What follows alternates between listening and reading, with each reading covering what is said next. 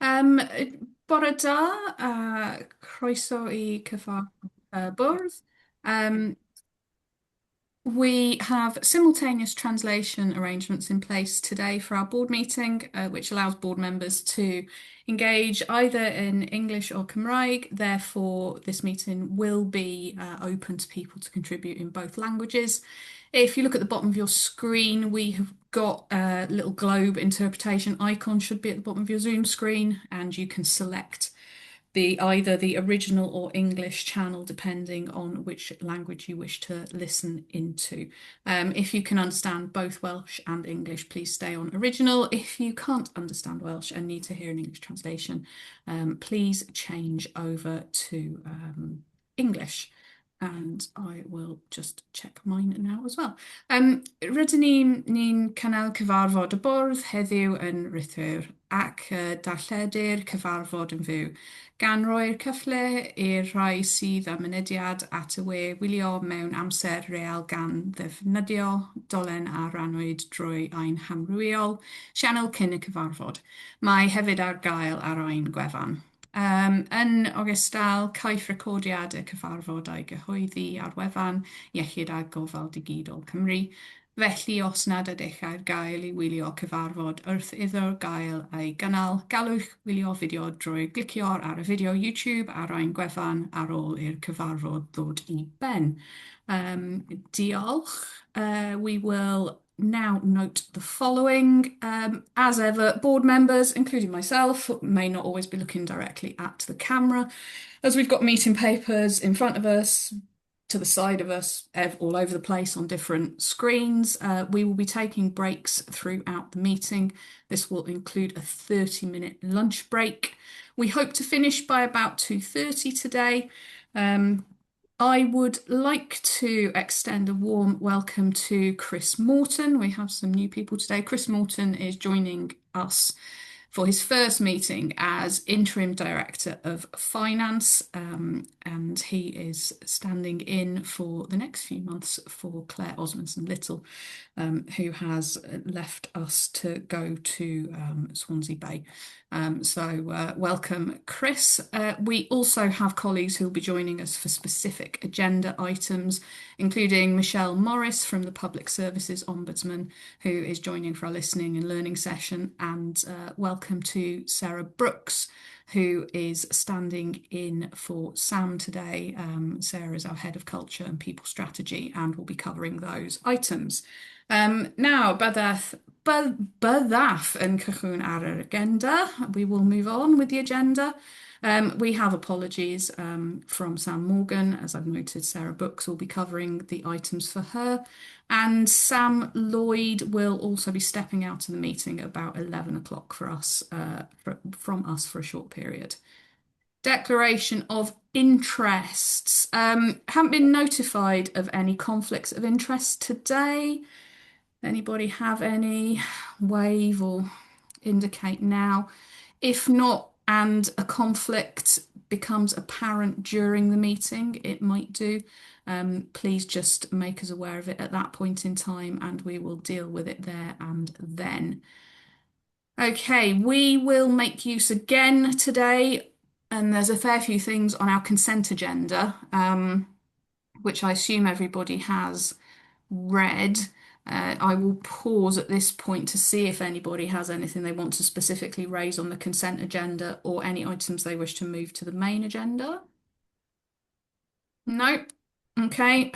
In that case, I propose that everybody is happy to approve and note all items as requested, which are approve the unconfirmed minutes of the 2nd of February board meeting, note the action log, note the forward work plan, approve the board cycle of business, approve the annual review of standing orders. Assurance, we have received the board and committee self-effectiveness reports. We are to approve the board champion annual report, approve the pay gap annual report, note the research and innovation strategy, note the climate action partnership strategic delivery plan return, it's easy for you to say, and note the adaptation qualitative reporting 25-26. Is everybody happy to note and approve those as noted. Thank you. And, you know, it always feels awkward that we just whiz through these, but the amount of work that goes into making sure we're up to date with our governance and our reports here is significant. So, diolch yn fawr to the teams for the work on that.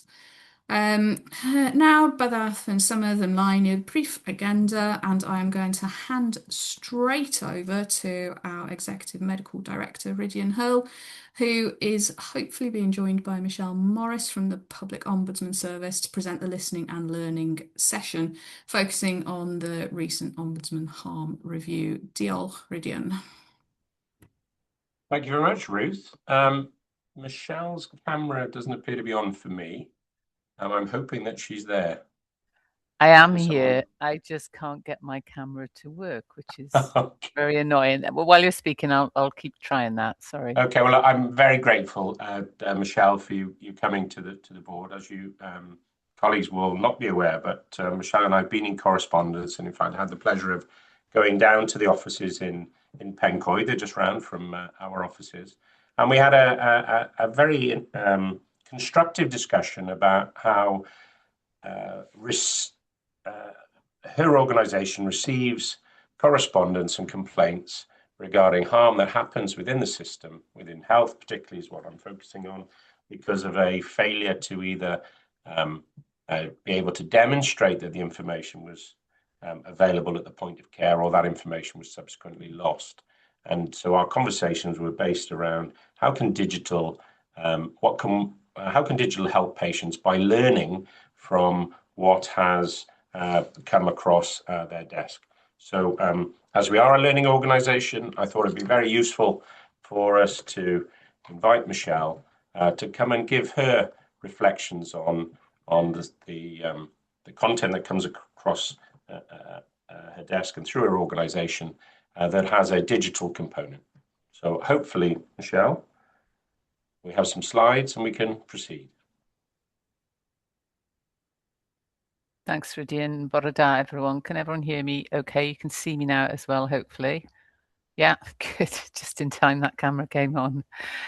Thanks very much for the invite this morning. I've just got five slides, short session, but hopefully it'll be of interest to you and throw some light on what it is we do at PSOW and why the work you're doing around digital health and the use of digital in health services is so important to us. So first slide is just to state that this is what we do. I never assume that everyone knows what it is that we do. Our key power, if you like, under the legislation is that we investigate complaints about public services in Wales. So that is any public service which is devolved to the Welsh Parliament, to the Senedd and Welsh Government. So quite a broad range of services that are delivered to people here in Wales. We also consider complaints about councillors breaching the code of conduct. That's an important part of our work, although 85 to 90% of our caseload is around public service complaints, as you'd expect. The third point, important, and I suppose links very much to what we're talking about this morning, is that we have a clear role in driving improvements in public services. So it isn't only about dealing with complaints individuals bring to us and trying to put things right for them if they have gone wrong. It is about making sure there's learning from those issues that come up, learning from the things that have gone wrong for the public bodies concerned, and that adds to the weight of improvement of public services across Wales. So it is about that piece of work as well, and we do that through a number of ways. I mean, we issue hundreds, thousands of decisions every year. The most serious cases get put into the public domain as public interest reports, and that's where there will be particular learning and particular serious issues where we're looking at need for improvement. And we also have powers of own initiative, which means I don't necessarily need a complaint to be able to investigate something. If I have a suspicion of maladministration or service failure, I can go and look at it, provided I've consulted in advance of doing that work. So we've done work around homelessness, unpaid carers, and we're about to launch an initiative around disrepair, damp and mold in social housing. So those are the sort of issues we look at. And those are very much about learning and understanding what good practice is out there, but what things need to improve. So about 450 public bodies in our jurisdiction, but you won't be surprised to know that the bulk of the work that we do, about 80% of our caseload, comes from health, from local government, and from housing, and that includes all housing associations in Wales. So that's the big bulk of our work. And of course, our remit includes all health boards and trusts in Wales. Go on to the next slide, whoever's clicking the button for me.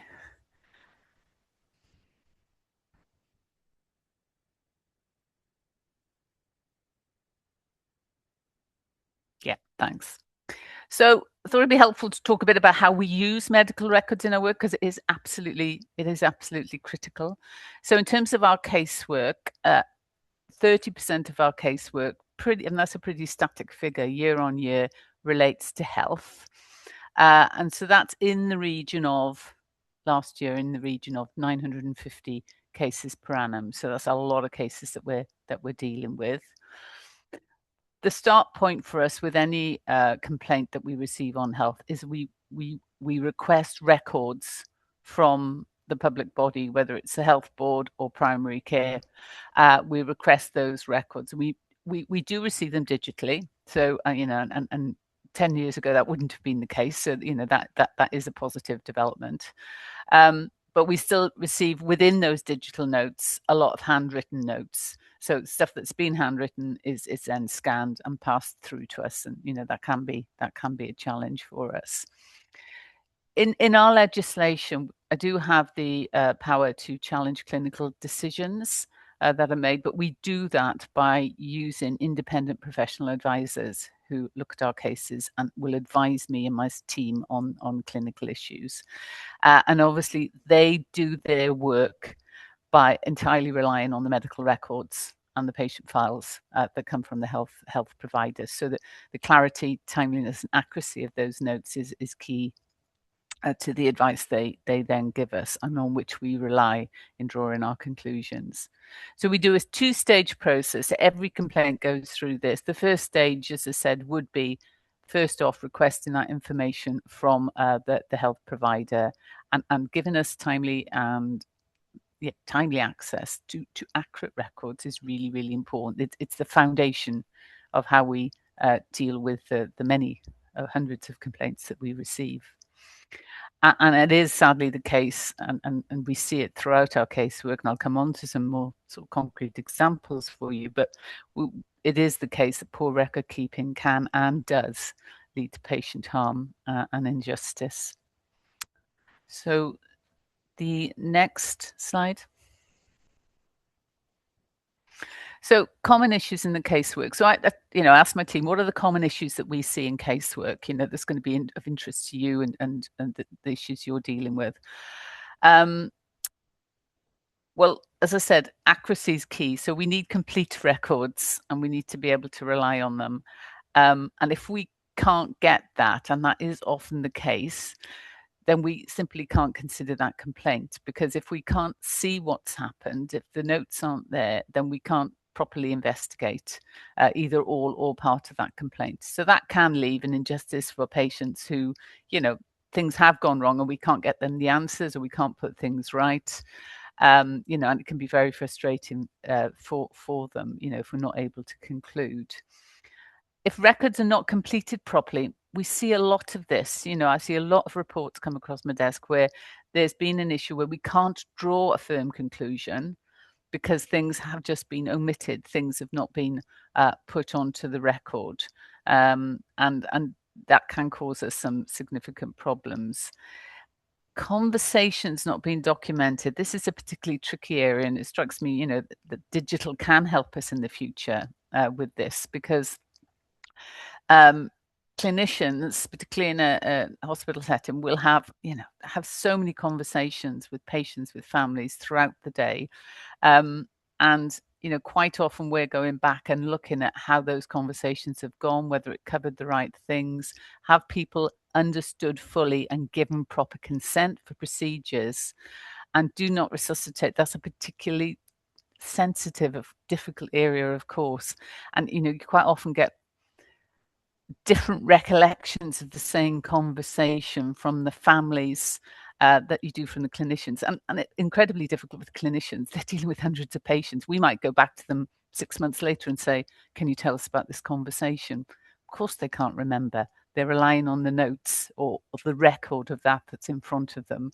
And, things like being able to capture those conversations digitally might, other than relying on people writing them down, might be a step forward in the future. So there's some really tricky areas there. And, to be fair to clinicians, expecting them to remember some of this detail several months on is it's not reasonable. And the final point, and this is happening quite often, the inability really to share information between health settings. And that must be a huge challenge, I know, because of the complexity of the health service, but the complexity of care that people now receive. It starts with primary care. It might go into your local health board, quite often with services being delivered on a regional basis. It may then go to another health board who's delivering that specialism regionally. So there's multiple parties involved in many of these complaints. And that ability to share effectively between health settings and make sure that the people who are making the decisions have got the right decision at the right point. We do see some failures around that, and that can lead, to really poor outcomes or injustice or harm even for the patients that are relying on that care. So those are some of the common issues my team has told me we see in casework. And I see a lot of these things coming across my desk, particularly in the more serious public interest reports. So jumping on to the next slide, just very briefly, just a few case studies. We can provide more details on this. All of our decisions are published on our website. So, it's all there for you to see, and we can provide more information on these. But very quickly, the two I'd pick out here, the first one I remember, and that was in Aneurin-Bevan. There was a lady that was having care. It came through her doctor into Aneurin-Bevan, but then she was referred on for specialist services in Gloucestershire.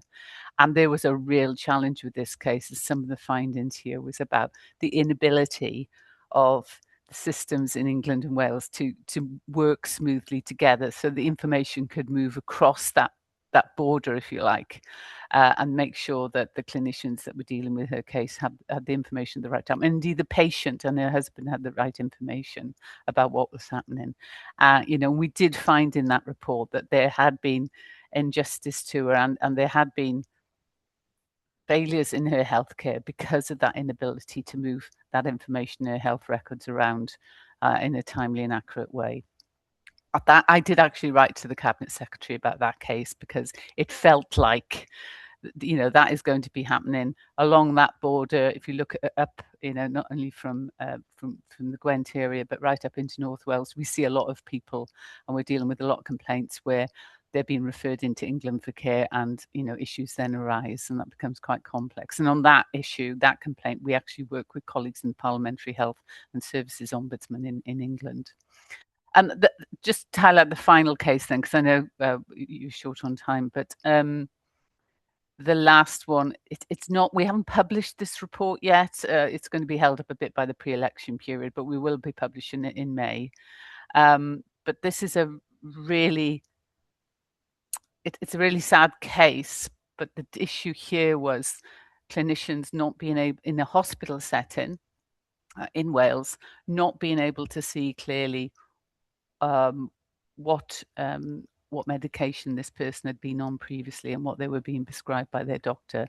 They ended up prescribing some medication which resulted in serious harm and death. And so that's another situation where clinicians been able to quickly check what is that person being prescribed, and is it appropriate for me to prescribe this? And there were some issues within the hospital setting between pharmacy and the clinician as well on this case. So this will be a public interest report, but it'll not be out until later in the spring.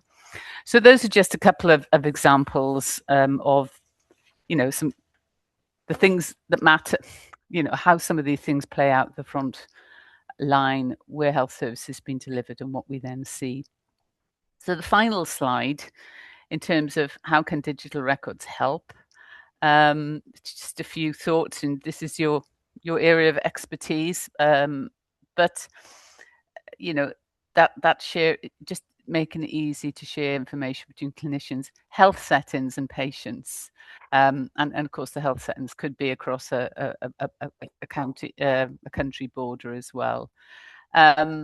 We just need to reduce the risk that records are lost or inaccurate, because we are relying entirely on them really to investigate, and our professional advisors are relying on them to provide us with that professional advice. So those records are absolutely critical to our work.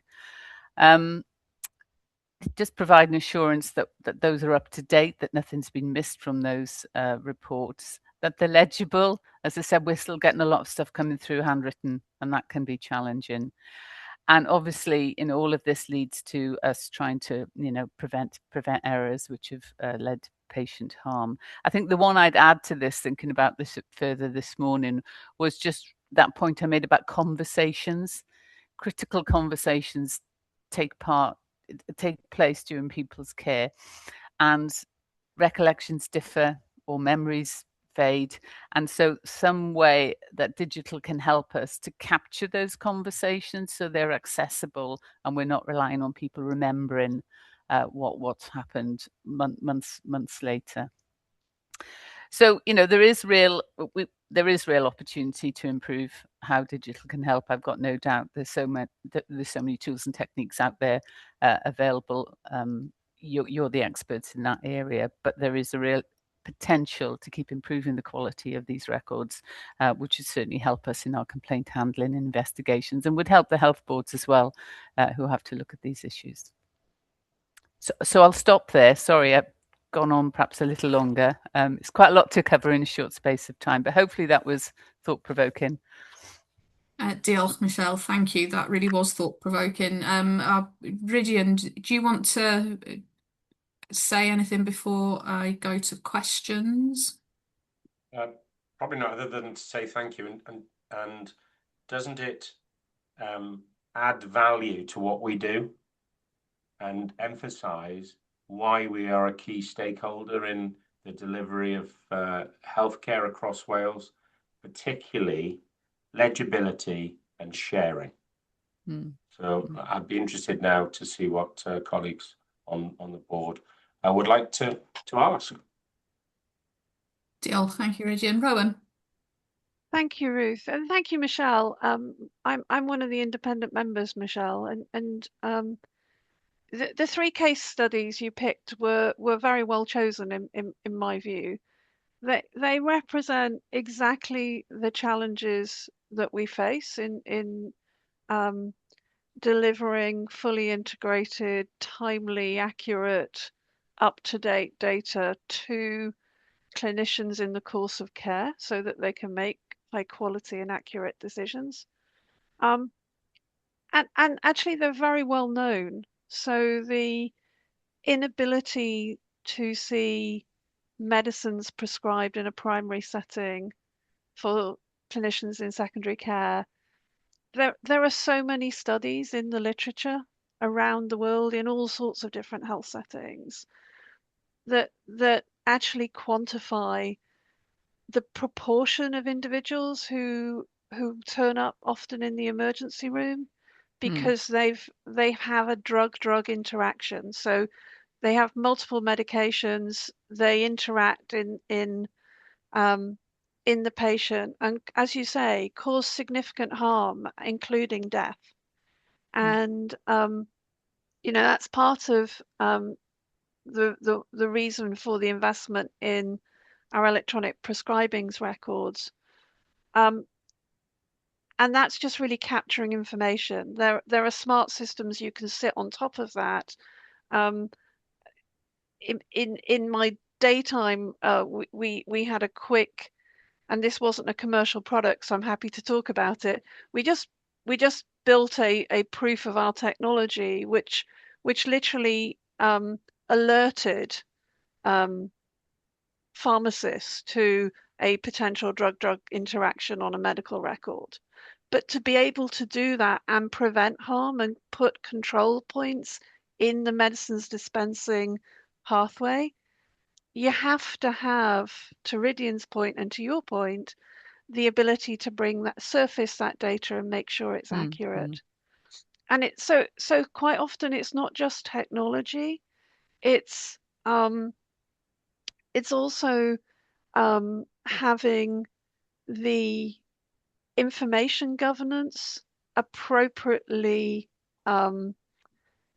agreed so that data flows. So I think one of your case studies was a scan that hadn't been shared.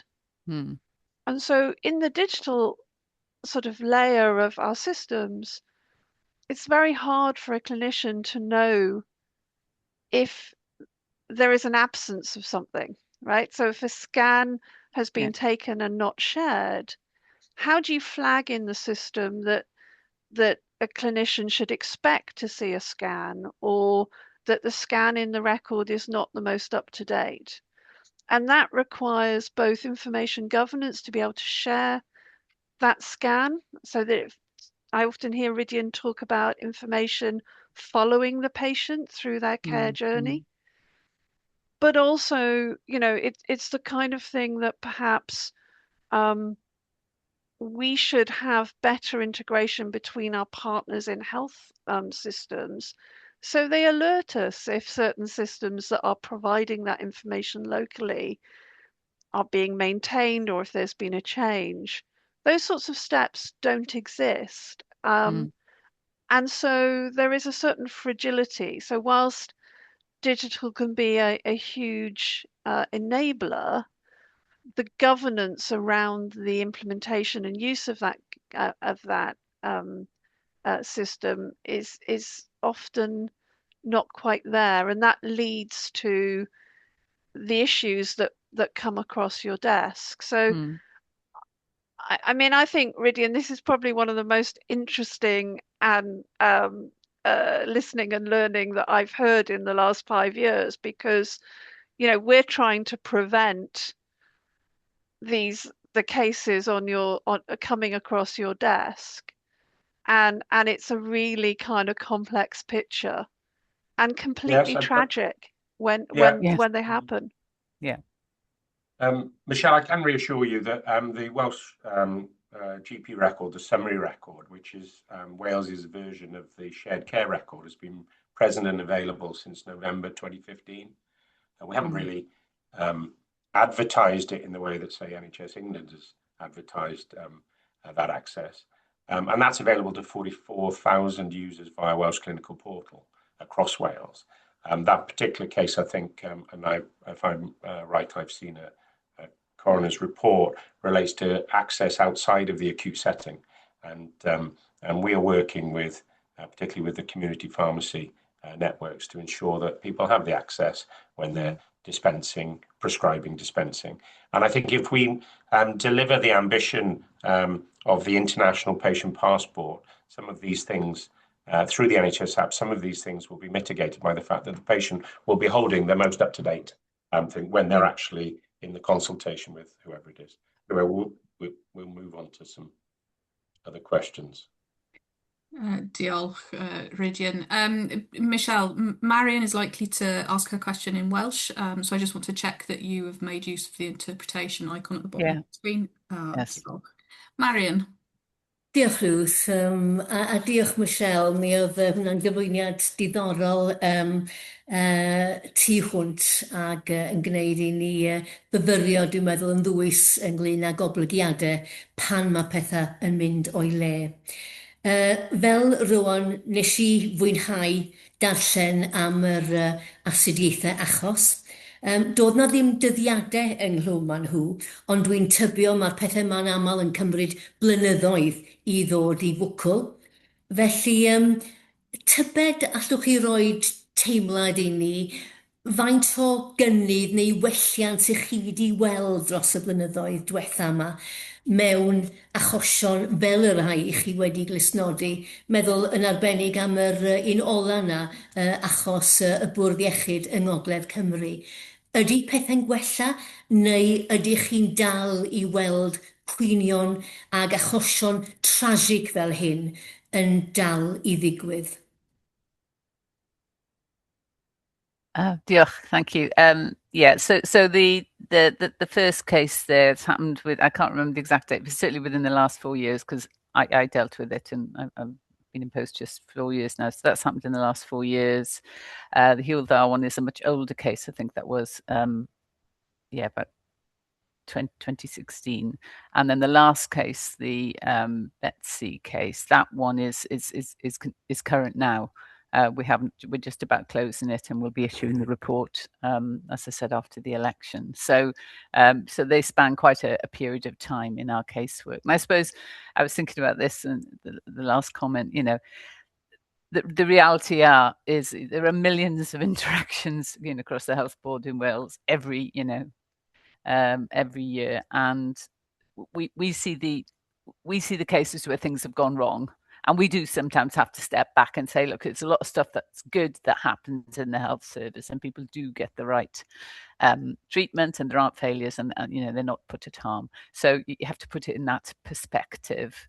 Are things improving? We're still seeing as many cases coming through around health. This last year, I'll have put out more public interest reports in that 1 year than I have in any of my other previous years in post. So, the serious cases are still out there and they're still happening. It's across a range of things, though. I think the cross-border issues are real and continue because there are so many people that live on that border that move across it for healthcare, and I think that's a very real one. So so are things improved? That's quite a challenging question. We're still seeing a lot of complaints coming through, and we're seeing a lot of serious issues that we then lead to public interest reports. But I think we do have to just put it into perspective. There will be millions of good outcomes across the health service as well. Thank you, Michelle. Perhaps you'd be helpful for Rhydian just to remind the board of the complexity, the cross-border issue, or maybe that's something we can come back to at another time, if not. Well, I can reassure the board and Michelle that this was a topic of conversation in Dublin because Scotland have a similar problem with patients, particularly in the acute ambulance, transferring on their border. And indeed, Ireland and Northern Ireland have a similar problem. And so we collectively decided we'd work in a slightly different way to see if we could find a common understanding of how we could solve it. And the ambition is that the International Patient Passport should be the approach to do that, because actually it will even help our citizens who travel from Wales further afield. Diolch, Rhydian. For the uninitiated, Rhydian's not just hanging out in Dublin. That was at a recent Four Nations meeting of NHS leaders. So useful knowledge there. Diolch. Marilyn, last question to you, please. Good morning. I'm an independent board member. Rhydian's always saying about having the right information for the right people at the right time. And I think what you all said, Michelle, thank you very much for all the information you've given us. Just relating to what you started saying earlier on, that sometimes it's unfortunate that when people haven't got the information or can't get all the information, then you can't take the case forward. I was fortunate to do some work with yourselves a few years ago, and we were looking at possibly using like supplementary evidence, possibly like videos and things like that. I don't know how much how that's moved on, because I'm just thinking that I I've got another role which I work in. Well, I volunteer in the community, and so I get lots of information there. And I find sometimes the people who actually are experiencing something to a more detrimental sort of effect are the ones often who can't articulate it because sometimes they English not their first language, or they have disabilities, things like that. So I just wondered, how the organisation is trying to sort of bridge that gap, improve that.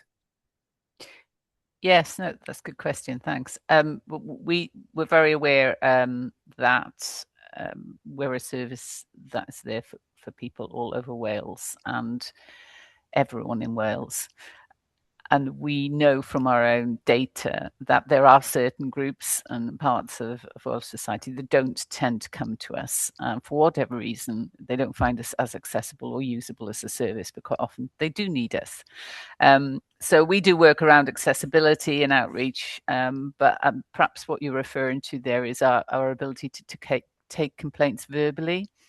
So until the Senedd put the new Act in place in 2019, we could only take a complaint in writing. So that legislation is now in place, and we do take oral complaints, and we take hundreds of oral complaints every year now. So if people are saying, look, I really can't deal with the online form, or I'm having difficulty in putting this down in writing, they can make an oral complaint to us, and there's increasing use of that. We haven't gone so far as to use videos yet. I mean, the technology's there now. We're all working in this new way, aren't we? But we do a lot of oral complaints, and when we talk to people, obviously we're able to use this technology to capture those conversations and any evidence that we can take from them. So, thank you for that, Michelle. Rowan, final comment, please. Thank you, Ruth. Just one last question, please, Michelle, which is, you publish your findings, and I presume also kind of they flow back to the health organisations involved. yes. How does the Ombudsman make sure that sort of national organisations also hear the outcomes? Because there's a lot for us to build on here, and particularly as it relates to records, I would hope that DHCW has formal notice of some of these issues. Yeah, no, that's a good point. So when we so all our decisions are published on our website. Everything's there, but the public interest reports, which are the more serious ones, obviously they're publicly available. They are shared, obviously, with the health board concerned or the health body concerned, as well as with the complainant. But we've got quite an extensive circulation list that all those reports go to as well. So that will include, it will include all members of the Senedd, and it will include all relevant bodies as we see it. You ask a very good question. So I will go back and check that DHCW is on that list. You should be, because you are a health board, health trust. So I'm not sure if it's a board or a trust, but you should be on that list. So I will go back and check that.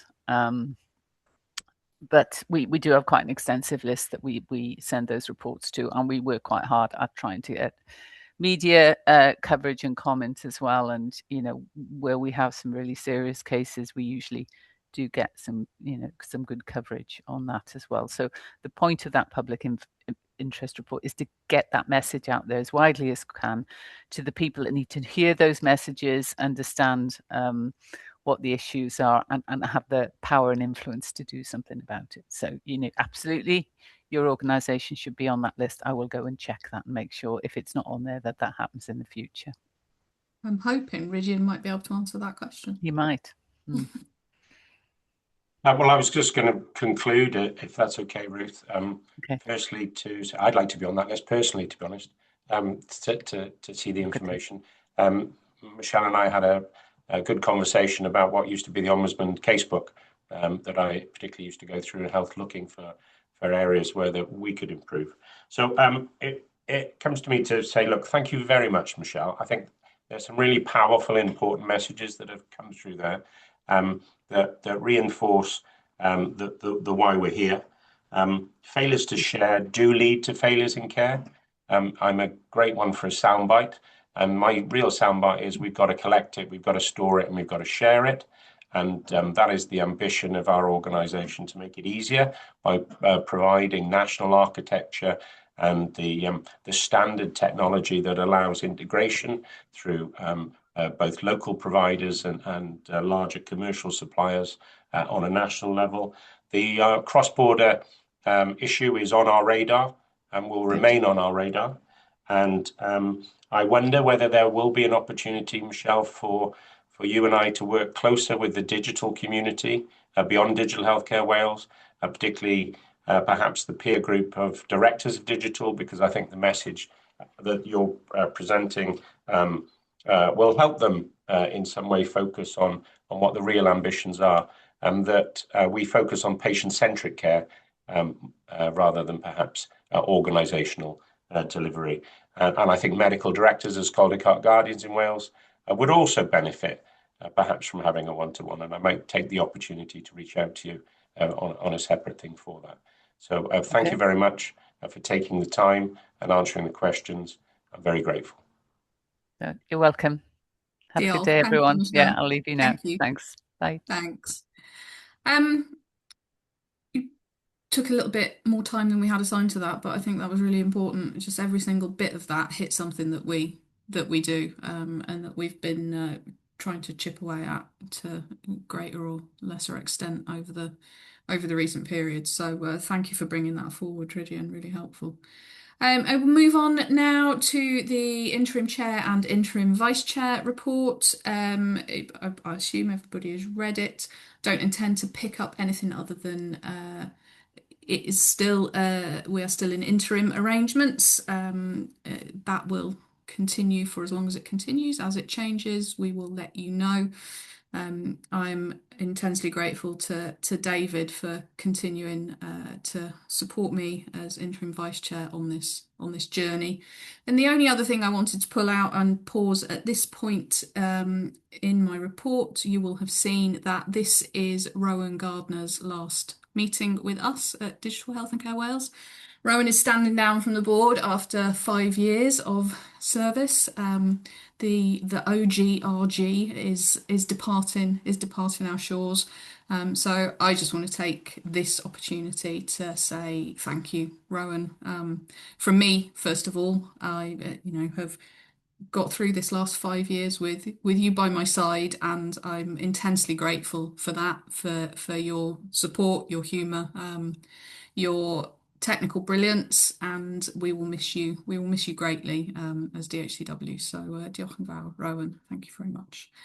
So make the most of Rowan's last meeting, people. I'm sure she'll take difficult questions later on if you have any for her. David, is there anything you want to pick up from your report? No, thanks, Ruth. Okay, lovely. Does anybody have any questions or comments on the content of the report? No, diolch yn fawr. We will move on, having received that report, to our Chief Executive's report, and I will ask Helen to take us through that. Diolch, Helen. Diolch, Chair. Just a few highlights. As you say, I'm sure colleagues will have read the report, and excuse my croaky voice. The first thing to point out, and you said that at the top of the start of the board meeting, is a welcome to Chris Morton, who has now stepped into the Interim Director of Finance role. And Chris has agreed to remain in that role until we understand the outcome of the substantive appointment process in Swansea Bay, where Claire Osmondson-Little is currently the Interim Director of Finance. We anticipate to have an update on that in the summer, and then we will make our plan accordingly in terms of the consequences of Claire's returning to us or not. So I just wanted to thank Chris actually for stepping into the role and for taking on the responsibilities. As part of those arrangements, I've also put some temporary moves of the wider remit of the business, the Finance and Business Assurance Directorate, so that we've moved quality and regulatory to Ivan's area, and we've moved performance to Chris's area in corporate governance. And we've also got some work underway in terms of the leadership of the benefits agenda, which Ivan's PMO will be picking up. So really grateful for that. I also wanted to highlight the staff engagement sessions myself and Sam Morgan have been undertaking. Colleagues on the board will recall we did the same last summer. Really great, actually, and I want to say a thank you to staff for coming to the sessions. They've been held face to face, and for being really open and honest in some of the things that they want to discuss, and just really for some of the insights that we've got from the sessions. So really, I've really enjoyed those, and great getting the feedback that colleagues are enjoying and finding those valuable too. So we will continue with that approach. And any learning that comes out of that clearly will be stepped into kind of our ways of working, particularly in Sam Morgan's area. I also wanted to highlight actually for the board, and you'll pick up a bit more on this in Sam Hall's agenda item later, but some really good work in the new Community by Design transformation programme that's been established by the Chief Medical Officer. So there are 3 pillars in the programme, and we've been supporting those pillars in terms of the data and digital requirements that are coming out of the emergent thinking about new models of care around urgent and same day, around kind of integrated services for chronic condition management and around population health management. So Sam's team have done a brilliant job, well, Sam herself as well, in terms of the engagement that we've got. And actually it's given us some really helpful kind of insights and information in terms of feeding our digital and data plan for those community and primary care services. So really, it's really quite exciting actually to be involved in those conversations and to see digital right at the heart of the thinking around redesigning service models. So that was really helpful. You just mentioned the 4+ Nations event that myself, Rydian and Ivan and Nadine, our head of engagement, attended in Dublin the week before last. It was hosted by the Department of Health in Ireland. They've joined that conversation. We have these biannual catch-ups. They're really valuable conversations, actually, in terms of getting and sharing our understanding of the current digital health agenda and priorities and challenges in each of those jurisdictions. The forum is maturing in terms of how we are formalising perhaps some of the work that we want to do together. And as Rydian said, actually a priority area for that is how we have standards and interoperability in place to share information across borders. So and the helpful addition of Ireland to this 4+ Nations Digital Health Leadership Forum is the insight into Europe and what is going on in Europe and how that kind of can be accommodated in our thinking. And then the only other thing I think to bring to the board's attention, which actually isn't in the paper, is the accountable officer letter that I sent in earlier this week to Jacqueline Totterdale on the back of our remit letter. We will be going through that in the next agenda item in terms of where we are on our integrated medium-term plan and then on our finances. But just to be clear to the board, the remit letter, which includes our allocation for the coming year, we received on the 16th of March. It included our core allocation, our GMS allocation, and a small amount for some work that we're doing in the eye care area. It didn't include any funding for digital priorities investment. And of course, our remit letter does include priorities set out that require us to deliver against programmes of work that have been funded by and need to be funded by the digital priorities investment. The reason for that is there is a separate review underway of the digital priority investments fund and it's a rapid review by Welsh Government. And we are supporting that with providing information. And the indication that we've had is that we will get, when the review is completed, not in total, but it's working through a prioritised list of the initiatives that have funding earmarked from the DPIF fund, that we will get separate funding letters for those. But as it stands today, we don't have any of those funding letters. So I've written an accountable officer letter that sets out the inability of us to arrive at a balanced position because we don't have the DPIF funding in place. So we are working through that. We've been here before in terms of some of the things that we've needed to work through with government at this time of year in terms of getting to an agreed settlement, and particularly in the DPIP space. But that's where we are. Good to see our co-funding and the GMS funding confirmed through that process. But that probably links quite helpfully on to the conversation about the IMTP and how we take that forward in line with the remit letter. Thank you, Chair, but happy to take any questions. Perffaith. Diolch. David. Thanks, Ruth. Thanks, Helen. Helen, in your report, you referenced the fact we've had another DDAT leadership meeting. Can I just ask if the committees that sit below that leadership board, which have been work in progress on previous updates we've had from you, has that now been complete? Are all of the subcommittees in place, and do we have representatives on the one that you feel we need representation on? Yeah, so I think that the majority of them, I can't say that I'm aware that all of them, but the delivery board that sits directly below the leadership board, and just to remind colleagues, the leadership board includes all of the Welsh Government exec directors in the Health and Social Services and Early Years group, and the chief executives. But the delivery board includes the chairs of the subgroups and three of our team, Sam Lloyd, Sam Hall and Ivan Evans, are on that board. That's been meeting monthly, so that's in place. I know the Architecture and Standards group has met, and I know that the Workforce group has met. I'm not aware of if any of the other groups have met, but we have started now to see kind of movement in that space. Okay. There was some discussion around a cyber group. Has that formed yet, do you know?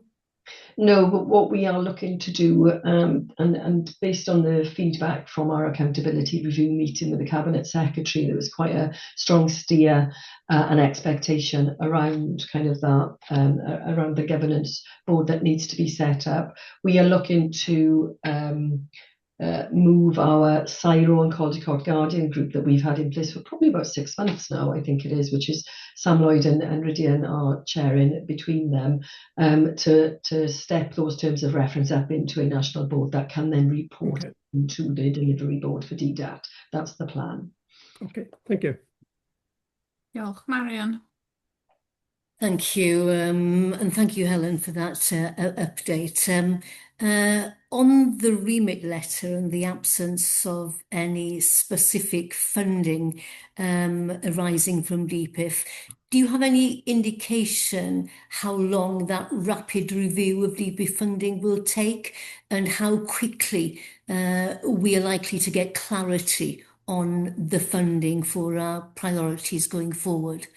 And secondly, perhaps you referenced the meeting on March the 20th with the Welsh Government's digital policy team, and I wondered whether there were any takeaways from that meeting that would be of interest.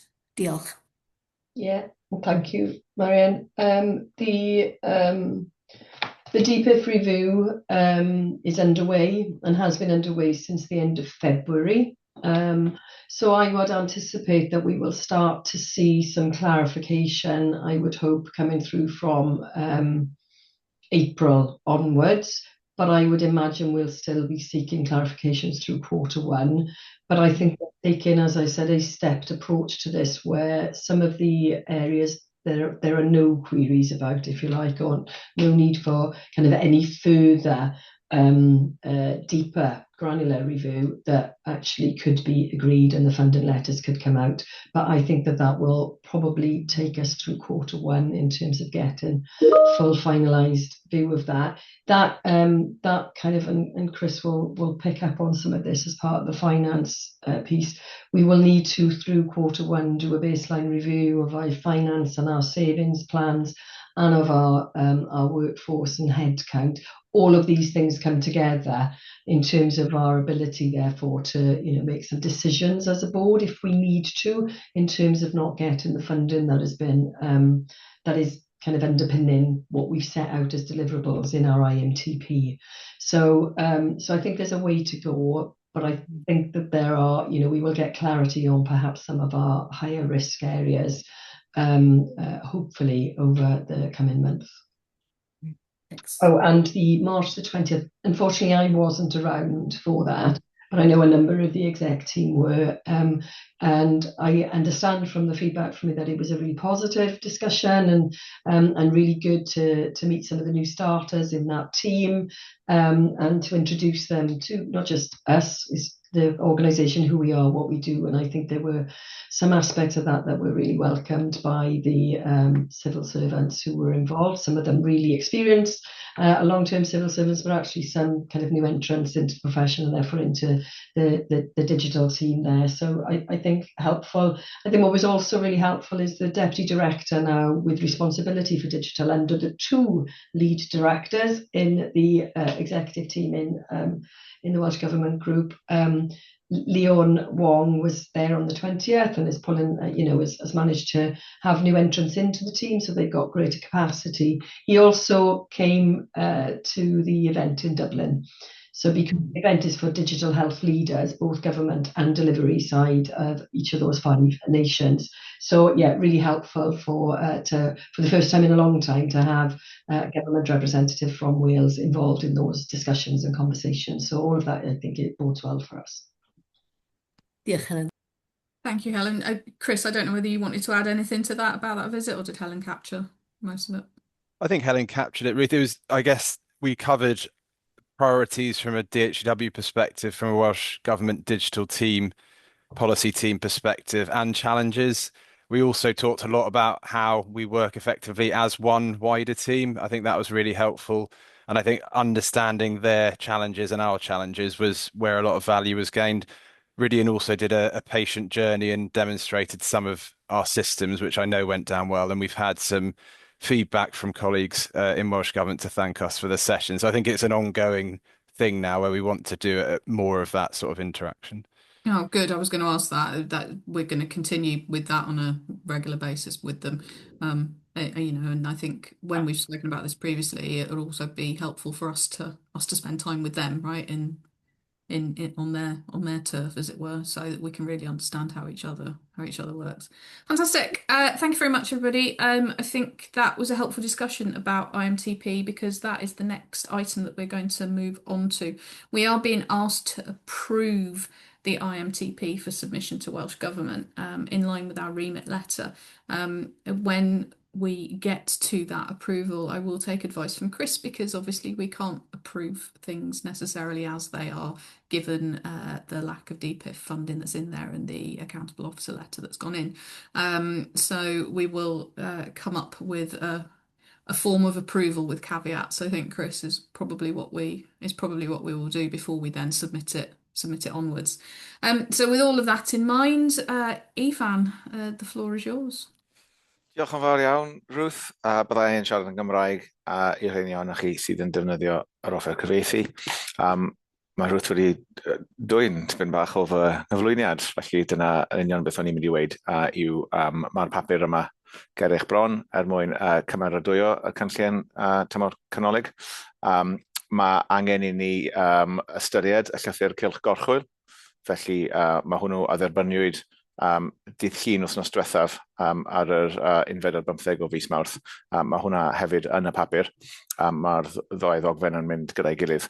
A fel I ni wedi bod yn trafod trwy'r cyfarfod, dyn ni heb dderbyn cadarnhad eto o ran y rhaglenni digidol a'r cyllid DPIF, I ni yn ceisio adlewyrchu hynny yn y cynllun fel bod e'n rhan o'r cyflwyniad I ni'n gwneud i'r Llywodraeth fel sydd angen I wneud. Wi'n mynd I fynd trwy just I sôn am tua 8 I 10 munud falle, beth sydd ynddo fe, a wedyn falle bydd cyfle I ni am gwestiynau trafodaeth cyn bod ni'n cwblhau, a byddai'n gofyn I Chris ddod mewn nes ymlaen ar yr adran gyllid sydd yn rhan bwysig iawn o'r cynllun canolig wrth bod ni'n I gyflwyno fe. Gyntaf, wi eisiau diolch i'r tîm cynllunio a I tîmoedd ar draws DHW Mae yna gryn dipyn o waith mewn i'r IMTP bob blwyddyn. Dwi'n dweud hyn bob blwyddyn, ond wi dal i fod yn gwerthfawrogi hynny yn fawr iawn. Mae'r gwaith hynny yn cychwyn ym mis Hydref. Mae yna weithdai yn arwen lan hyd at y Nadolig, a wedyn yn y flwyddyn newydd, mae ni'n symud mewn i gynllunio manwl mireinio'r ddogfen a sicrhau bod gyda ni yr adnoddau a sicrwydd i ni'n chwilio am gymundau fedrwn ni am ystod mis Ionawr a Chwefror. Mae'r bwrdd yn rhan o'r broses hynny trwy gynlluniau datblygu. Ni wedi cael 2 sesiwn datblygu ar y cynllun hefyd. Mae'n prif bwynt o sôn am hynny yw bod e'n broses strwythuredig iawn. Mae'n broses sydd wedi brofi dros sawl blwyddyn, ac ar sail hynny wy'n gallu teimlo bod fi'n rhoi sicrwydd i'r bwrdd a bod y bwrdd yn gallu cymryd sicrwydd o'r cynllun gan wybod bod yna broses sefydlog strwythuredig a chadarn di cefnydd o fe o ran sut ni'n datblygu. Mae yna rhai newidiadau yn y cynllun eleni. Ni wedi addasu tipyn bach ar ein strwythur cenadaethau a portfolios. Bob blwyddyn ni'n ceisio gwneud y cynllun mor glir, mor eglur a phosib. Mae'r context wastad yn un sydd yn symud o gwmpas. Mae amrediad eang iawn o weithgareddau gan DHCW. Ni'n ceisio cyflwyno gymaint o phosib o hynny yn yr IMTP mewn ffordd gall y darllenwr y darllenydd ddilyn yn glir yn cynnwys swyddogion y Llywodraeth, ond ein rhanddeiliad hefyd, achos mae hon yn ddogfen gyhoeddus i'r system i gyd weld beth ni'n ymrwymo i wneud dros y flwyddyn nesaf yn arbennig, ond dros y 2 blynedd nesaf. Ni wedi wneud newidiadau i'r 5 cenhadaeth sydd gyda ni. Mae'r strwythur yn aros rhywun peth, ond ni wedi wneud newidiadau i bob un ohonyn nhw. Cenhadaeth 1, ein seiliau, ni wedi tynhau y portfolio data a chwanegu un a sefyll ddiogelwch. Mae cenhadaethau 2 a 3 ni wedi ail-lunio nhw rhywfaint, fel bod cenhadaeth 2 yn glir iawn ynglyn â y systemau mae staff broffesiynol yn defnyddio. Ym mhob maes, hynny yw ysbytai, gymuned, gofal cychwynnol, ond systemau ar gyfer staff proffesiynol yw cenhadaeth 2. A mae hynna'n ryddhau ni i fod yn glir mai pwyslais ar y cyhoedd ac ar gleifion yw cenhadaeth 3. I ni eisiau cryfhau y ffordd i ni medru rhoi mynediad i'r cyhoedd i wasanaethau. Oedd hwnna'n thema arall ddaeth allan yn amlwg iawn o'r gwaith o'r cyfarfod gyda'r 4 gwlad arall, bod y claf yn mynd yn fwy ac yn fwy amlwg o ran systemau digidol. Ni wedi ychwanegu deallusrwydd artiffisial fel portfolio yn cenhadaeth 4, a ni wedi tacluso, byddwn ni'n gweud, a cenhadaeth 5 fel bod yna 2 portfolio, un ar bobl, un ar bartneriaid. A mae hwnna wedi rhyddhau ni gymryd rhai pethau sydd yn torri ar draws yn holl waith ni mewn i secsiynau ar wahân. So, mae rhai nhw'n dechnegol fel pensaerniaeth genedlaethol. Mae rhai ohonyn nhw'n oblygiadau statudol sydd gyda ni, a mae yna sleid i bob un o'r rheina. Yr ail beth ni wedi newid yw sut ni'n cyflwyno bob portfolio. Felly ni'n gwneud cryn dipyn o waith ar hyn. Gaethon ni ddiwrnod ffantastig gyda y 70 o arweinwyr ucha DHCW, a sut fedrwn ni gyflwyno y portfolios mewn ffordd mor glir a phosib. Allan o'r gwaith hynny, mae gyda ni batrwm o 2 dudalen ar gyfer bob portfolio. Mae'r dudalen gyntaf yn un narratif strategol. Mae'n ar y chwith o'r dudalen, mae'r inputs, os hoffech chi, beth yw y maes polisi, beth mae'r Llywodraeth yn gosod fel blaenoriaethau, beth mae'n defnyddwyr yn rhanddeiliad ni yn dweud maen nhw eisiau o'r gwasanaethau digidol i ni'n darparu.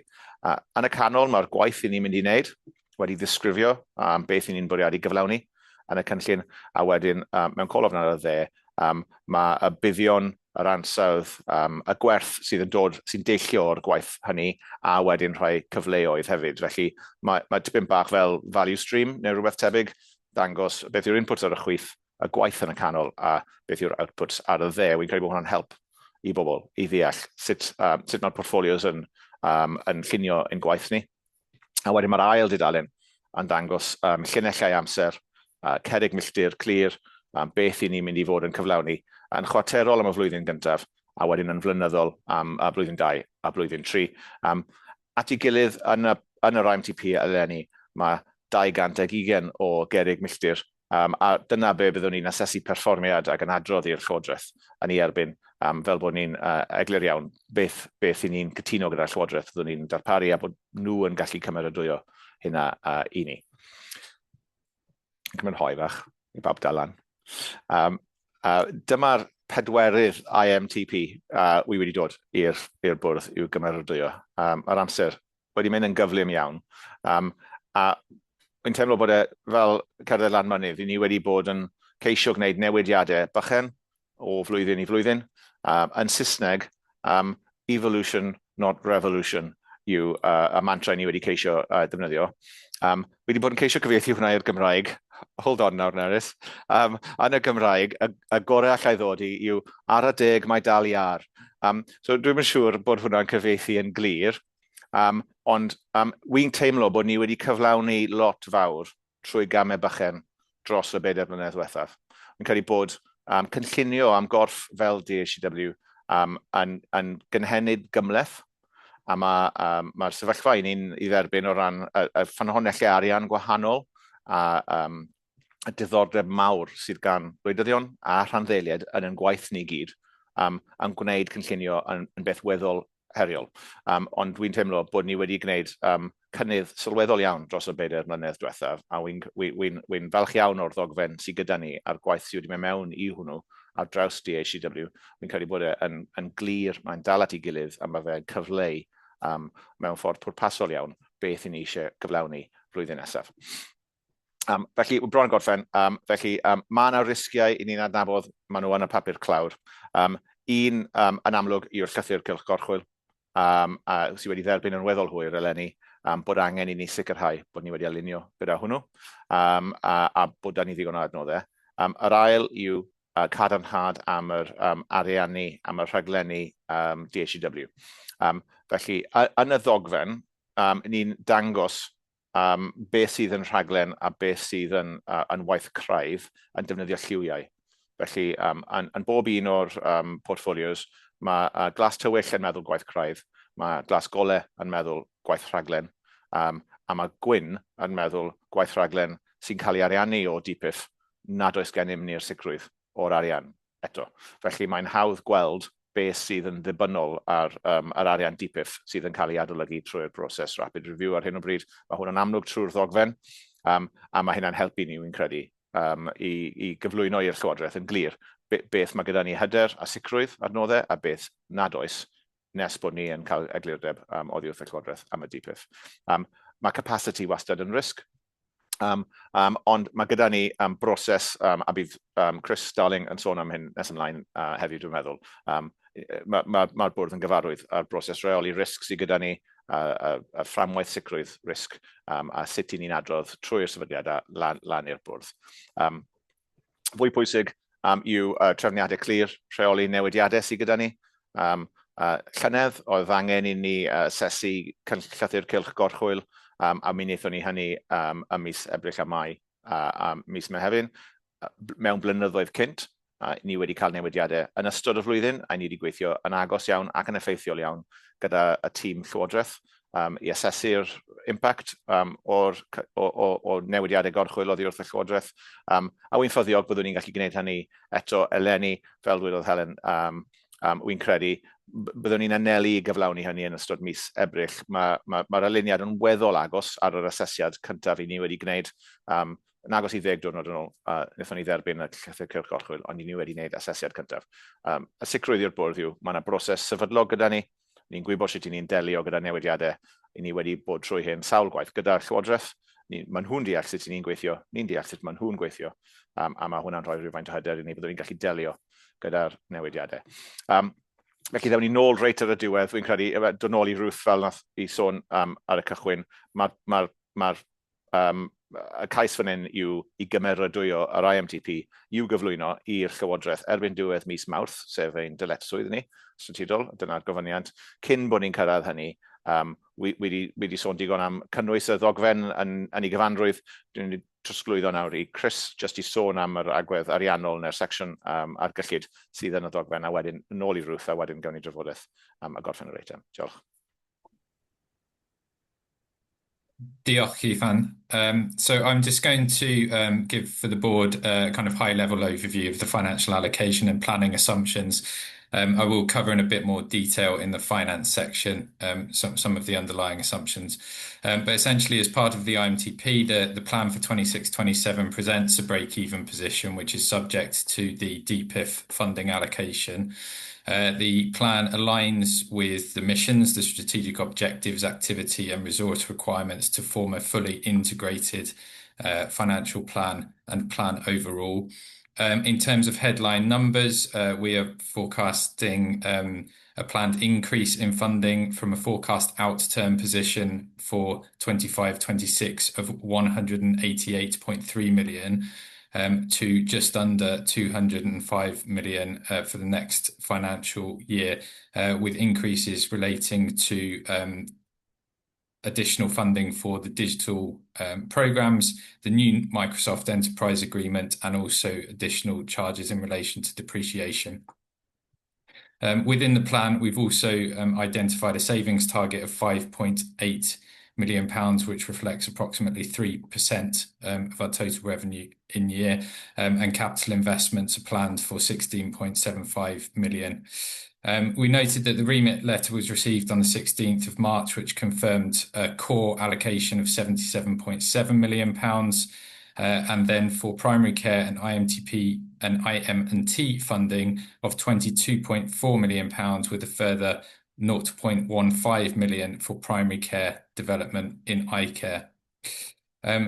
We've noted that we have not had a DPIF allocation at this time, and that will follow separately. Therefore, the financial plan has been prepared on the assumption that the DPIF funding allocation will be provided per our correspondence with the digital policy team. The DPIF funding totals a request of 32.9 million in revenue and 13.1 million in capital. There is a further 3.68 million pounds in relation to business as usual and pipeline opportunities, and we do have some committed expenditure against that portfolio in the form of pay and non-pay. So Helen noted earlier that we have submitted an accountable officer letter on the 23rd of March to formally record that the achievement of the remit in full is not possible without confirmed DPIF funding. Just with regards to wider sources of funding on service level agreements, the board should be aware that we have signed agreements from all health boards and NHS Wales organisations apart from one. There's one outstanding, and we are working to respond to the queries and resolve that as soon as possible. We also should note that the new Microsoft Enterprise Agreement is currently progressing through governance routes within NHS Wales, and we expect approval from all bodies by the end of March. I noted earlier about the £5.8 million of savings plan. That will be revisited in the first quarter once we understand the position of the DPIF funding, and it will also be revisited as part of our financial baseline review that we'll be conducting in the first quarter to identify opportunities, options and choices where we've been asked to by Welsh Government to go beyond financial balance for next year. And we'll also continue to actively mitigate some of the cost pressures that we see associated with digital inflation, which may relate to the cloud services, cyber requirements, and potentially some technical debt as well. So hopefully that provides a short summary of the financial plan. I'll hand back over to you, Ruth, just to cover any questions. Thank you. Thank you, Chris and Ifan. We will move into discussion and questions now. Alistair, I'll start with you. You already have your hand up. Yes, thanks, Chair, and thanks, Chris, for that summary. I really just wanted to ask what, in the most difficult of circumstances that we all recognise, what sort of assumptions are we making in terms of any revisions for inflation, looking at the uncertainty of the global markets and upward pressure? None of us know where this is going to land, but I'm just conscious of the statements that we're making of financial assumptions and risks being explicit and transparent, whether we need to, at the very least, recognise the uncertainty and perhaps the need to consider action mid-year if the situation does lead to significant increases in inflation and potentially other impacts as well. Thanks, Alistair.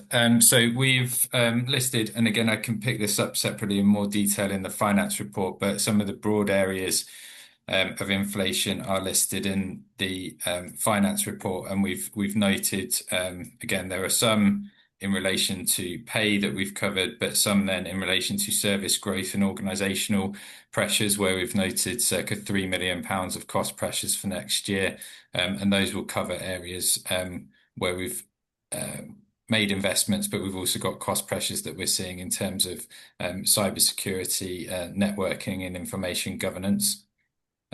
We have got an estimate of committed contractual spend where indexation applies. So again, that's within our committed contracts, and there's within those specific terms around how indexation is applied. We've estimated that to be around £500,000 next year.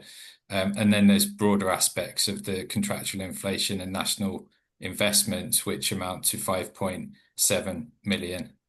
Just to give you an idea of some of the numbers that we're dealing with. But as part of the financial baseline review, we will intend to pick up both pay and non-pay aspects of that to actively monitor those risks throughout next year. I think to pick up on Alistair's point, it does strike me that for stress testing the plan, we need to be applying a bit more significant stress at the moment, given the current uncertainty in the global markets. So I would say that some of our consistent assumptions may need to be stressed a bit further, Chris. Would that be fair? Yeah, I think that's fair. And I think, again, areas like the war on Iran and impact that may have on energy prices are being actively worked through, and we are working closely with our shared services partnership to, again, monitor some of the impacts of those areas as well. Okay, thank you. Rowan? Yeah, I think that's probably something that needs to roll onto the risk register, because it's not just energy prices, it may well be energy availability. So we're already seeing countries around the world getting quite concerned about their ability to deliver power. We obviously have data services with data centers with energy backup, but the cost of delivering that backup is going to increase. So I think it's quite a significant risk for us. Yeah, thanks, Rowan. Okay, any other questions, comments on the IMTP? Obviously, a significant amount of work again, Ivan, as you've noted, and yeah, thank you for the evolution, not revolution again this year. We will move now then to approving in the way that we can. So I will seek advice from Chris Darling on what we can sign up to in terms of our form of approval for this. Thanks, Ruth. Yeah, so the board have a responsibility here to approve an IMTP or a 3-year plan that meets the requirements of the remit letter. So I think there's two things just to consider for the board. Firstly, does the IMTP as presented and as Ivan's run through meet the requirements of the remit letter in terms of priorities set out, etc.? So we've had that quite late in the day, but it's worth just assessing that. And then secondly, can it do that in a financially balanced way? Clearly, Helen's accountable officer letter has stated that without the Digital Priorities Investment Fund, that can't be done. So I think at this point, the most the board can do is endorse the priorities within it, but reinforce Helen's point through the accountable officer letter that we're not able to approve the IMTP because we can't do it in a financially balanced way. Fantastic. I am happy with that as our way forwards if everybody else is happy to support the plan on that basis, Helen.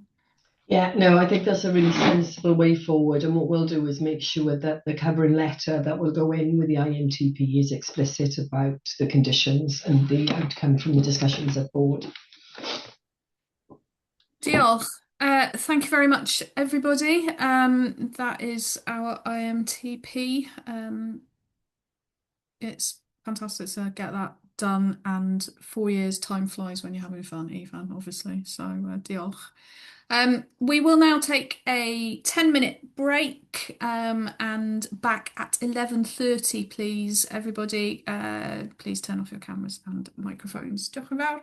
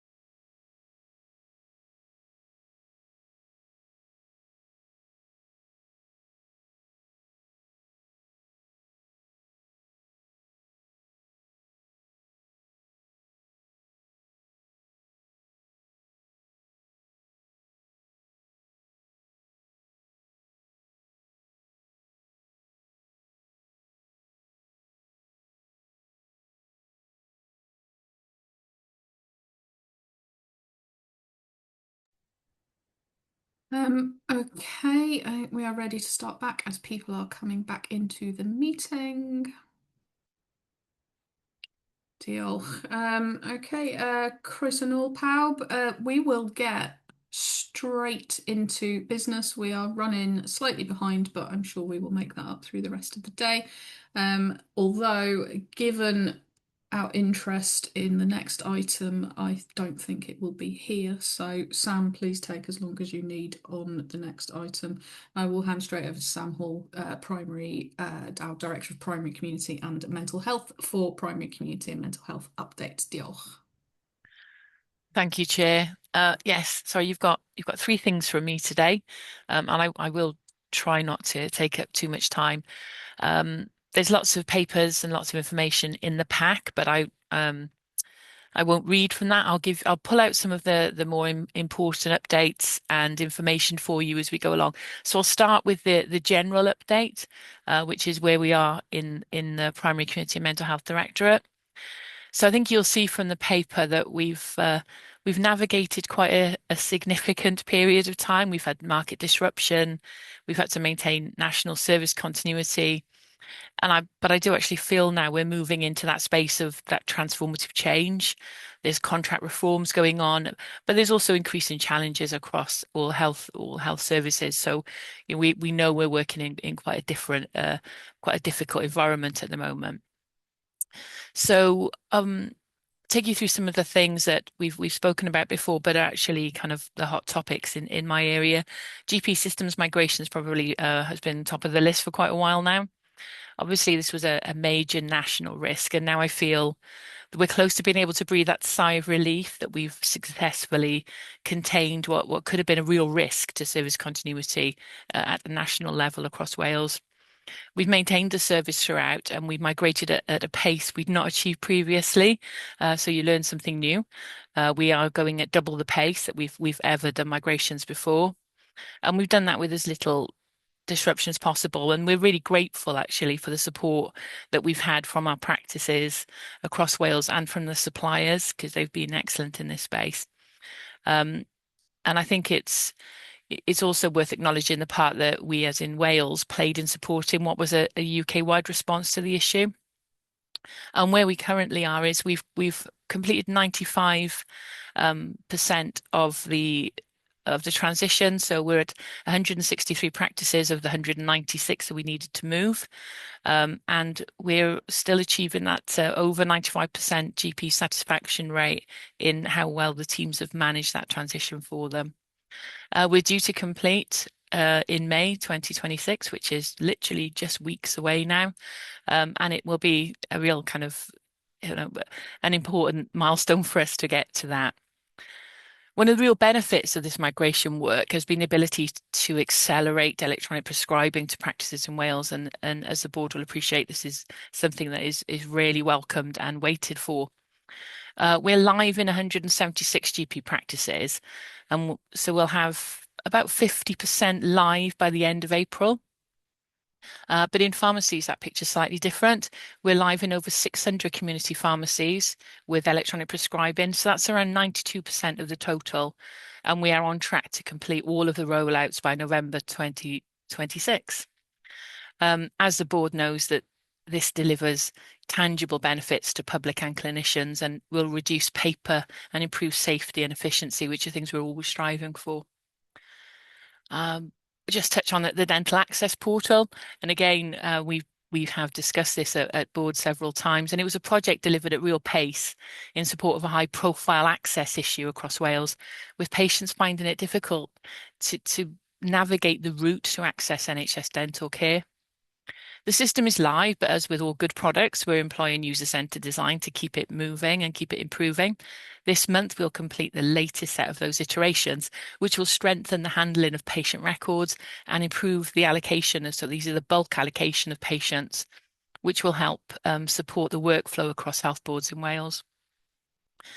Just over 163,000 people have registered using the portal, and so far we've allocated 65,000 to a dentist. So, as you can see, this tool gives us a clarity and control in a way we've not had before, and we'll continue to improve it. as time goes on. It's probably worth noting here, and if I don't, my colleagues will pick me up on it, that we don't have any confirmed funding for the dental access portal. We do this with within the current funding that we've got, but to make any more development work, we would need to find some extra funding for that, as we're doing quite a lot on a bit of a shoestring in that space at the moment. Move on to our Choose Pharmacy rebuild. We're rebuilding the Choose Pharmacy system to better support users, but also to enable better alignment with dental policy changes that are happening. The new product will have better user experience. It's got better integration with other NHS systems, better security as well, which is obviously really important. And it's using modern design principles to enable us to reuse components and deliver improvements more rapidly in the future. The foundations for the rebuild are largely complete, and we'll go live later this year. We're hoping for later this summer, but definitely, over the next few months, those big changes will happen. And it would be remiss of me not to mention that while the rebuild is happening, the team are still they're still managing and maintaining a live system at the same time. And last month alone, bearing in mind February was a small month, continued to support our community pharmacists to deliver 45,000 consultations for common ailments. And when we asked patients, 81% of them said, had they not have had help through the pharmacy, they would have accessed healthcare in another way. So you can see the huge impact that our pharmacy products supporting our community pharmacists have. We're also working on the optometry e-referral. So this is it's a really critical delivery for NHS Wales. We know we're delivering to a very pressured timetable as well. Towards the end of last year, we contracted with a supplier to roll out the IK referral solution across Wales. And we are literally imminently about to go live with the initial release to primary care eye care staff in Betsy Cadwaladr, and then the national rollout follows by June 2026. So this is really a bit of a pressured timescale, but we're having to flex our delivery model to meet policy timetables. But the team in DHW, the supplier, and the teams across health boards are all really rising to the challenge because they can see the importance of this project. Something else I'd just pick up on as well would be the ambient voice technology work we're doing. We know, obviously, AI tools is really interesting, lots and lots of opportunity, but it also comes with a significant and not unprecedented level of concern and worry that comes from using AI. But we know that ambient voice technology is important for GPs across Wales, and we'll be able to give them much more support and flexibility. And we're moving towards a national open framework of assured products. So this is similar to the one already in place in NHS England, where the practices can procure a product from an agreed list, knowing that it has met a defined set of clinical, technical, IG and cyber standards. And then they will know then that clinical safety is bedded in, IG compliance is there, and cybersecurity is in there from the start. So it's not something they then have to go back and do all of that check in themselves, which, as you can imagine, that's not the job they're there to do.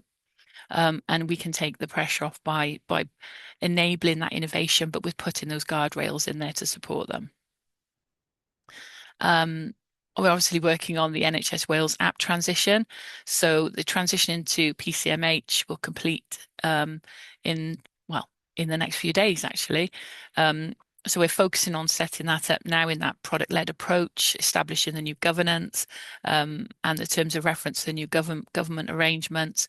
There's been lots of conversations with stakeholders and with Welsh Government on how we best do that.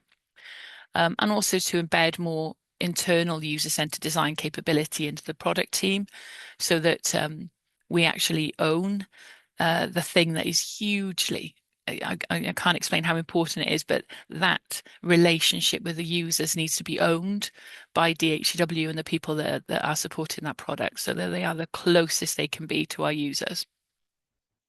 and also to prioritize delivery of the most impactful and useful functionality for our users. So it's moving from program to product, and it gives us a much more sustainable model for the future. And I'm sure this won't be the last update I bring to the board on the progress of the app.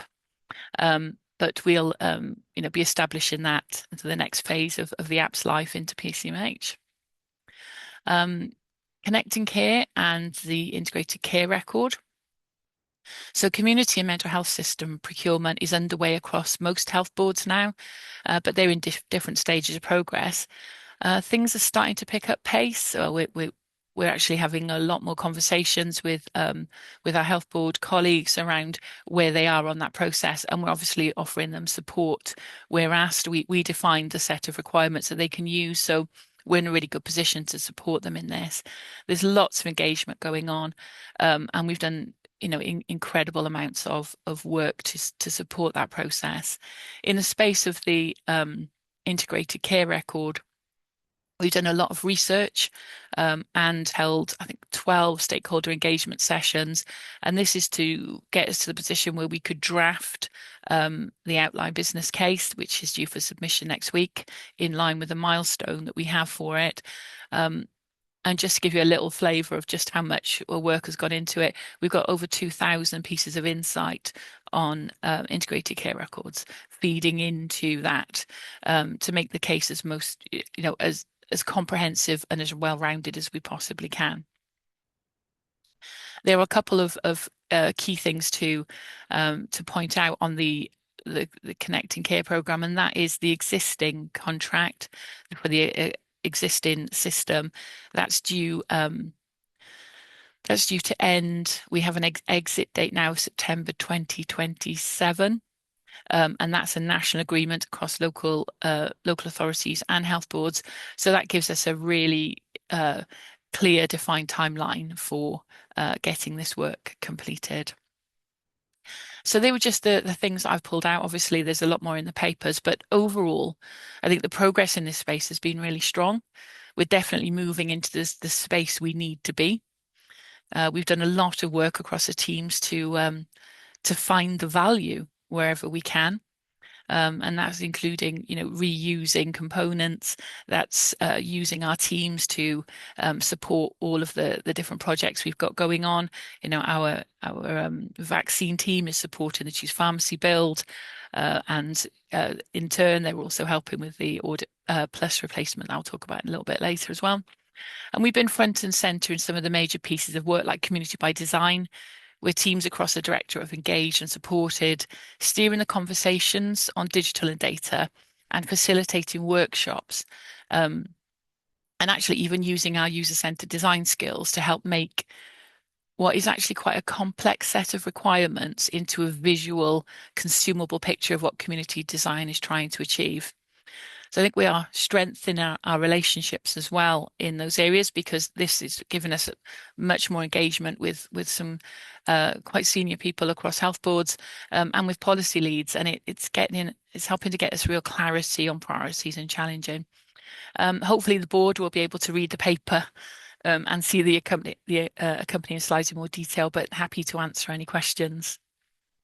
Diolch, Sam. I think we can see by all the hands up already the interest that there always is in this. I'm going to start with a question, actually. Have you learned anything from your work with GPs in terms of GP systems and accelerating the delivery of some of the digital meds e-prescribing work that you're going to be able to apply to the app? Because obviously I'm conscious that accelerating delivery of features on the app is something that is an incredibly high priority for everybody, including ourselves when we want to use functionality on the app. So I just wonder what your experience over the last period with some of those other systems has taught you. Yeah, thanks for the question. So what it's really taught us is that just being able to, or just switching things on in the app and hoping that they can be consumed is not the way forward. That whilst the functionality might be really useful for patients, it's not necessarily providing the utility that the practice managers and the GPs would need from it. So we're going to have to do more to understand where that there needs to be, in the form of a better term, a quid pro quo here. So we want more flexibility. Our users want more flexibility. Our GPs know that. They absolutely understand that. But if we don't do this in a more measured way, and we don't deliver the things that they need to support them to do that, then they will be in a worse position than they currently are. They will have raised expectations but not be able to achieve them, and we don't want to put them in that position. So the AVT project to help free up time and help collate records is one of the things that they've asked us to do. So we're doing some of that. They'd also like us to look at supporting them through triage and care navigation, which is another piece of work we're doing now. So that would help them to be able to free up those appointments that everyone really wants, without having to have these barriers between people using a digital route into a GP which they currently don't have. So yeah, we're absolutely learning much more about what their requirements are, and their concerns and their frustrations. And of course, the team have built fantastic relationships with them. And, we hope to really, really build on that, because they are, a critical part of delivery of healthcare across Wales. So yes, we know the frustrations. We really understand what they need from us to do to enable us to open some of that functionality. Diolch, thank you. Alistair, let's come to you. Yeah, thanks, Jay. Thanks, also Sam. There's so much rich information here, and progress is so encouraging that I'm really, really impressed, and thank you and the team for all the hard work that goes into this, because this is very much about the heartland of delivery and potentially improving the service so that our residents really notice and feel the difference. So it's real impact. So my questions are a couple, if I may. In 4.8, your references to the design of the single integrated health and social care being initially designed to combine the integrated health and social care records. Just wondered whether or not that shifted because of the use of the word initially. I'm not sort of suspicious about it. I just wondered if there had been any change in that. Your subsequent references, which I think are also itemized in 4.10, probably clarify that it's not shifted, but that the progress is being made. And I just wondered if you could give any reference to what the OBC sort of timing for submission looks like during the course of the year ahead. That would be helpful to know. Is it sort of towards the back end? There's a lot of work to be done. And just on a second question, sometimes in Wales it can feel like we're in a bit of a goldfish bowl, and we look at the other goldfish and say, I kind of recognize you, but not necessarily looking beyond. Can you give us a sense, Sam, of in the major programs, whilst there's so much that's encouraging, where do we sit even within the United Kingdom in those major programs in terms of the implementation and progress that we're making? If you can give us a sense of that, just to avoid the whole goldfish bowl sentiment. So it would be useful to know. Thanks, Sam. Thanks, Alistair. So I can so where we are with the design of integrating the health and care record. So I'll take that with the OBC together. So the OBC and the initial area that we've looked at for integrating health and care is to solve the initial problem. So the initial problem we have is if we don't have a solution for community and social care when the current solution goes offline, people that are currently using the solution to access health and care records, won't be able to. So the first thing we need to do is to support that. So the OBC is going to be focused on how we create a view into those new systems being built. So not being built, actually, they're being bought in the majority. So there are systems being bought in social care and in community health. We need to create a view or a viewer over the top of that. We're likely to, we've got some options on how we do that. There are different options on the table for how we do that. But essentially, we need to recreate something that allows people at point of care to have a view so they can deliver the best care to people. What we won't do at this stage, and what we won't have at this stage, is a complete picture of what an integrated care record would look like. We're talking to our social care colleagues and our health colleagues, and there is much more feeling that this needs to be a citizen view, not just a patient view. And so what does this combined citizen view look like? What are all of the elements that need to go in that? That's going to take some time. And there's a recognition that that could take us, a couple of years to actually really understand the value and the power of what that citizen view could look like. But the first and the initial step is to create that view so we don't lose that functionality, and people that have a patient or someone who's using social care support in front of them can still have that view of the person in front of them and be able to make sensible care decisions. So that's where the OBC is currently focused. The progress on that. So we will submit to the draft in a couple of days by the end of this month. And then we're going to take about 3 months after that to go out and gain more kind of understanding and traction around where that draft needs to go, to get back out to our stakeholders, to do more research, and to just firm up the things that are in there and the decisions that we're making on how to take forward that viewer piece. So yeah, all of that is literally in the next few months. So there's quite a lot of work to do. Where do we sit in? So as part of our research, and obviously I can't speak for all major programs, but with the integrated care record, we have looked really extensively at Manchester, who've done this. They've done this really successfully, and One London, who've also done this successfully, and Bristol in the Bristol area. They've all done it slightly differently. And they all have different levels of functionality and facility within the way they've created the integrated care record, which is quite important. So we've taken that learning. We're not there, so they are ahead of us in that because they have that. There isn't a national one, as you can imagine, because it'd probably just be too big in England. We've looked outside of the UK as well. There is some really interesting works happened in the Netherlands where they have a really well-defined integrated care record that goes deeply into education and welfare and even social attainment. Some of the things that you can see through that. But again, that's not nationally across the Netherlands either. That's just in portions.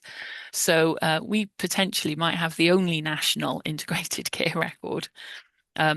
So for that, I'd say that, we would, maybe potentially jump ahead in that space because we are looking to do this nationally. Thanks, Sam. Helen. Thank you, diolch, and great, Sam, to hear so much work, and the way you condensed it down into that 10 minutes or so was excellent. There's so much to do, and I know that the team are working really hard on all of these agendas, and I think that we've kind of experienced and feel the step up in the engagement approach actually from the team and how that discovery work and those conversations are changing. My question was back to the ambient voice technology and the approach that we're taking around establishment of a framework. I guess, how can we be assured that we're not going to lose consistency and standards in the application of ambient voice so that we know that everybody's doing it safely and ethically?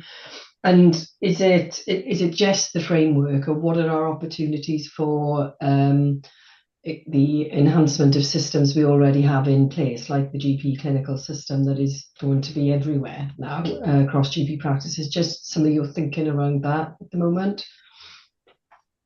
Yeah, thanks, Helen. So we are looking very closely at how England compiled their system and the standards that are built into it. Obviously, we've got Welsh standards that we would want to build into our framework.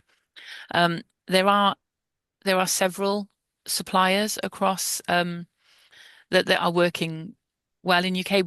Not that many actually. It's still quite limited in this space, but there are some suppliers that obviously are working much more closer with GP systems and working on integration with GP systems, and those are the ones that we obviously would look to really help us support this work to understand how they would link in. What we don't want, obviously, is systems that don't integrate with anything that we're now working on, and having this one single system for GPs across Wales gives us the opportunity to develop much more in that space.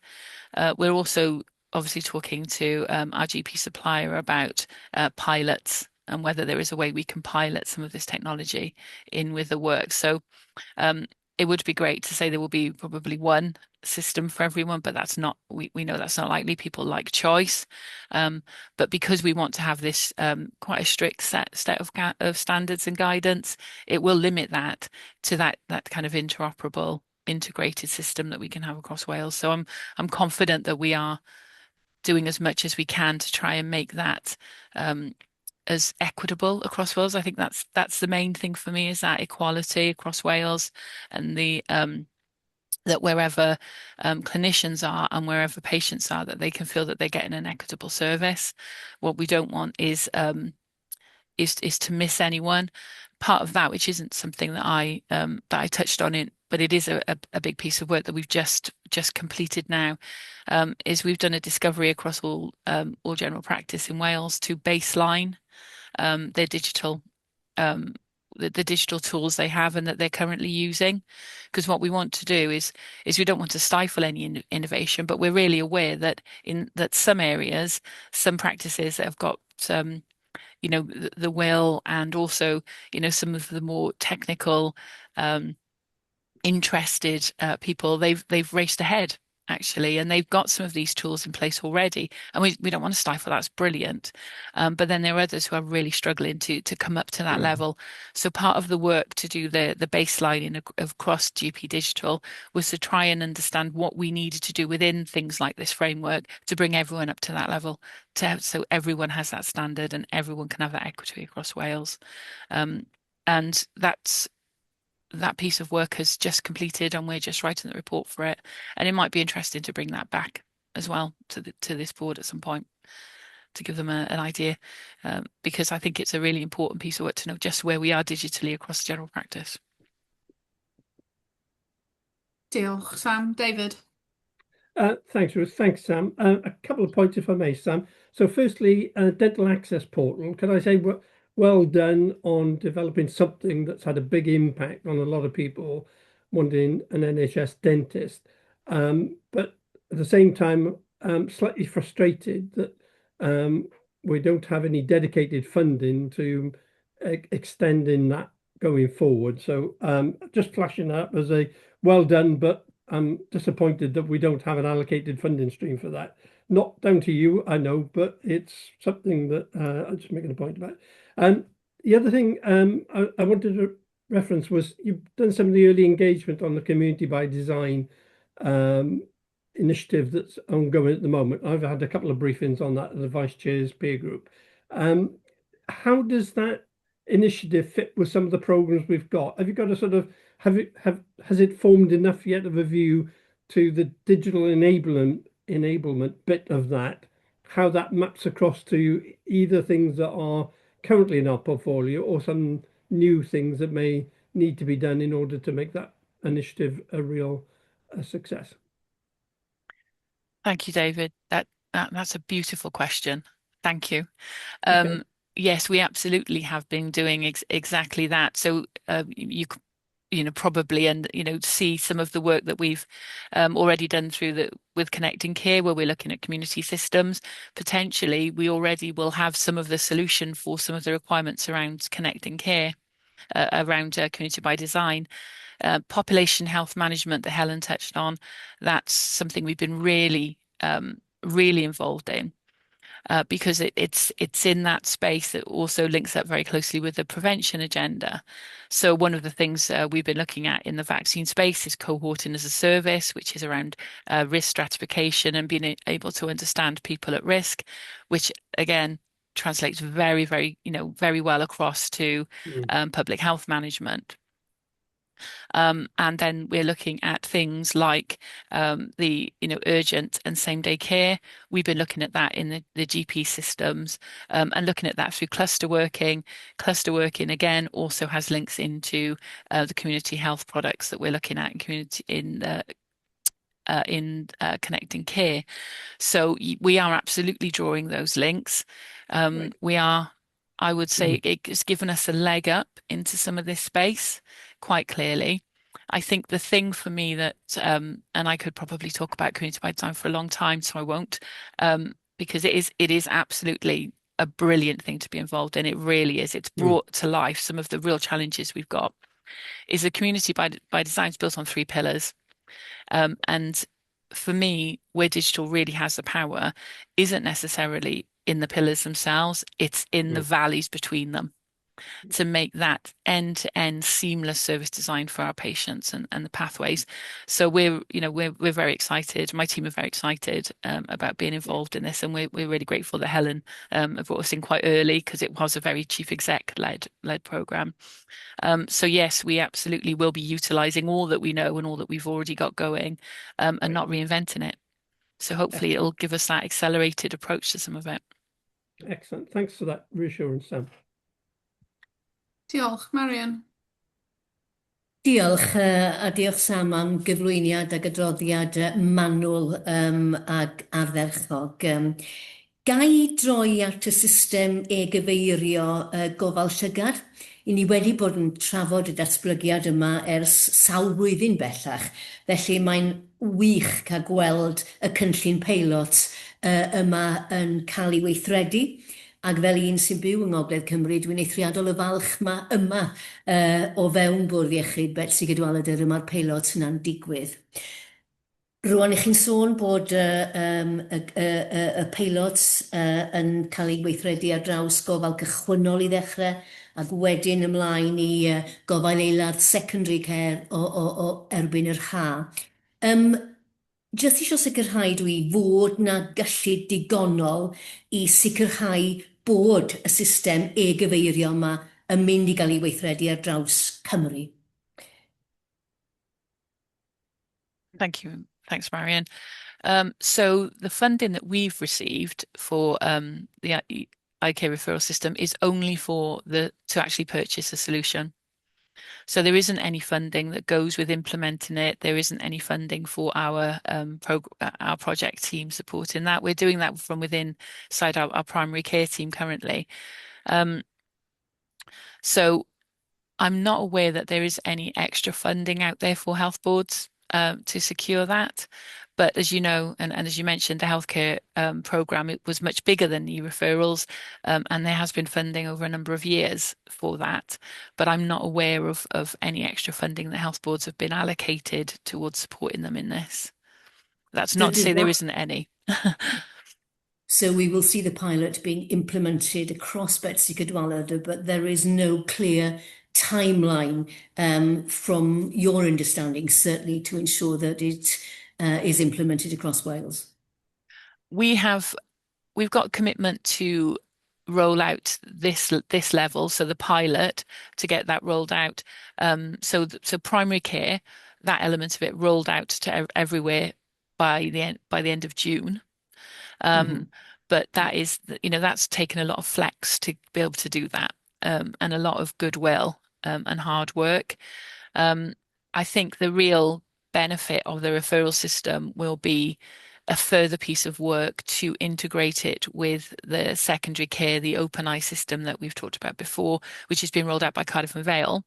So the real power will come when those things link together. And at the moment, there's no plan necessarily in place to do that piece of work.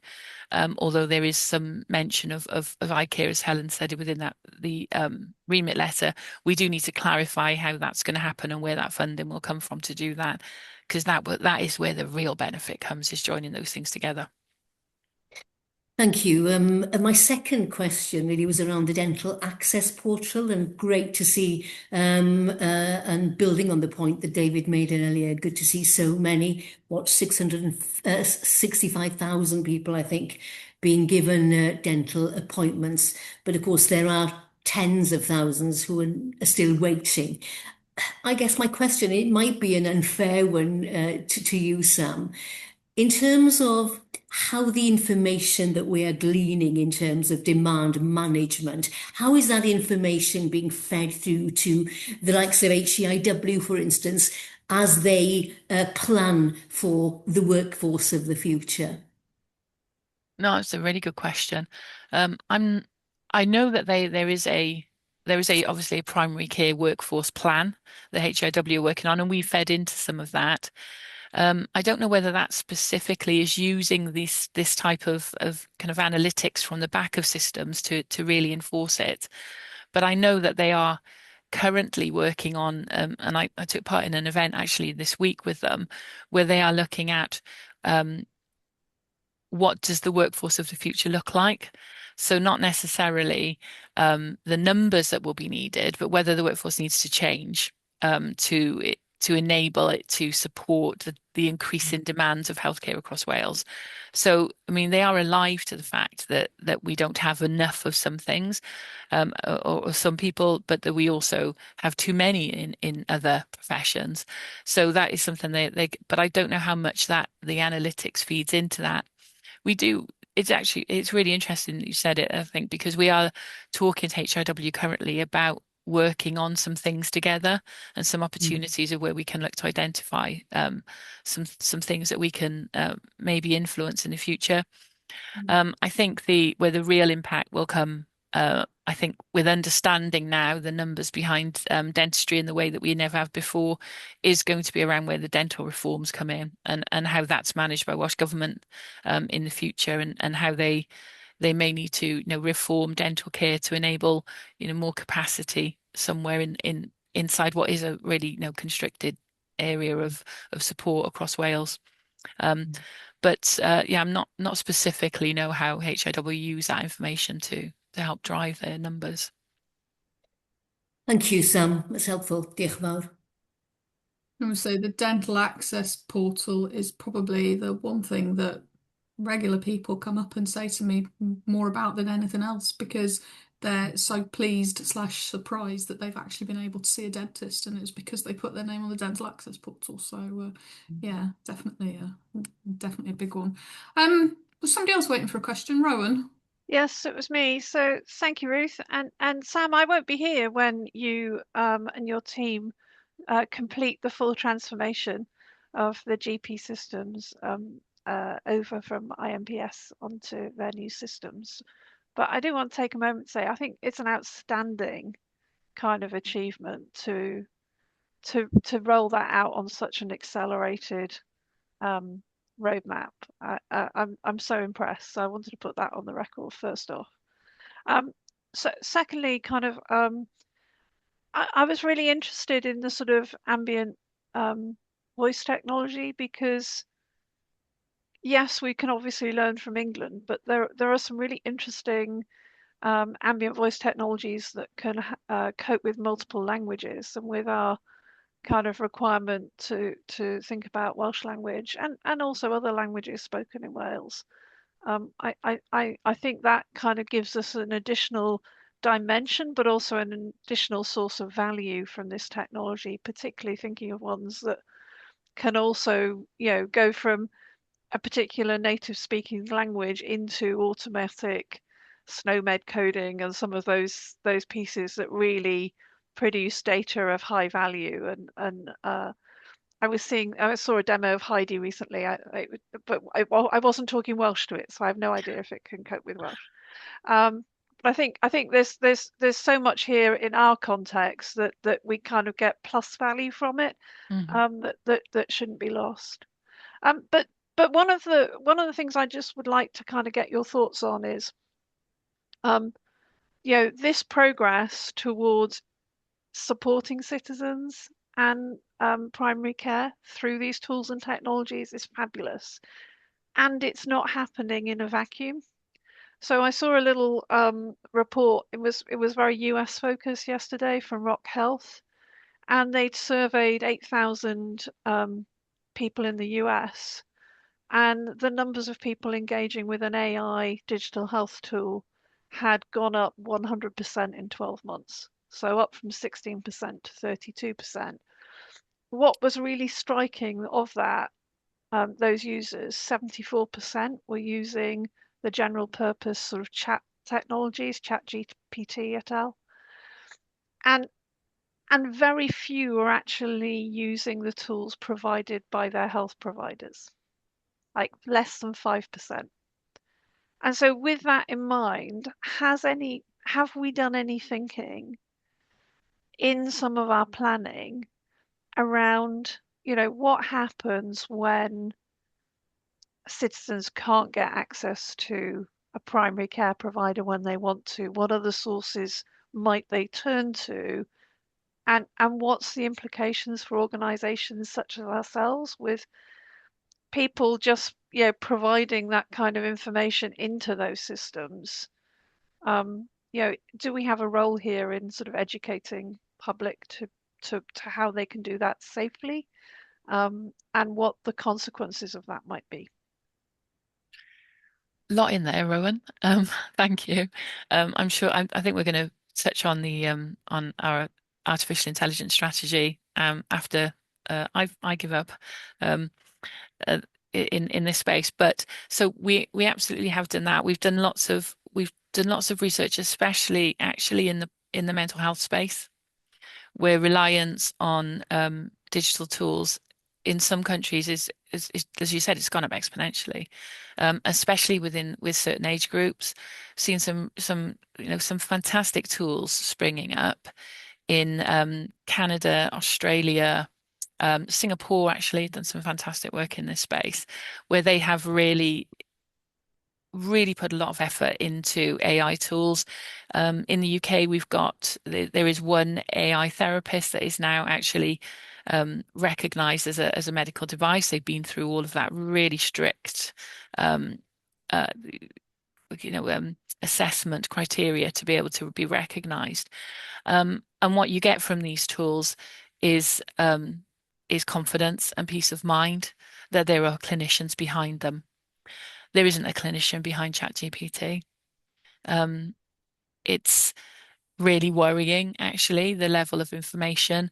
And because these tools work on prompts, if you prompt badly, you will get a bad answer, and that answer will be terrifying. And we are hearing those stories. You mentioned them. We're hearing those stories of where people have been told to do really terrible things because of the prompt they've put into AI. All we can do is to, in this space, I believe we can help educate, but one of the best things we can do is to offer better tools. And I think NHS comes with a level of trust and love, actually, in Wales. We love our NHS in Wales, and we need to really lean on that to direct people to safe sources of information. I think we all use those generic AI tools, but we're using them not in a way that impacts our health and our life and our well-being. So we need to do some education around that and direct people to the right things in the right way. And those tools have got to be as good and as simple and as clean and as easy to use as ChatGPT. Because if they're not, and we put barriers into accessing them, then people won't use them. Thanks, Sam. Ivan, do you want to comment on this? Yeah, briefly, thank you. I think there's some really big strategic challenges coming up for us, by which I mean the whole of the NHS Wales and the way that healthcare services are delivered internationally, as consumers want to access their record and share it with consumer AI technologies.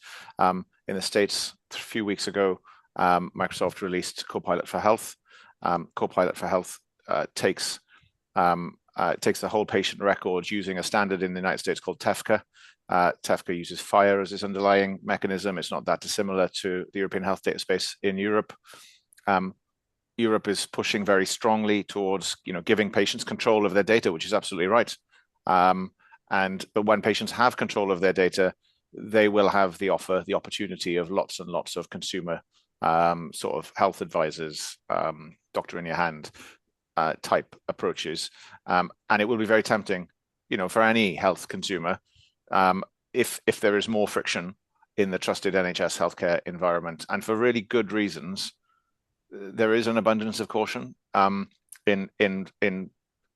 large or organizational healthcare providers, not unique to the NHS, but to any others, because there's a deep and clinical ethical concern about how you use AI technologies. And I'm sure some of the consumer companies, they've got their own posture on those types of things, but maybe not quite as cautious. And therefore, they make the experience more frictionless, more attractive, more immediate, more consumery, and that is attractive to patients, absolutely. So I think it is, I think we've been asked in our remit letter to do features in horizon scanning, and this is going to have to be part of that features in horizon scanning, but it's far broader than Digital Healthcare Wales, and it probably broader than NHS Wales, about how it's going to start to change some of these some of these patterns of what everybody's used to, I suppose. And I think it's going to have to change our decision making, because the abundance of caution, is used for really good reasons, that both of you have just alluded to. And there's going to be an offer of something that is, to your point, frictionless. It's in your hand. It's in moments where people need help, they can start engaging with something. Perhaps two-thirds of those users were using AI chatbots at least weekly, so you can capture that user when it's frictionless. And I think an awful lot for us to consider going forward, and where's the right risk, and how do you match caution with making sure people are not exposed to greater risk through other channels. I mean, you're right, it's going to be huge for us. Thanks, guys. Sam, I know you want to bring forward the Community and Mental Health Data and Digital Delivery Plan and Audit Plus items for assurance as well. Can I suggest that you assume everybody has read them, so we don't need a summary, but if you could just highlight for each of them the key things you want to draw our attention to, and then we can move to questions, so we'll take them both together. Yeah. Sure, will do. Thank you. Thanks, Chair. So yeah, I will assume, and also I've touched upon some of this in the earlier conversation anyway.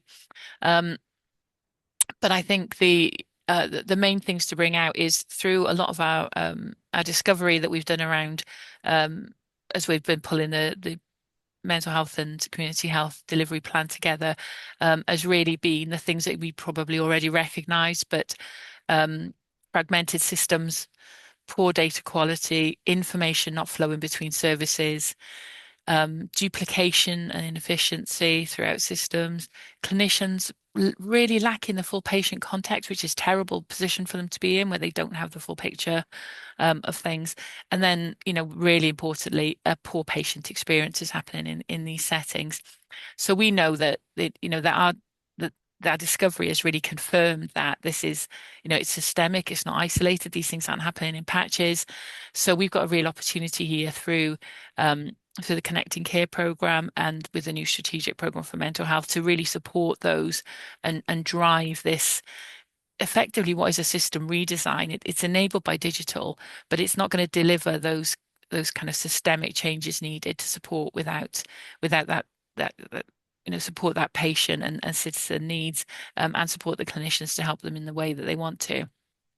So you'll see that there are 8 pillars within our plan, and that is I mean, the very clear national alignment and governance. We have to understand the strategic world that we're working in. We've got things like the national target architecture that we need to adhere to. Programs like Community by Design will have an impact on us. So, that stronger national prioritization and governance really important. User-centered design as a default. So co-designing with patients, carers, and frontline staff. We're doing that throughout the process. And we want to focus on kind of real pathways. And the thing that we're picking up when we're talking to people in those design spaces are identifying the real pain points. The really difficult points for people, whether that's for clinicians or for patients, where those difficult junctures are in their healthcare and how we try and kind of iron those out. And another area that we're looking to as well is how we do that, because it's come back very strongly through the UCD conversations, is that this is blended care. This is not all digital and it's not all face to face. So what are the things we have to do to make sure that blended care is seamless? So it's about designing around people and not designing around systems, which as a digital professional is absolutely what I was born to do. But quite often we can get tied up in the technology and the asks around the technology. The things that we're looking to have to be interoperable and have, standards embedded in them from the start. So it's crucial, especially for things like the shared care records. So, standardizing data sets, we've got quite a big chunky piece of work on that. And, the use of APIs and cloud infrastructure, it is foundational for this work, that we can really rely on the move to cloud and the shift to cloud. There's a lot going on in healthcare. So one of the things that, again, we focus on in the delivery plan is incremental delivery, pilot, learn and scale effectively, and then just keep doing that. So identifying the steps on the journey and articulating them really well, and avoiding anything that could be perceived as a big bang in this space. The system's under incredible stress, and we don't want to be something that adds to that. So how do we deliver some early value and reduce risk as quickly as we can? So, there's some of the tenets as well that we're delivering by. One of the other pillars is workforce and culture. Digital capability is coming through really strongly. We're dealing with lots of people in lots of different roles across healthcare. Some of them have, really good, really well, well-honed digital skills. They use digital tools all the time. Others, they absolutely don't, and they never touch them in the workplace. Their jobs are mostly on paper, and that works well for them. Actually, they're happy with how that works, but it doesn't necessarily deliver what the patient needs, and it doesn't give us that holistic view. So we know there's a big piece of building digital capability, building confidence, and understanding that there are probably, and again, this is some work that we're touching on with HRW, there are going to be some other roles that spring up as we move into this new world that aren't there now. And they might not necessarily be clinical roles, but they're roles around analytics and understanding information in a different way, but also in supporting others to get the most out of digital technology. Inclusion and equity, again, is another pillar. So we really have an explicit focus on digital inclusion and accessibility. And at every step of the way, we have to make sure that there are non-digital alternatives in that kind of blended delivery. And the last pillar is around data-driven system. We are asked all the time for more dashboards. Dashboards are a great thing. People love dashboards, but actually they are only useful if they are showing information that makes a difference and is impactful and is up to date and real time. So that kind of real time dashboarding is critical delivery.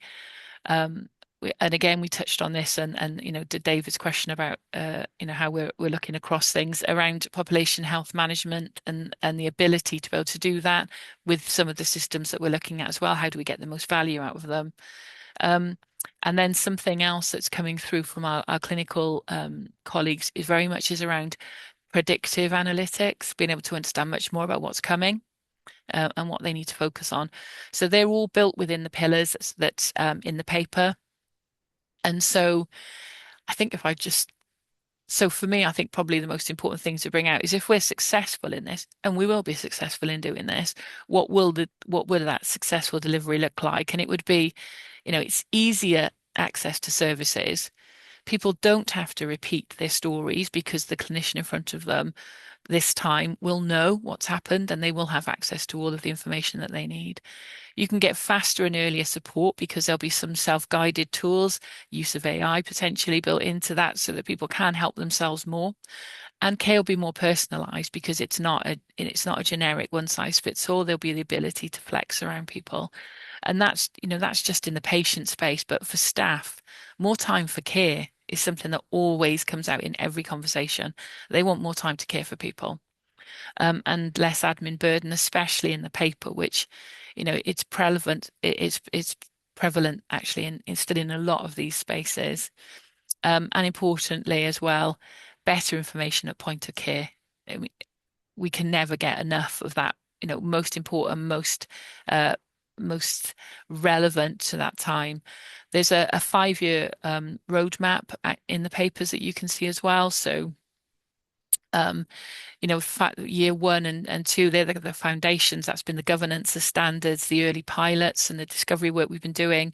Year 3, we look to kind of scale and integrate, so that kind of standardize those data sets and roll them out with more integrated systems.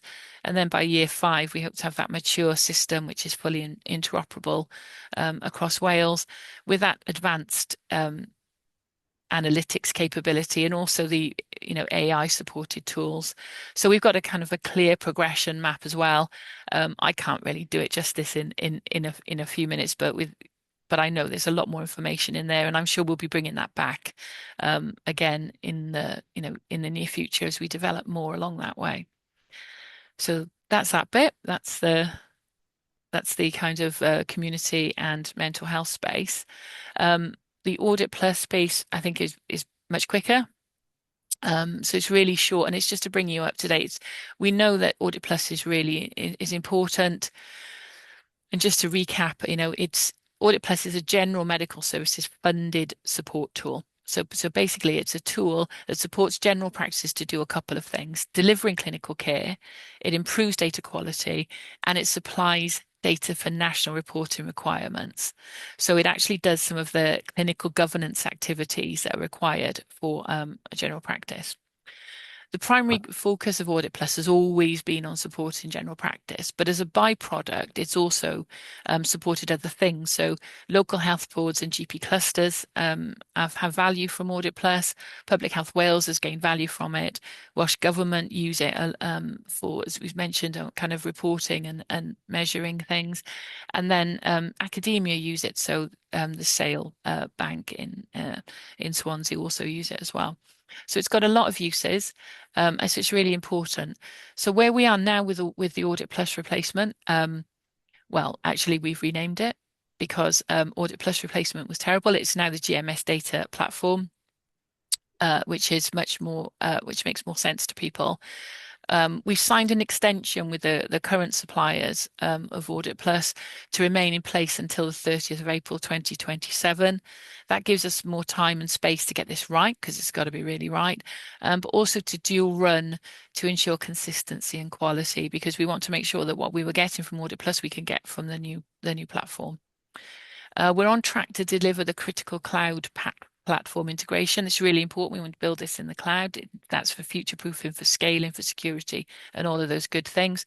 But we needed some integration work to be done by our suppliers, and that is going to be completed in June 2026. So really pleased that we've managed to bring that timeline in. And we took our technical design options. We've reviewed them, and there were several options of how we could replace Audit Plus, and the preferred option was approved by our technical design authority. We've also compiled a report with the other options, so we can share those with our stakeholders just for completeness and to make sure that they also understand why we've gone with the option we've gone with.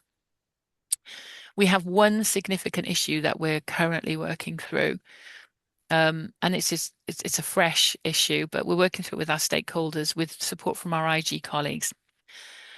The GMS data platform technical design, the one that is the most efficient and effective, we took this to the General Practice Committee, or GPC Wales, as you hear us refer to it, in early March. And the feedback from GPC Wales indicated that they weren't supportive of the proposed designs due to a concern around the data proportionality under GDPR Article 5.1, I believe. So the way that we have designed a replacement is to bulk upload data from the source. So the design means taking all of the data and then managing the data within the new solution to fulfill the requirements. That's the simplest, cleanest way. It's obviously the most effective and cost-efficient way to transfer the data to allow us to satisfy the requirements. But GPC Wales, obviously, they have concerns that that does not support the proportionality of data and the use of data. So the preference there would be to take pieces of data from the source and bring them in and then package them for kind of reuse in that way. That's much more complex build. It'll take more time and more money, and it's not likely to be as efficient or as effective a solution as the bulk upload option. But we're still in discussion with GPC Wales. But if we can't come to a collective agreement that the work that we've done on that data protection impact assessment is appropriate and supportive of our approach, then we may need to refer to the ICO, and this formal process for the ICO to really, get underneath what we're looking to do and trying to do, and to understand that proportionality could take up to 14 weeks to progress. It's an important piece of work. We've got to get it right. It's critical to get this right. But we could be looking at that 14 weeks to progress. That doesn't mean that we won't be able to be off the system by April, but it may just add levels of complexity into it that we were hoping to not have. But we need to satisfy our GPC Wales colleagues in that we're doing the right thing by them. Thank you very much, Sam. I will pause there if anybody has any questions on those items or the associated papers. Rhydian. Thanks, Chair, and thanks, Sam. Always a pleasure to hear progress made in primary care. The first thing, data sharing progress has been slow. I think we do have to go hand in hand with those that are the data controllers to ensure that we get the information that we need to add value where value can be found. I would be very supportive of us going through that complete 14-week. I think the transcription text said 40 weeks. So just if there are any minutes taken from that, can we make sure it's 14? Okay. And if I can do anything to help, Sam, please reach out to me. Thanks, Rhydian. Your team have been obviously exceptional, supporting us throughout this already, but thank you for that. Diolch. I think that's it. Thank you, Sam. I know we always take more time than we ever allocate when it comes to discussing everything that's happening in primary care, because it's so important and it shows the level of interest from board members in the work that you and the team do. So diolch yn fawr from all of us on keep up the good work. Look forward to the next set of progress updates from you. Okay, moving swiftly on, we have spoken about it and referred to it a little bit today already, our AI strategy. This was also recently discussed at Board Development Day, so board members have had a good opportunity to get into this already. So Ifan, I will hand over to you. Great. Diolch yn fawr iawn, Ruth. Wi'n gwybod bod ni tu ôl amser, felly na i fynd yn weddol gyflym, cymryd bod pawb wedi cael cyfle i ddarllen y papur, a hefyd i weld y sleidiau sydd ar gael ar y wefan ac yn y pecyn. Felly mae'r papur yn gofyn i'r bwrdd gymeradwyo strategaeth deallusrwydd artificial, neu AI, i DHCW, nid NHS Cymru, ond i ni fel sefydliad ar gyfer y 2 mlynedd nesaf. I ni ambell waith yn cymryd strategaethau mwy hir dymor na hynny, ond mae AI yn symud yn gyflym iawn. Felly wy'n credu mai 2 mlynedd yw'r mwyaf bydden ni'n gallu cael.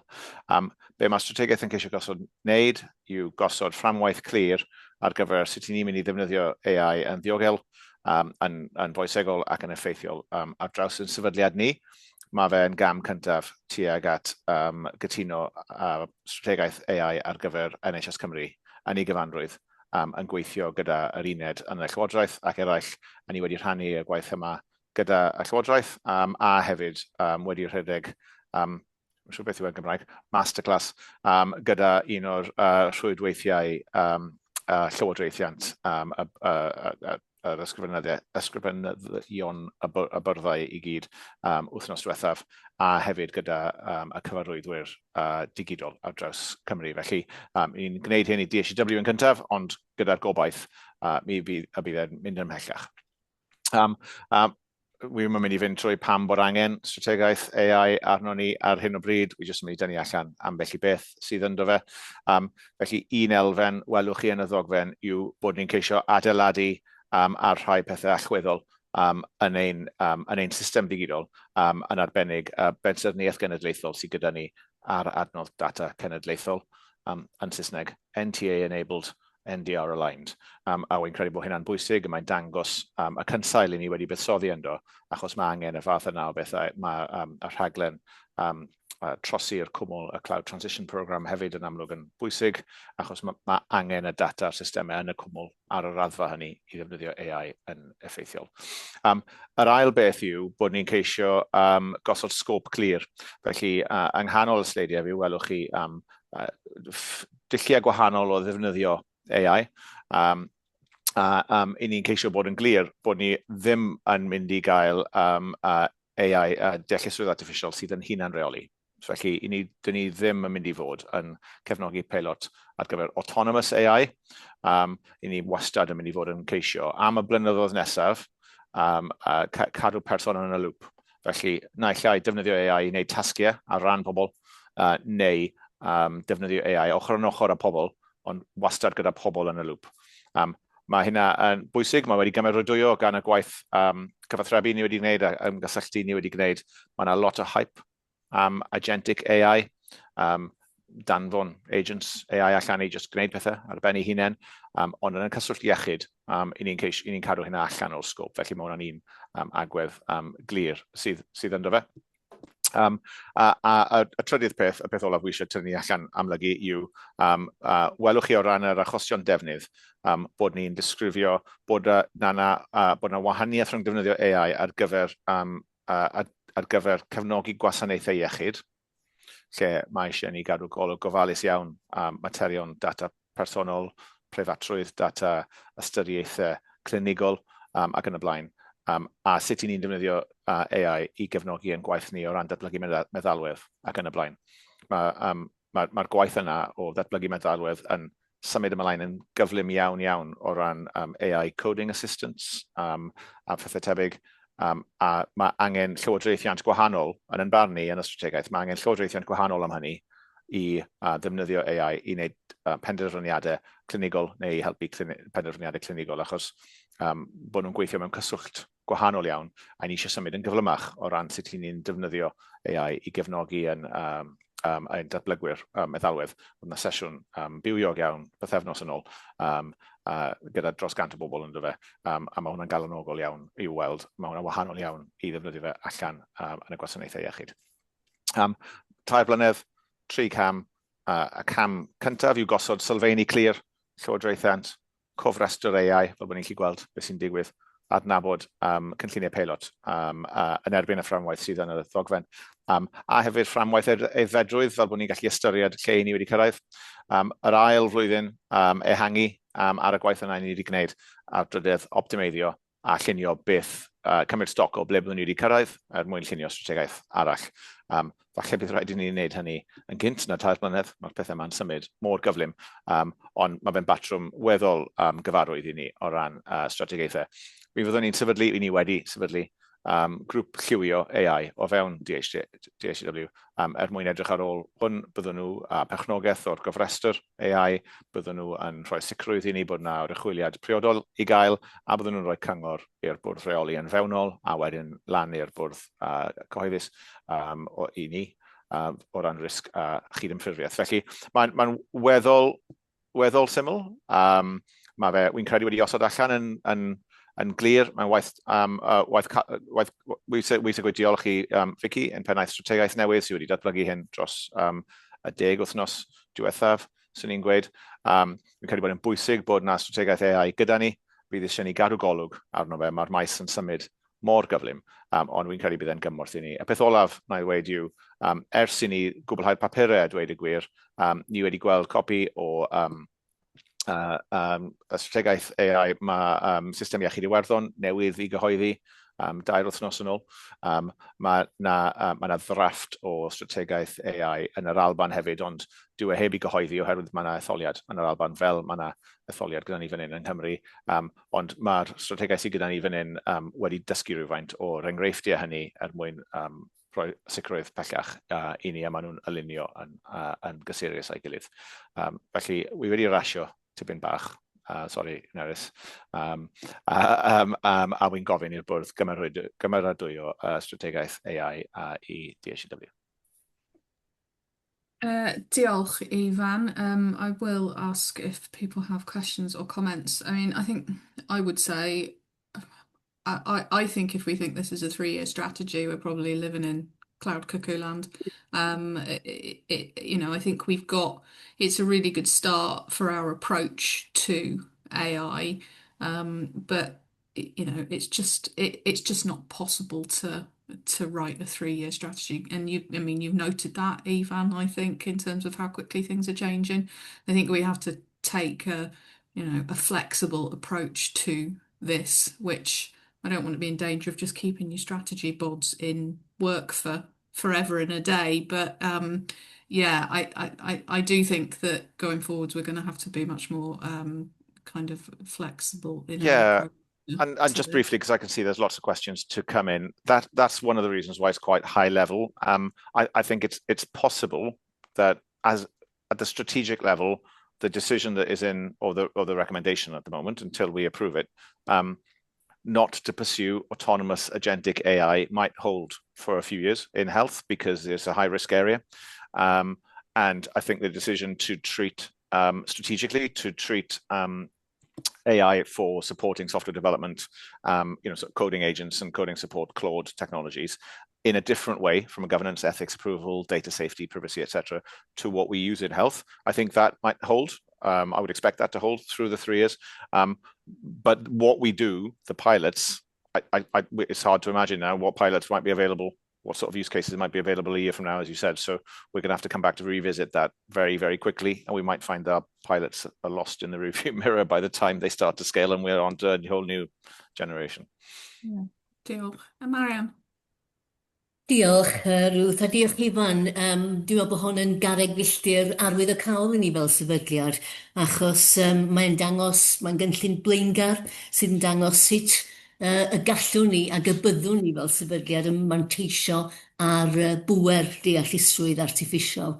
Ond fel wyt ti di amlinellu, mae yna gyfleoedd ond mae yna heriau hefyd. Ac mae'n bleser gen i gefnogi'r strategaeth ac yn cefnogi hefyd na 3 blynedd yn unig ydy hi, achos mae hwn yn faes sydd yn symud ar garlam yn dydy, ond bleser gen i gefnogi'r strategaeth a llongyfarch y tîm ac i Vicky'n arbennig ar y gwaith pwysig yma. Diolch yn fawr. Diolch, Marian. David. Thanks, Ruth. Thanks, Ifan. I also support the strategy. Good piece of work. I benefit my experience. I'd probably advocate a couple of things that we do in the establish the foundations phase, which is around the AI register. We need to do a little bit of what I would call hopper management, which is triaging the opportunities we've got in terms of the potential benefits to us, the organisation or the wider NHS, and the difficulties of doing something and then making it a scalable thing, which is what we're doing in phase 2. So something around that, I think would benefit us enormously in terms of having pilots which have got the ability to get productionized. And then the second thing, in terms of scalability, it really comes down to what's the potential value of the pilot and what are the difficulties of making it a widely used tool either across our organisation or across the NHS. So some work in those areas I would just advocate we pick up during the establish the foundations, because I think it will help us when we get to phase 2. Thanks, David. Can I take a couple more, and then I'll try and wrap them up, conscious of time. Yeah, thanks.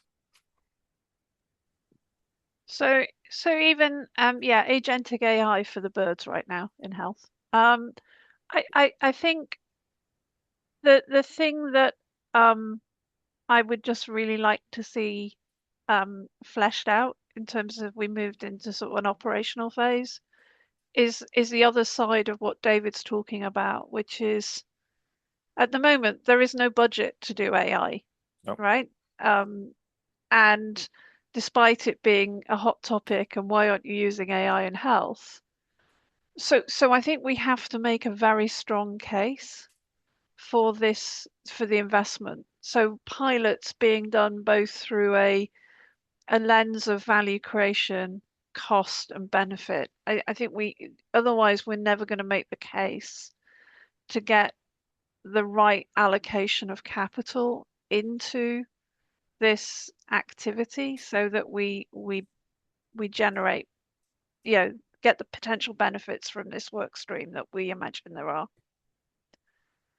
So it's just a comment. Thanks, Rowan. Helen.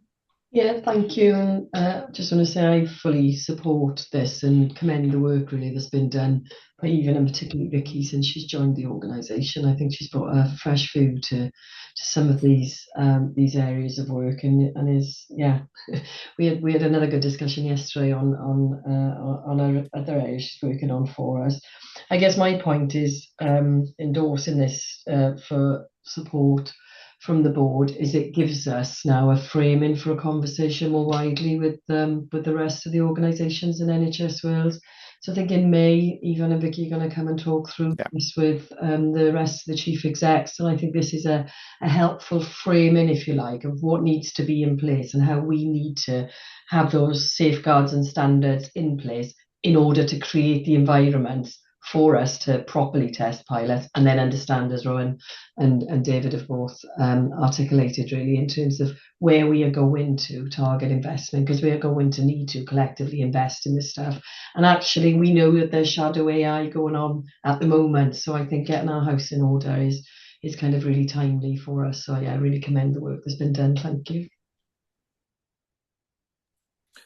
Thanks very much. I'll just wrap. So thanks very much for the support and for the endorsement. I think we are going to be working very closely on this to address those points. Hopper managing the registry, enabling, creating a safe space in which to experiment, to identify use cases before diving in with significant investment, because there's a temptation to spray and pray in the area of AI, which we can't afford as a whole system or as DHEW. As you said, Rowan, there is no budget for this. There's no resource, and we need to think carefully about how we're going to resource this to go at the speed that it does. Probably my biggest concern is that we can't go fast enough, because if we don't go fast enough, that encourages shadow AI, fragmentation, below the radar type stuff. The more of that there is, the harder it is to govern from all sorts of different perspectives. So far, our engagement with the system has been really positive. Digital directors, board secretaries, a corporate governance network, and I'm really looking forward to the opportunity to speak with the chief execs collectively, sponsored by Helen, in about 6 weeks or so, so that we can get to a coordinated way across the whole of NHS Wales, and move forward in this agenda. As you say, I'm sure we'll be coming back to future discussions regularly, probably every board meeting. Diolch. Thank you, Ivan, and thanks to the team for the work that's gone into this so far. Okay, next item. Helen, I am coming to you for Building Our Future Closure report, please. Yes, thank you, Chair. I'll be very quick once I can open my papers. While I'm trying to do that, I will try and multitask and talk at the same time. The paper is there and sets out what Building Our Future was set up to do, and it was about overseeing and providing us that kind of governance oversight wrap for the design definition of the new target operating model, and to manage the program of work to see us actually pivot into that new product way of operating. A huge amount of work has been done, a massive amount of work over the couple of years that we had the program in place. And we have developed the new operating model. We are now moving teams into that new way of working. We're starting to see kind of the real kind of shoots of that new culture that we're creating through all of the good work that's been done with the teams and with the support that we've supported through the Building Our Future work. So we've got the new org designs in place. We've got the job descriptions of the vast majority have now been GDAD kind of compliant and revised in that way, and we've shifted the majority of people into and onto those new job descriptions. We've got the agile coaching support in place to ensure that we now that we've got a design in place, actually what we want to work on is how we are going to bring to life the culture and the ways of working in terms of the new operating model. There's still quite a lot left to do, but the stuff that's left to do actually is about embedding and ensuring that we've got the new ways of working in the way that we need them to. We've got an emerging communities of practice a way of engaging across the organisation, and actually for some of them more widely than our organisation, reaching out across NHS Wales. We're also involved in wider kind of public sector communities of practice. The tasks that are outstanding, I mean, we've got quite a detailed list here. There's quite a lot going on. Some of that is business as usual for colleagues who are the owners of some of those tasks, and some of it is about us bringing some colleagues together across directorates. We will make sure that any of the outstanding work is included in our business plan for this year, because they're at that sort of level, so they're in either your team or directorate, or kind of that shared endeavour that we will make sure is in the business plan, but they've each got a defined owner. And I think where we as an executive team, we agreed that actually we no longer needed the overhead of a program wrap to ensure that the last bits that are needed, because we're never going to end this. This is going to be an evolving piece of work for us as we mature into this operating model, and as we continue to evaluate and ensure that we are organised and we are equipped and skilled throughout the organisation to operate in the way that we want to deliver the value that we want to. So I would commend the closure of the programme to the board, and hopefully have provided assurance that any outstanding work, actually we've got a mechanism for picking all of that up. Thank you, Chair. Thanks, Helen. I'm really pleased you referred to it being a never-ending piece of work, an ongoing piece of work, because actually what I'm keen to see is that now we have a design that will enable us as an organisation to flex and change and shift over the coming years as we change to deliver the priorities that we're given. I think the only thing that we know is constant will be change, particularly with a new government incoming, and we know that we're in as the NHS difficult straits when it comes to efficiency, delivery, finances. And so as long as we've got an organisation that we can flex to meet those priorities, then I think I'm really happy that we've moved to be in that place. Sam. Thank you. Yeah, I just wanted to take this opportunity to say thank you to our people, I think, because we have asked a lot of change, we've asked a lot of them through this process of change. So, and that's not easy. It can be disconcerting, and it's come at a time when we've had a lot of other pressures. The workload pressures have been significant on us as an organisation during this period of change. So, I'm really grateful for the engagement that we've had across the whole of DHCW. I think shifting to this modern digital delivery organisation is absolutely the right thing for us to do. There's still more to do, as Helen has highlighted, but we're absolutely on the right path. I'm confident of that, and I think this is definitely the most mission-driven organisation I've worked in. Everybody is 100% behind what we're trying to achieve as an organisation, so that gives us a really solid foundation for that continued process of change, I think. Thanks, Sam. Thank you very much, Helen. I think we can safely say that everybody is happy to receive that report for assurance. Diolch yn fawr. I'm gonna break us for lunch there, and if everybody can be back at 1:25, please, we will take the afternoon's business from that point onwards. Diolch. You deal.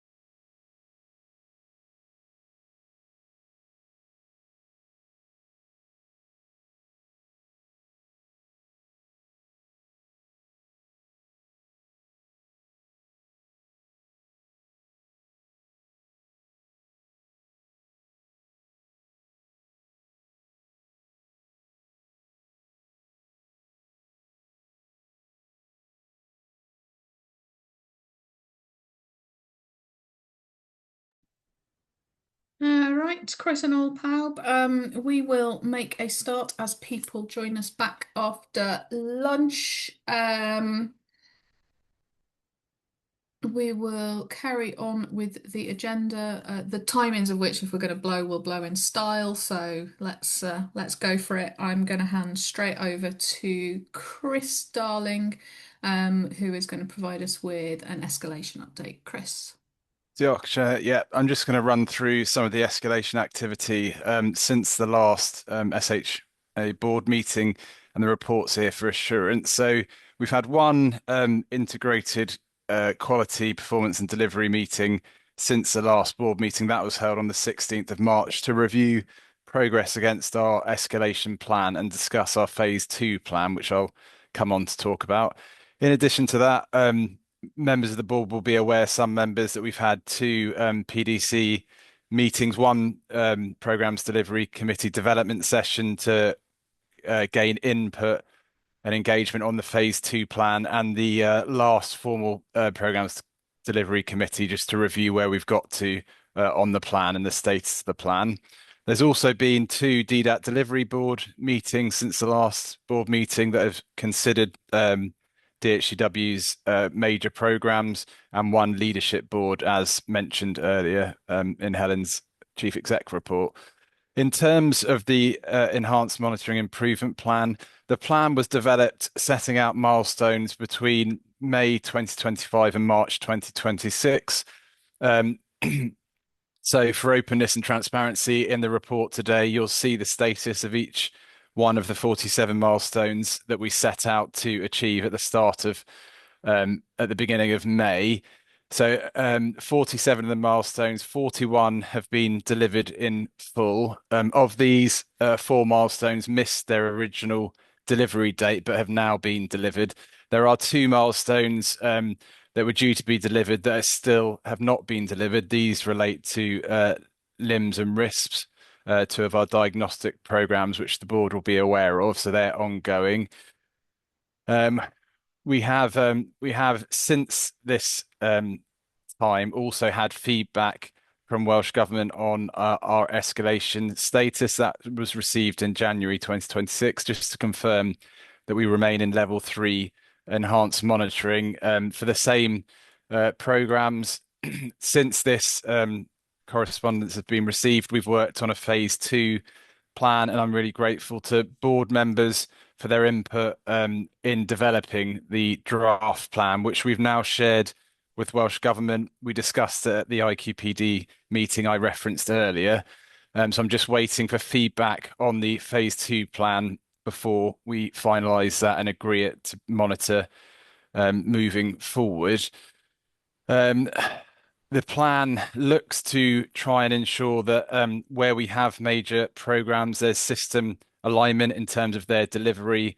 We're playing a system leader role as per the feedback received from Welsh Government, and our stakeholder relations are improving as we move forward.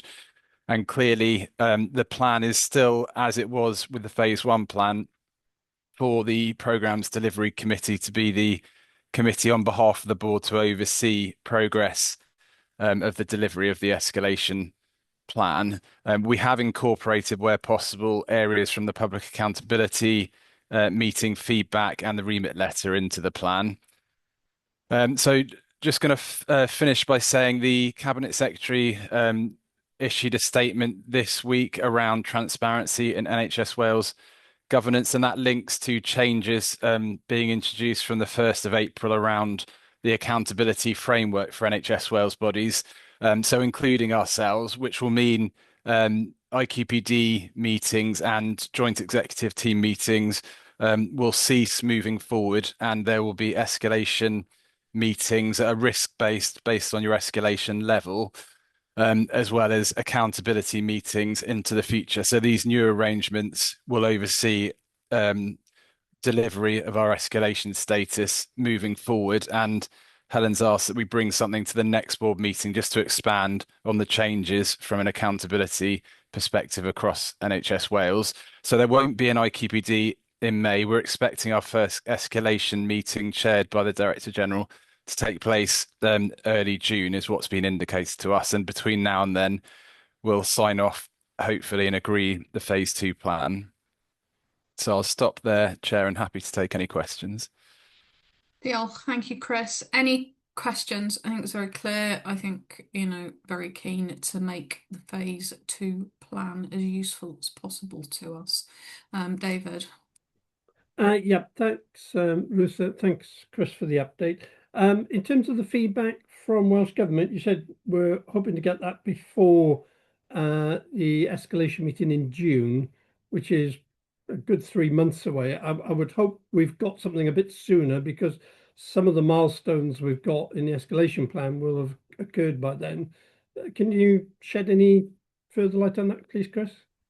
Yeah, I can, David. So at the IQPD meeting, our escalation lead, who will change going forward, but the head of performance and escalation in Welsh Government did ask colleagues from the digital policy team to feed back as soon as possible so we can start tracking and monitoring.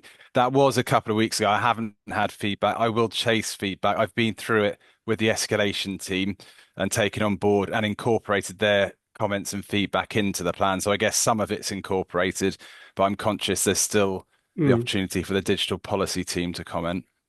Okay. And did you say that our escalation point of contact has now changed? Yeah, so it will change from the individual that's led it to date. They're moving to their working pattern is changing slightly. So her colleague, who's also been involved in our escalation from the outset, will take over as our main point of contact. And I think we've got a good relationship with that individual. So looking forward to starting to work with them on the phase 2 plan. Okay, thanks. Okay, thanks, Chris. I think we just are receiving that report. That correct? Thank you very much. Okay, moving on. I'm delighted to welcome again Chris Morton, our Interim Executive Director of Finance, to take us through the finance report. And then he will move on to the strategic procurement report, I think, as well after that. So over to you, Chris. Thank you, Chair. So just firstly, in the finance report, cover 2 aspects. Firstly, the 25-26 position, and then I'll turn to the forecast position for 26-27. In terms of the forecast full year position for this financial year 25-26, we're forecasting achievement of all the financial targets for the year.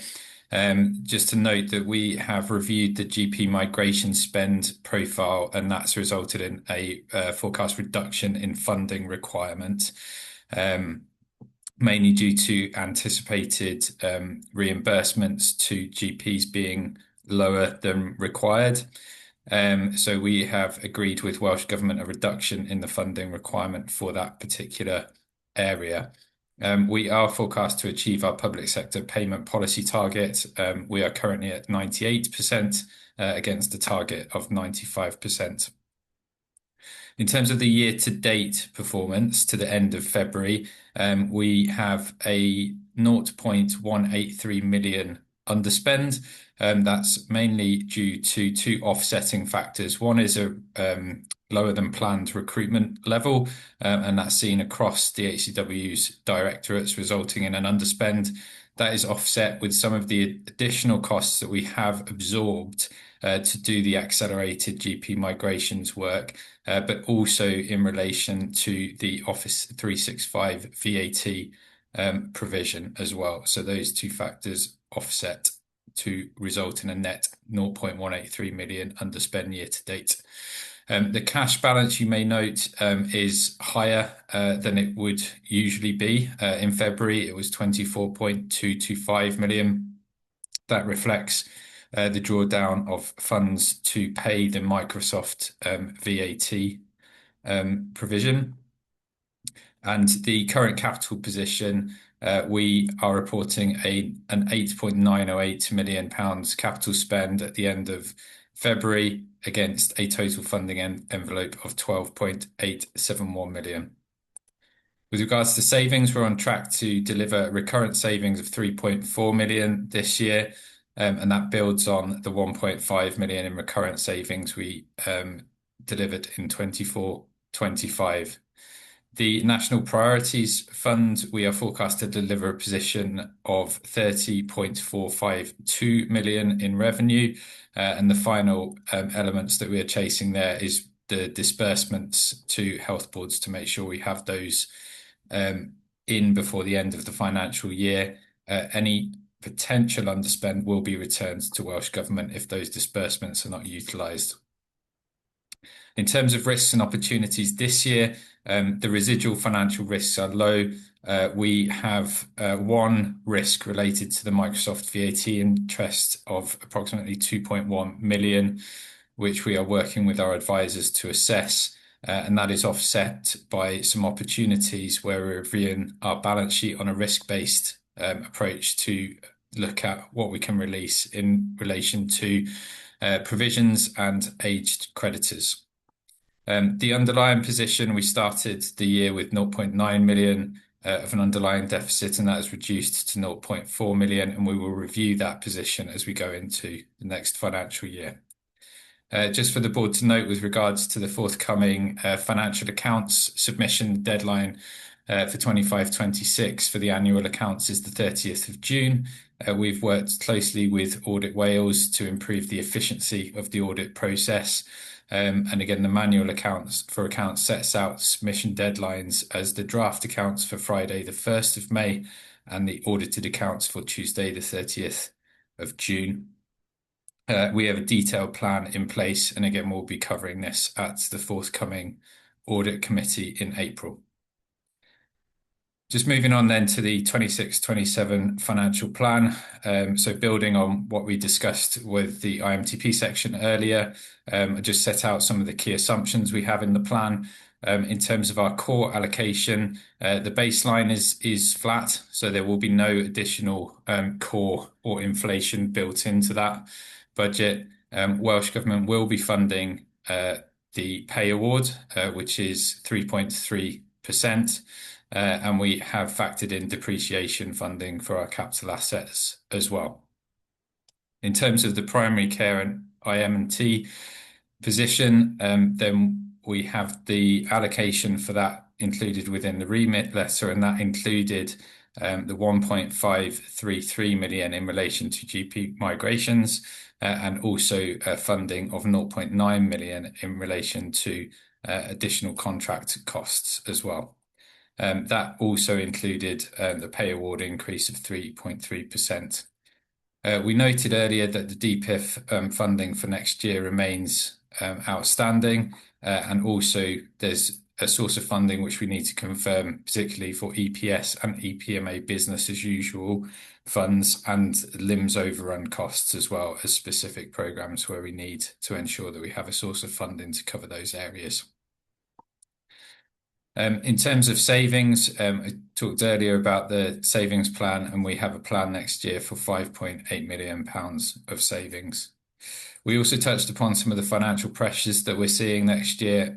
I mentioned the pay pressures, which is 1 million. That relates to pay pressures that are not included from the Welsh Government central funding. For example, the incremental costs and step costs of staff moving up within pay bands. We also have £3 million of service growth and organisational cost pressures relating to areas such as cyber, networking and information governance, and also supporting our transition to our new organisational target operating model. Indexation is estimated at 0.5 million, where we've got unavoidable financial pressures baked into our contracts, and our wider contractual inflation and a result of national investment decisions, mainly driven by the Microsoft increase, is at 5.7 million in terms of financial pressures. Our capital plan for 26-27, the discretionary capital allocation is 3.64 million, which actually represents a 12% increase in capital allocation from Welsh Government for next year. The main outstanding element is the DPIF capital allocation of 13.1 million, which covers programs such as the NHS Wales app, Digital Intensive Care, Cloud Transformation, RISP, and LIMS. In terms of the financial risks for next year, we touched upon some of the uncertainty in terms of the emerging risks on energy and potential inflationary impacts or shocks as a result of global events. Funding, there may be a potential shortfall in DPIF funding, which we'll have to review once we understand the outcome of that. And there is a risk of income shortfalls in areas such as EPS and EPMA, which remain unconfirmed at this point. Further financial risks may relate to programme delays, so LIMS or RISP. If they delay further, there may be financial consequences associated with that. Equally, there may be risks that the GP system migrations delays, and there could be consequences with that and the integration layer that we are developing internally also. In terms of our savings delivery, we will monitor this as part and further develop and review it as part of the financial baseline review and look to mitigate any risks in delivery of the savings plan. Just in terms of financial opportunities for next year, we will still pursue the conversation around a more sustainable funding model to work with Welsh Government to try and improve arrangements to see if we can establish a more medium to long-term funding model and requirement. There is also opportunity presented by our transition to the product service delivery model as we have the opportunity to review our SLA arrangements and the pricing model that accompanies that. The final opportunity as well is in relation to the Microsoft VAT recovery. So that's a summary and an overview of the paper. We're requesting the board to note the position to the 28th of February and the forecast achievement of our financial targets subject to the mitigation of the identified risks and execution of opportunities, and also to note the financial plan for 26-27, including the key assumptions and the approach that we've taken to that as well. I'm happy to take any questions. Thank you. Diolch, Chris. Thank you very much. Question from me to start. Obviously, you were noting some of the pressures there, the pressures and risks on us. And I suppose my question is, and you probably might not have an answer, but Sam Lloyd might have a bit of a sense. I just want a sense. On cyber, you noted a cyber pressure. Is it really that small? Would be my question, because it didn't sound like it was a very big number in terms of additional pressures that we might have on cyber or additional risk. I think probably just in response to that, and I see Sam Lloyd will want to come in to respond to this as well. I think what we've captured is the immediate cost pressure, where we're looking to address a kind of short-term gap in resources. But I do think there's potentially a case to address in the longer term our cyber capabilities. But I think Sam will want to come in on that point. Yeah, thank you, Chris. And not to say too much in a public board, but we have identified and done some external benchmarking actually around some of this. So we've identified a requirement in the cyber team, which we're now looking to plug. And we do have this recruitment freeze, which has been set through the remit letter that we discussed earlier. So, but we'll be looking to prioritise those roles through that approvals process. But as Chris says, there is a bigger question around national readiness, which we need to tackle through the governance that we're looking to set up. I mean, it's exactly the kind of thing that this board is here for those difficult decisions. I think we're absolutely prepared to stop things if it means that we're making that investment in cyber, right? That's what we're going to have to start to have that conversation. And I don't expect to have details on that conversation now, but it just strikes me that of all of the pressures that we've got, the one that it feels like we've undercooked is cyber. So I just want us to be cognizant of that, please, for going forwards. David. Thanks, Ruth. Thanks for that update, Chris. Chris, I've got a question related to one of the risks you've got in the paper, and it's specifically around fixed-term funded resource and the lack of confirmation of DPIF funding going forward. Can you just help me understand that? I think what the position is we've got a number of people on fixed-term contracts. I'm hoping that they don't all end at the end of the financial year, but I'm worried that they might. And if there's an ongoing delay in securing the DPIF funding beyond the end of the year, we may risk losing staff because they're not prepared to hang on waiting for the funding to arrive, and they take other opportunities, possibly outside the NHS. Yeah, thanks, David. So the risk is in relation to people we have on fixed term contracts. We have been managing this for the past probably 3 to 4 years, I would say.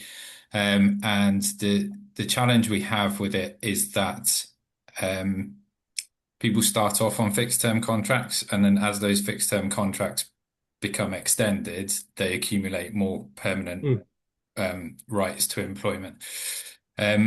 So we have, again, that effectively an underlying cost base of people, which is effectively a recurrent cost pressure, effectively, in terms of our staff. And then we've got this non-recurrent funding to cover that.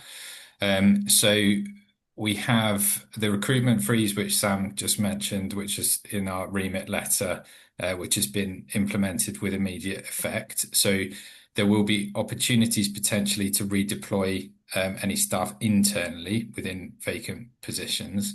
But then we will also be doing a review, and again, this will form part of the financial baseline assessment to assess, again, the DPIF funding that we do get against the roles, requirements and priorities that we have, and then we'll just need to look at what that position is like very early in the new financial year to assess any remaining financial risk.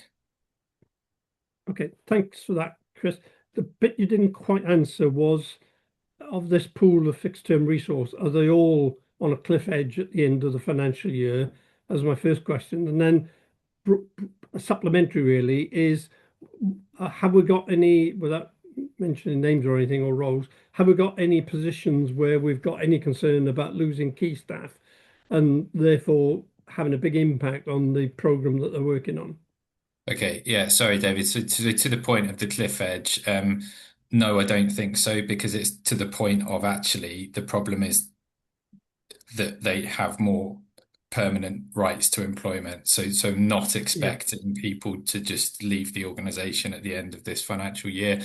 In terms of working through the detail, working really closely with Sam Morgan to make sure that, again, we have that detail underpinning it. There is a strategic resourcing group that we have set up and in place that is overseeing the management of this and the detail of those who are in these positions, and managing, again, the vacancies against the people in these positions as well. Okay, thank you for that. I guess if I may persist a little bit, my concern is we're in escalation for major programmes.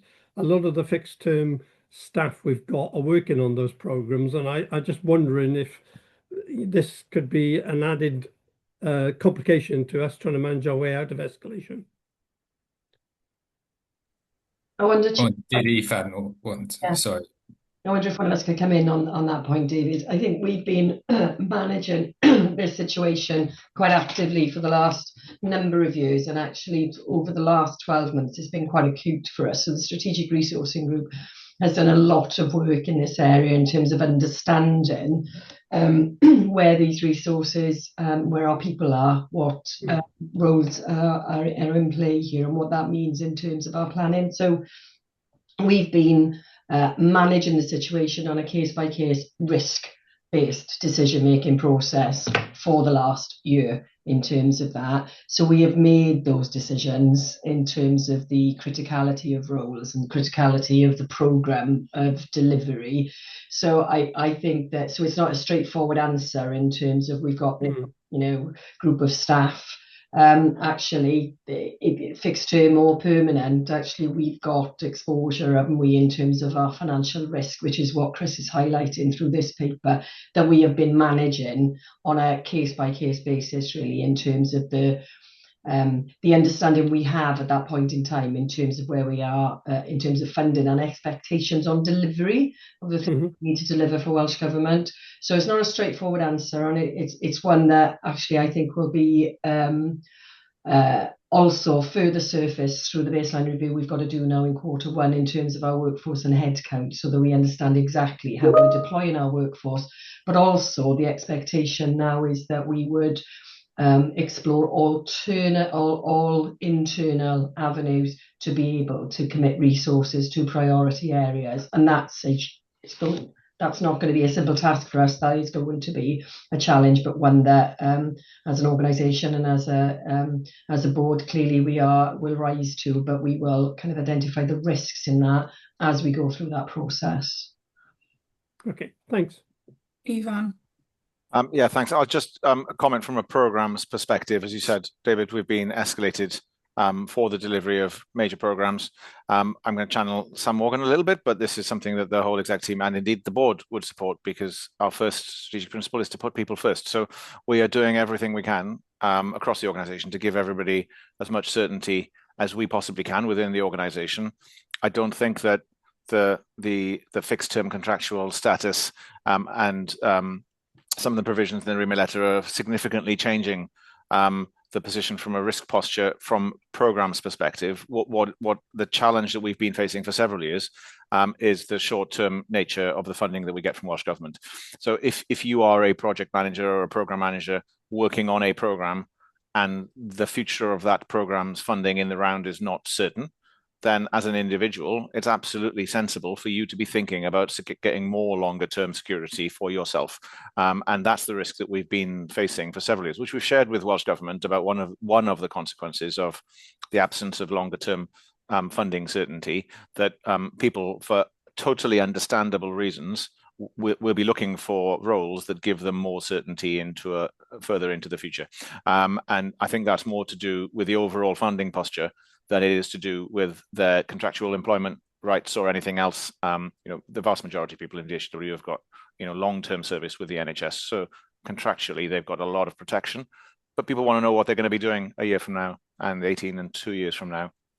And sometimes, we give every single. I really want to emphasise, we really are living putting people first. We give people as much certainty, as much reassurance, as much comfort as we possibly can, but there are things that are outside of the control of the organisation, and then people reach their own judgment about trying to, and so they should, right? Because it's their career, and as individuals, that's absolutely what they should do in their own interest. And we're trying to get that balance constantly to maintain the capacity, the learning, the corporate memory, and the experience that we have. And finally, just to bring that to life, there's a corporate memory that we really value that rolls from one program to the next, particularly when we've got programs in the same kind of domain. We've built a lot of knowledge and experience in diagnostics, as board members will know, over the last year or two. We really don't want to lose that understanding, that learning, that knowledge. We want to roll that forward into the next generation of diagnostics programs, which will be on us in no time at all, and hold on to those hard yards that we've that it's been expensive to learn, to build that knowledge, and we want to hold on to it. So there's a lot going on in this space. Okay, thanks, Ian. So I understand all of that, but. And here's the but. The short-term funding nature of what we get from Welsh Government has ever been the case. So I don't think we can say it's because of that we find ourselves in a bind. And the way that we resource for the work that we do has to be, and this is surely what Building the Futures is about, has to be fit for a modern world of delivering products and programs in a digital space. So I do think we need to try to think about what does that look like in the new world, rather than saying, oh well, we've always struggled because it's 1 year funding. Well, if we've always struggled because it's 1 year funding, we should have worked it out by now, surely. Can I come in on that one, Chair? And I think that's what the Strategic Resourcing Group has been doing. So we've got different ways that we build capacity where we don't have the capacity to meet the demand or the expectation, the priority that we need to. And some of that is about kind of, bringing people in, which is what we will have done on those shorter term, fixed term contracts. Getting contractor resourcing for those short amounts of time, or actually commission and procuring work packages from commercial partners so that we can kind of inject that expertise that we need, that we are short of in terms of the delivery. So I think, in fairness, there has been a huge focus on that, but we're still left with the situation of short-term funding actually. That is fixed-term funding. Fixed-term resourcing is part of the model. And it does expose us to that risk when we've got short-term funding. So I think that there has been a lot of focus on it. I don't think we've kind of sat back on our laurels and thought, oh, kind of, we can't sort this out. Clearly, we're making those judgment calls and being advised through the Strategic Resourcing Group. Thanks, Helen. Rowan. I think Ruth, you make a very fair point, and I also think it's just worth noting that the organisations that are able to innovate and deliver innovations in hard spaces like health, one of the key factors that's associated with those high performing organisations is certainty of funding. And this is part of the tension. So for very good understandable reasons, Welsh Government has had certain constraints that it's operating under. Unfortunately, that also will have an impact on organisations' ability to deliver some of the innovation that we're looking for. You pays your money, it takes your choice. Yeah, thanks, Rowan. Did you want to come back, Helen? So it's a different point. So if everybody's content, then we can move on from that point. Yeah, my point was perhaps to whether Chris could explore, expand just briefly really on the grip and control exercise that we need to undertake, just so the board are fully aware and what that involves, and the fact that it's a wider initiative that's going on right across NHS Wales.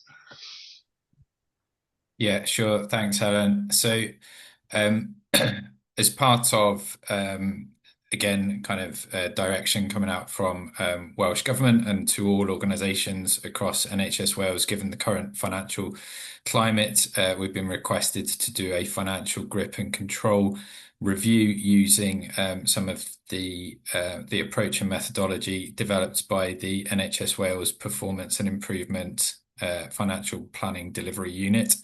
That will cover a self-assessment effectively of our key financial and workforce controls. So again, it will cover both our pay and non-pay spend, and over the course of April, we will be doing a self-assessment to complete that in terms of the grip and control review, to make sure that we have appropriate controls in place, and where we identify any potential gaps, we will seek to strengthen those gaps as well. So again, it just presents an opportunity for us to make sure that we have that level of assurance to review our internal control processes and strengthen them where we see areas that we need to strengthen.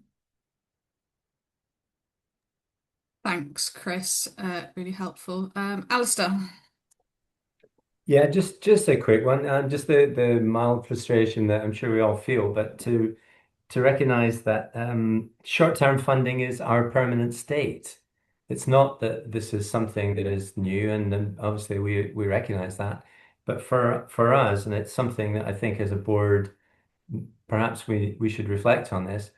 Maybe we spend too much time describing it as a problem rather than accepting it as from my perspective, the long-term reality. And in that long-term reality, are there ways for us to be able to navigate through it that would be better spent rather than time describing it as a problem? And in saying that, I recognize that we're all frustrated by the situation that we find ourselves in. But you try and find a public sector organization in Wales, and I dare say the whole of the UK, that doesn't have the same concern. Yeah, just to make that point. Thank you, Chair. Diolch, Alistair. Thank you.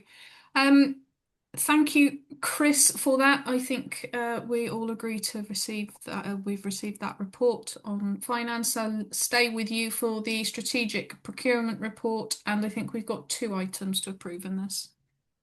Yeah, thank you, Chair. So the 2 items to approve, firstly, is in relation to new IT service management toolset replacement, and secondly, is with regards to cloud migration support. So the first contract award is for the IT service management toolset replacement. The contractor is Softcat PLC. The term is proposed to run from the 1st of April with a 9-month implementation period, followed by 3 years of operational service running from January 2027 to the 31st of December 29. Total contract value of 1.590 million. The funding will come via existing budgets for this. And again, we've got the one-off implementation costs that will be covered as well. So the board is requested to approve this contract award. The second one is in relation to cloud migration support. Again, one of our key programs funded by the Digital Priorities Fund. The contractor here is KPMG. The term is proposed to run from the 6th of April 2026 to the 5th of April 2028, with an option to extend for 2 further years in annual increments. So that would take up to a maximum extension of the 5th of April 2030. The total contract value for this is £4 million, excluding VAT. And we're not obliged to spend that full contract value. Each work package will be scoped and agreed between DHCW and KPMG, with funding approval also being sought for that prior to it being executed. So again, the request for that is for the contract award. I'm happy to take any questions on those. Thank you, Helen. Yeah, thank you. I just wanted to pick up the, well, on both contracts, really. Brilliant to see the IT service management tooling come into the board, and commend that for approval by the board. We've prioritised this as an organisation, despite our kind of significant savings target that we need to take this forward, because actually this is one of the underpinning kind of capabilities that we need to make sure that our service desk and our colleagues right across the organisation have the right tooling that they need for that. So really pleased to see, and great work that's been done to get us to this point.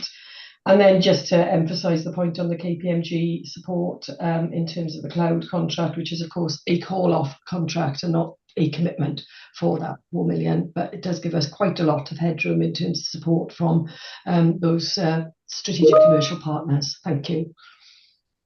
Thanks, Helen. David. Yeah, thanks, Ruth. Chris, in terms of the IT service contract, we've got this one-off implementation cost. You said that it's the cost of the contract is included in our budget. I assume by that the ongoing cost on an annual basis is in the budget. Can you just clarify the implementation? Is that a one-off cost, and have we provisioned for that in this year's budget? Correct. So yeah, the one-off cost is £95,000. That will be in the 26-27 budget, and we will recurrently budget for the ongoing service costs as well. Okay. Thank you. Happy to support it. Okay, I think we've got general agreement for that one, Chris.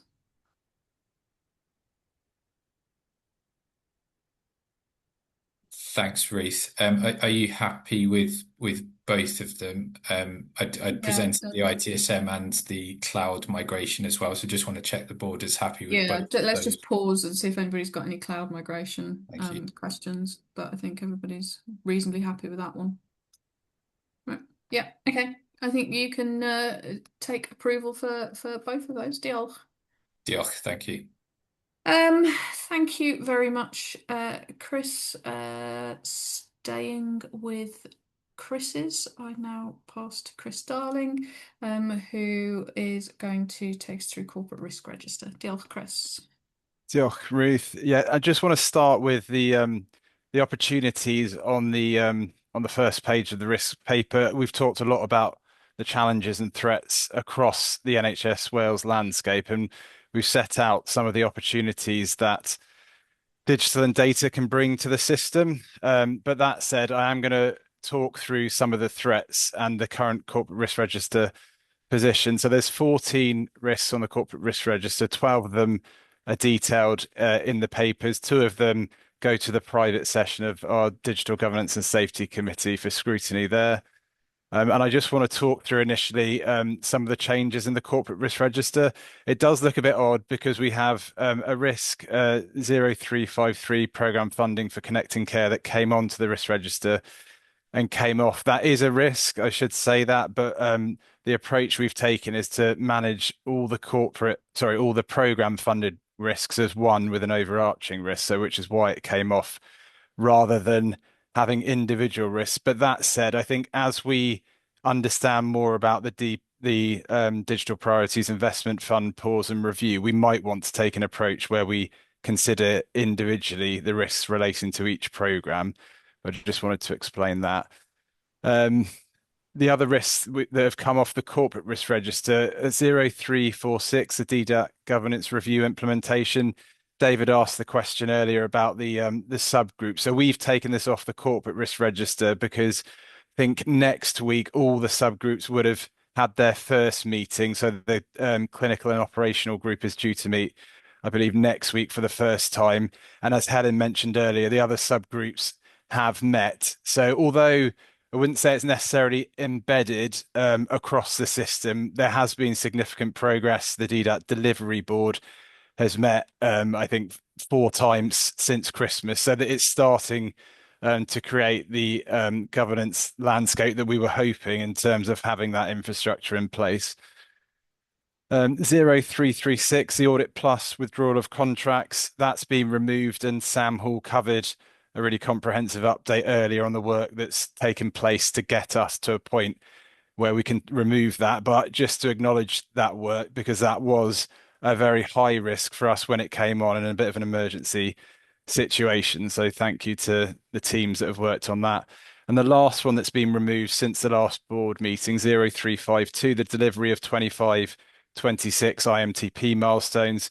This came on to the risk register because of some of the additional asks that were coming in the organisation, particularly in Q4. But as we come to the end of this financial year, focus is turning to the IMTP for next year, having absorbed some of those additional changes. So those are the changes to the risk register. I did just want to comment on a couple of other points, a few in terms of areas to explore. So we mentioned the geopolitical environment and ensuring that that's featured on the risk register moving forward. So we'll look at that. I think there is something about the recruitment freeze and the Digital Priorities Investment Fund pause and review, and understanding that and reflecting that through our risk position. And then I just wanted to finally mention 2 risks. One that we've covered, so I won't cover it again, which was around the fixed term resource funding. Again, David picked that up in the finance section. But the Welsh Intensive Care System implementation today, board members will be aware this has been on our corporate risk register for a while. So I'll just ask Ivan to just comment on the current status of this one, please. Yeah, thank you very much, Chris. And I think I'll frame it in terms of a general position on risks. As I was saying earlier, I'm in a reflective kind of mood because I'm coming to my 4th anniversary with DHCW, and I've been on lots of audit committees across my previous public sector career in Welsh Government. I take a lot of comfort from the risk management approach that we have in DHCW. I think it's a very robust, very well structured risk management approach, and its purpose is to help us to focus on things that we think have a degree of likelihood, but a degree of unpredictability. So, we can't put absolutely everything in, like, there's a meteorite which hits the earth or something, but things that we think are are likely to happen. And the funding uncertainty we know is likely, but it's hard to predict exactly how that works. And WCIS is right in the middle of two key things. One is funding uncertainty, a review of DPIF, but also the sort of short-term arrangements and how that funding has moved around over the last few years for all programs. And secondly, the collaborative partnership delivery that we have with health boards, where there's a high degree of interdependency and reliance between us and between health boards. And the choices that health boards are forced to make in their local context about capacity, about resources, about clinical approval, about testing approvals, and a bunch of other things. And WCIS is squarely in the center of that. Some other programs, LIMS and RISP, we've considered many times, are also there. So I think we do the best job that we can through the risk register of surfacing and describing the nature of that uncertainty, what we can do to manage it. And it's not easy to manage. There's an inherent uncertainty in those spaces. On WCIS, we're working very, very closely with Welsh Government, with the Chief Executive's management team through Helen, which is leading that work, through the Leadership Board, and through many other mechanisms to try to bring as much sight and as much urgent crystal decision making as is possible. But there are many interdependencies in that space. Where we can, I've got a high level of confidence in the delivery of short phases. So the phase 1 delivery, which we're in, of the sort of reset plan, I've got a very high level of confidence on that in terms of meetings, technical assurance, clinical assurance, and other things. We are still working closely with health board colleagues to lock in commitments for 26, 27, and we're working with Welsh Government as well as part of the wider DPIF review on funding and other things. So there is a degree of uncertainty in that space, which is why it's obviously in the risk register. And it's not quite daily, but it's every 2 or 3 days, close dialogue with all the key parties and all the key partners. So in terms of risk mitigation, risk management, I don't think there is anything more that we could do to try to manage that risk as it currently stands. Thanks, Stephen. Chris, anything more from you before I go to Alistair? No, that's it. Thanks, Ruth. Diolch, Alistair. Yeah, thanks. And thanks, Chris. Thanks, Ivan. And totally agree that, trying to assess the geopolitical risks, you could spend a very long time trying to do so, and it would be wrong by the time you got to the end of it.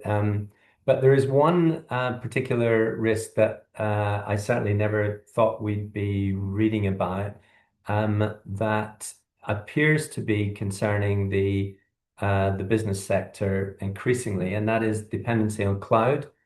And whether or not our dependency within DHCW is a dependency on controls that could be exerted by the USA.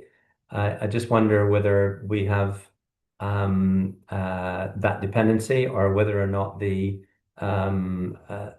cloud capacity that is in the UK is our main link, and therefore whatever potential there is for disruption in the USA, that would not affect us. I just wonder if you know that you could clarify that. I think I'll probably ask Sam to answer that question, Alistair. Yeah, thanks. Yeah, fair do. Thanks, Alistair. It's a great question, and it's really pertinent in the current climate. And I know a lot of organisations are considering their exposure to these kind of risks. So, as we know, most of the major cloud hyperscalers are US-based multinational organizations. So there is a degree of risk that's inherent in that situation. We do try and mitigate it by ensuring that all of our data is UK held. So we're storing in UK data centers, but obviously the umbrella companies are still owned out of the States. We are also looking at options to kind of, I guess, diversify our approach in ways that might help to mitigate that risk. So looking at increased use of open source, for example.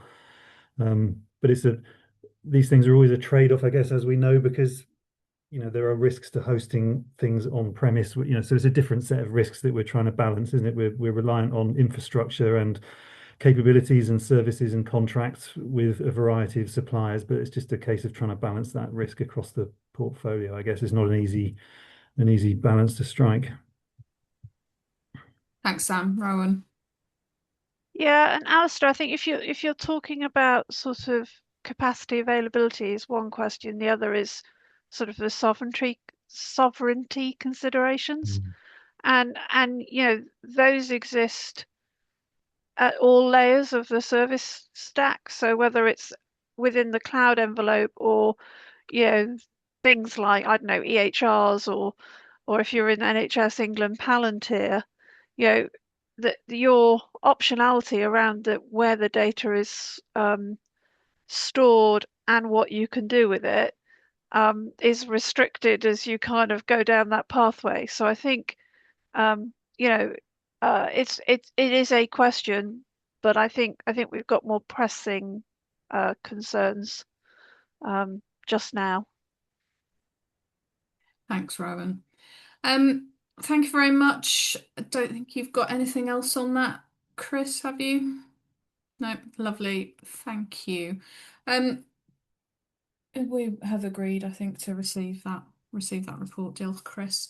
We will move on now, and I am delighted to welcome. Oh, it is Sarah who managed to get her name changed from Michelle, who's joined us today. Yeah. Welcome, Sarah, who's going to present to us the NHS staff survey results and the annual equality report. Sarah, I'm going to suggest that you actually do both together, and then we'll pause after you've done both of them for questions. Because as you can see, I have obviously deliberately blown the timings today for very good reasons. If you could do that, that would be absolutely fantastic. Diolch. Yeah. Diolch, Chair. Pnawn da, good afternoon. I'm Sarah Brooks, Head of Culture and People Strategy. So I'm really pleased to present the high-level summary results from the NHS Wales Staff Survey 2025. So this survey remains one of the most important sources of insight into colleagues' experiences, helping us understand what is working well and where we need to focus our efforts as we continue to develop a positive, compassionate and high-performing culture. I'd like to begin by thanking everyone who took the time to complete the survey, as their feedback enables us to develop a more supportive and effective working environment. DHCW continues to be a strong performer within NHS Wales, maintaining levels of staff engagement experience that remain above or on par with national benchmarks. Our engagement score this year is 74%, a slight decrease of 1.5% on last year.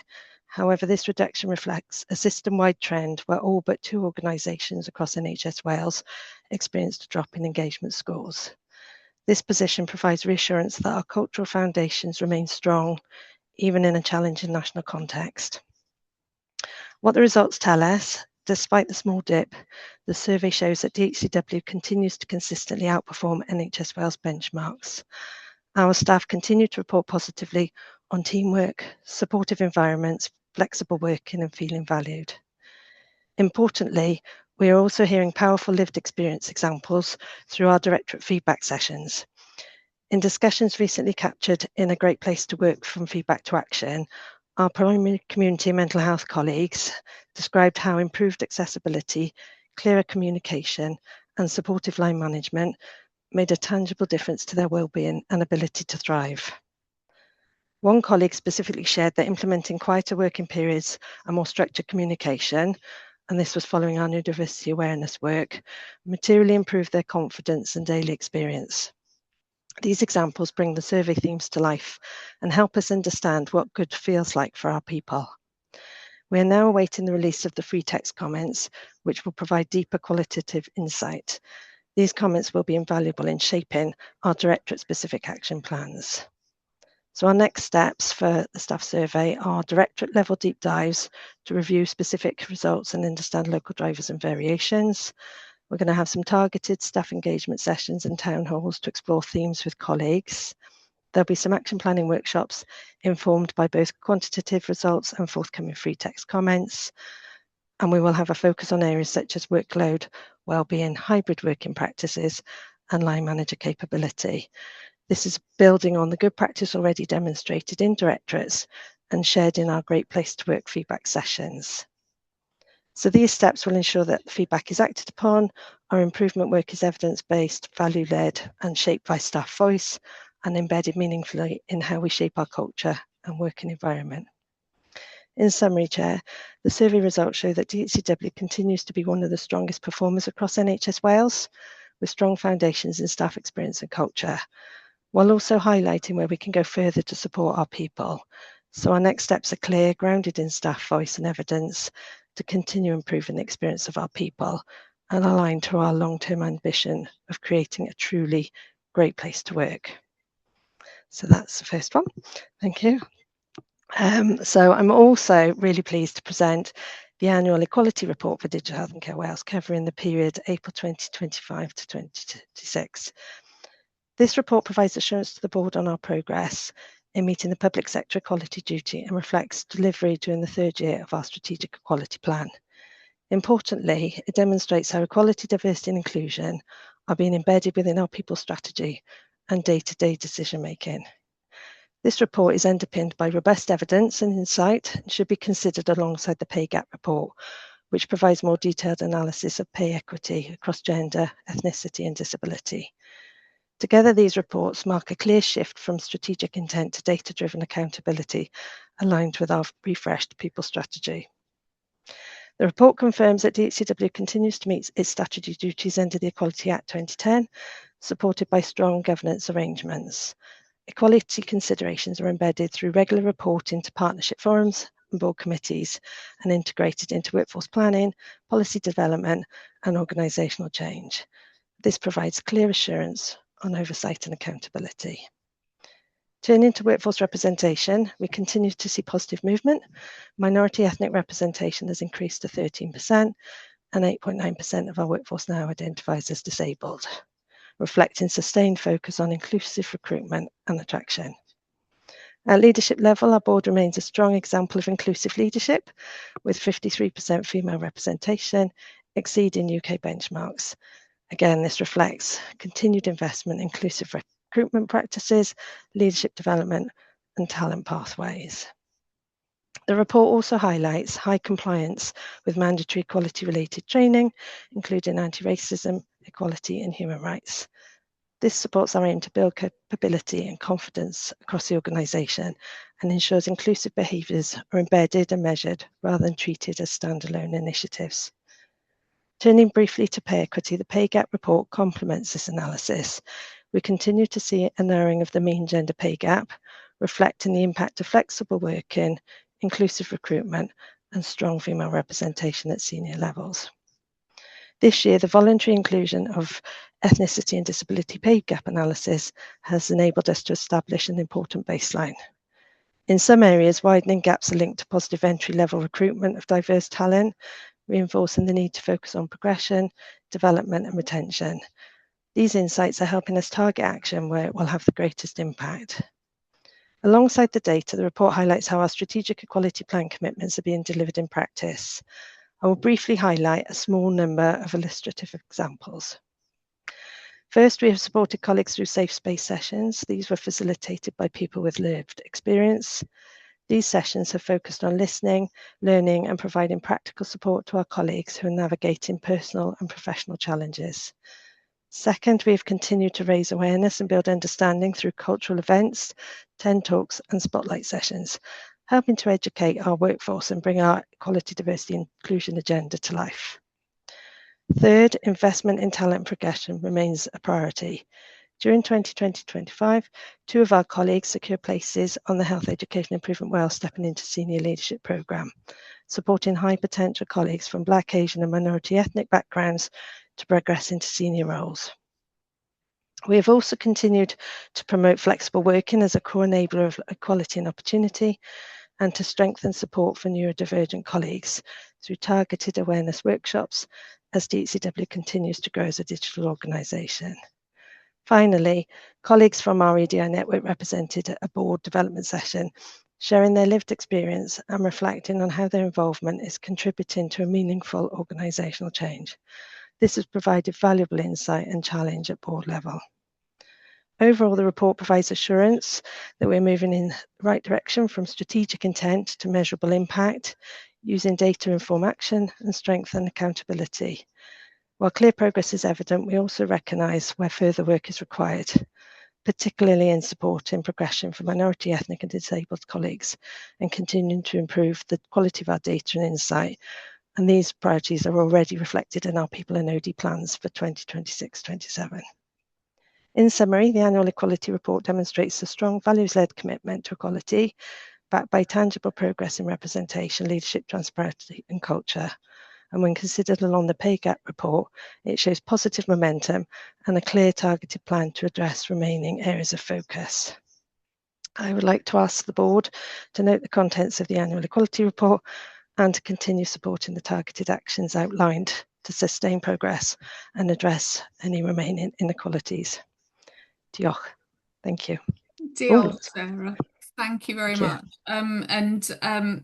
You know, I know particularly in the EDI space, Lanisha has done some fantastic work for us, and Yes. I think taking those two items together actually shows how our approach to EDI and being an inclusive organisation has, you know, shown up, I Yes. think, in our staff survey results, because people appreciate that as one of the things about working in DHCW. Yeah. So thank you very much for bringing that to us. Alistair. Thank you. Yeah, thanks, Chair. Thank you, Sarah. It's really nice to see you there as well. And thanks for taking us through a kind of whistle stop of it. I also really appreciate your really positive sense of where we are as an organization. That's great to hear, is the kind of the spirit of the organization. Yes. My question, it's really more a point than a question, a suggestion. You know, I'd like to think that we are a high performance organization, and I'm not suggesting that we're not. But if our benchmark is NHS Wales, then we really are making that assertion on the basis that NHS Wales itself is high performance.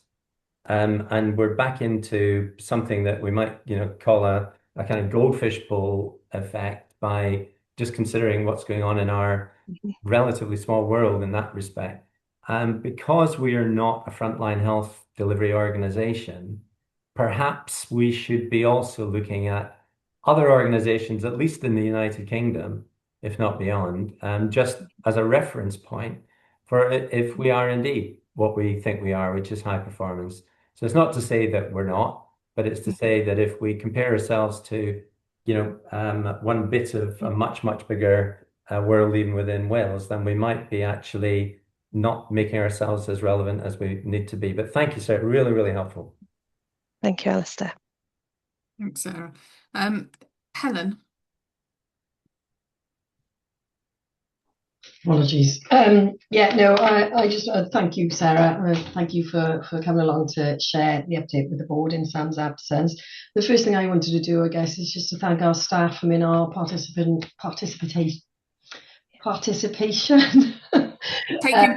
Taking part, Helen. Our colleagues who contributed their feedback to the survey. So I just wanted to thank all of our staff for doing that.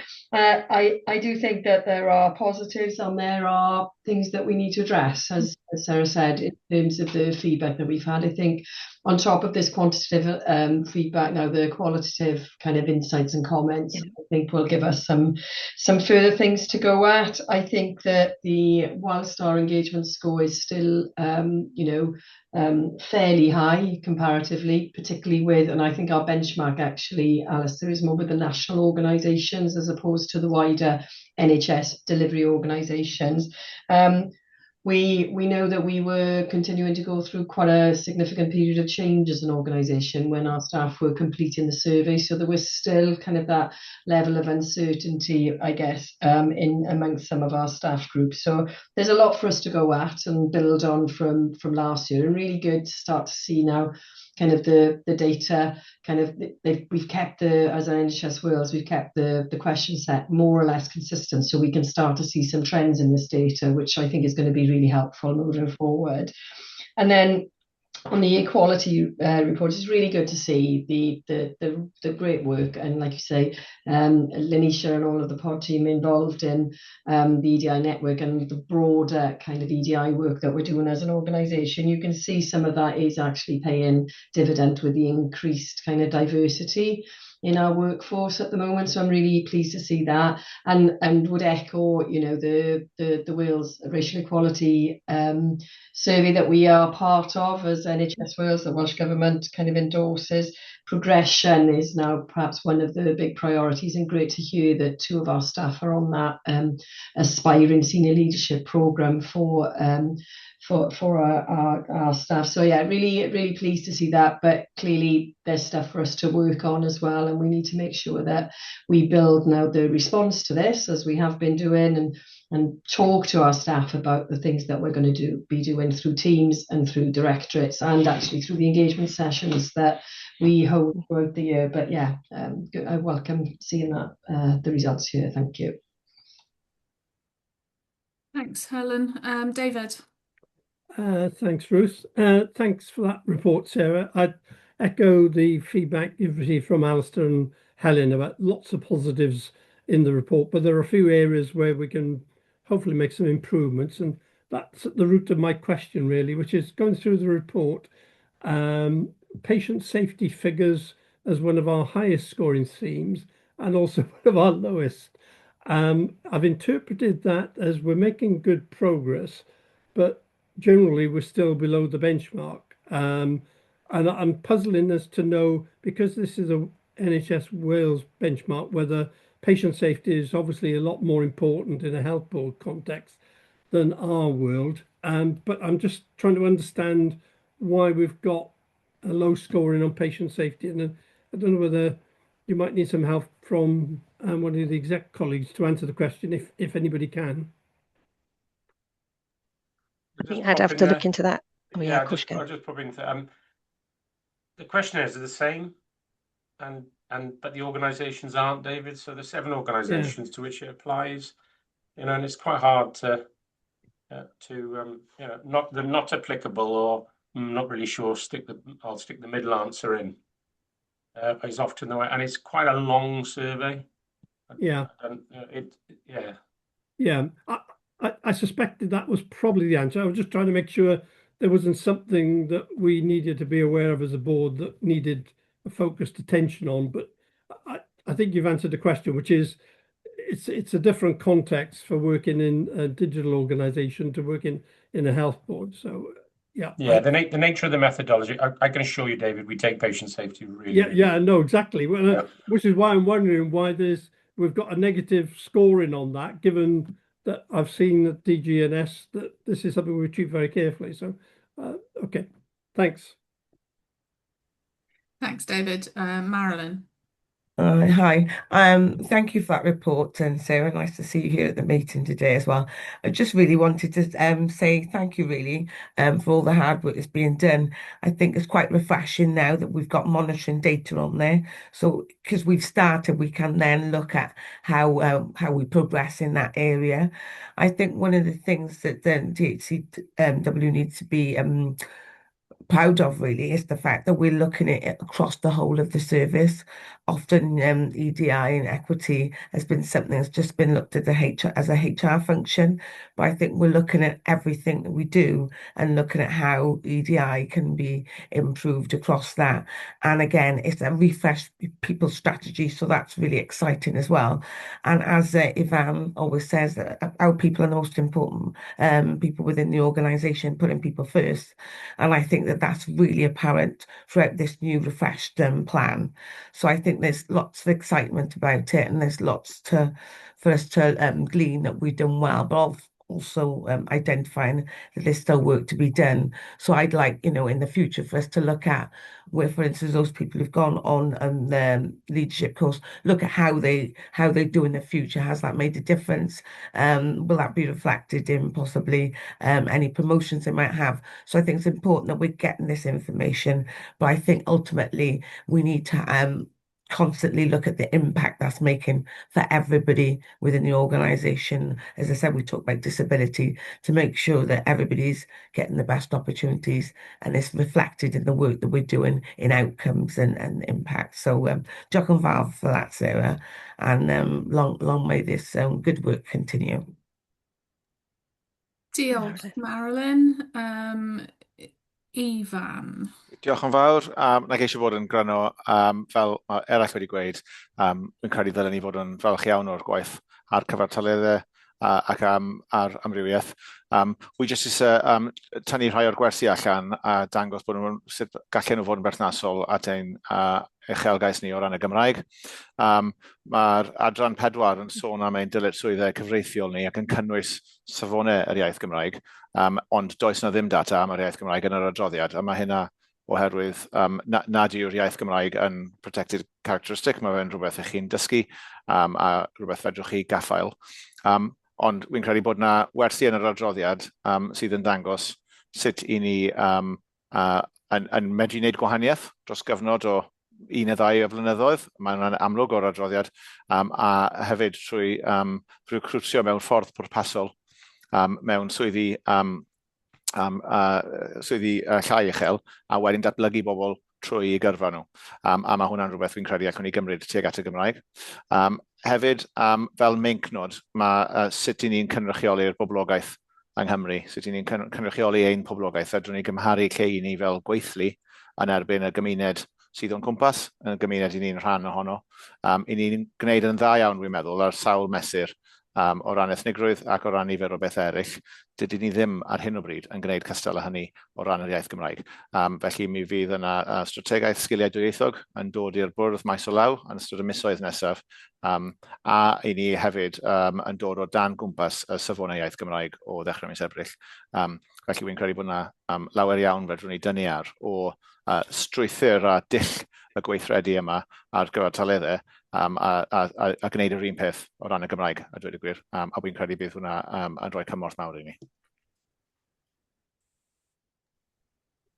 Diolch, Ifan. Paul? Thank you, Ruth, and Sarah, thanks for presenting the both papers. Just a comment really on the staff survey paper, and Helen touched on it. I mean, the qualitative data is where the detail sits, and I look forward to digging into that in partnership with the other trade unions and Sarah and the team. But I think it's worth noting that we've compared really well across the board with our benchmark organisations at a time of particular churn in the organisation. So is it really reflective of what staff think across the board, or is it a picture at a point in time? Because the staff survey came off the back of a lot of change across the organisation, and I suspect that's impacted the results in some considerable way. Thank you, Paul. Sarah, any final comments from yourself? I think that, a lot of really helpful feedback and positive comments there about the general approach. Nothing further from me, thank you. Lovely. Thanks ever so much for joining us today. You're very welcome to stay, but I'm conscious you may have other things you wish to get on with. So Diolch. Thank you very much. Moving on, we are back with Chris Darling for our performance report. Chris. Diolch, Chair. Yes, I'm just going to run through some of the headline performance metrics and indicators.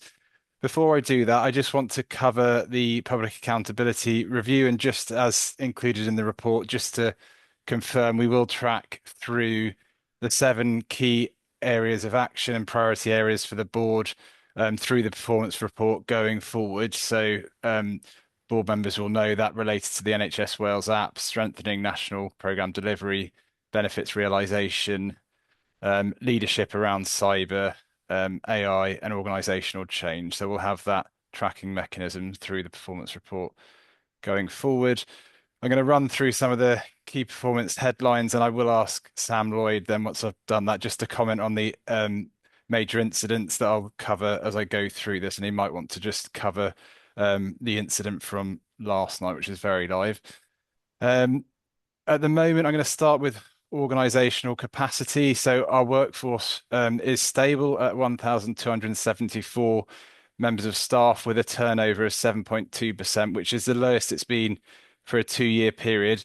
I specifically highlight this in the context of the remit letter, the baseline review and the recruitment freeze, so we're clear of our baseline position going into that period.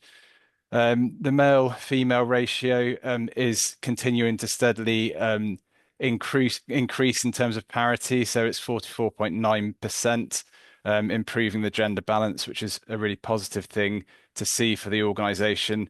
And our statutory mandatory training remains above target at 94%. 0.9%. So that's good.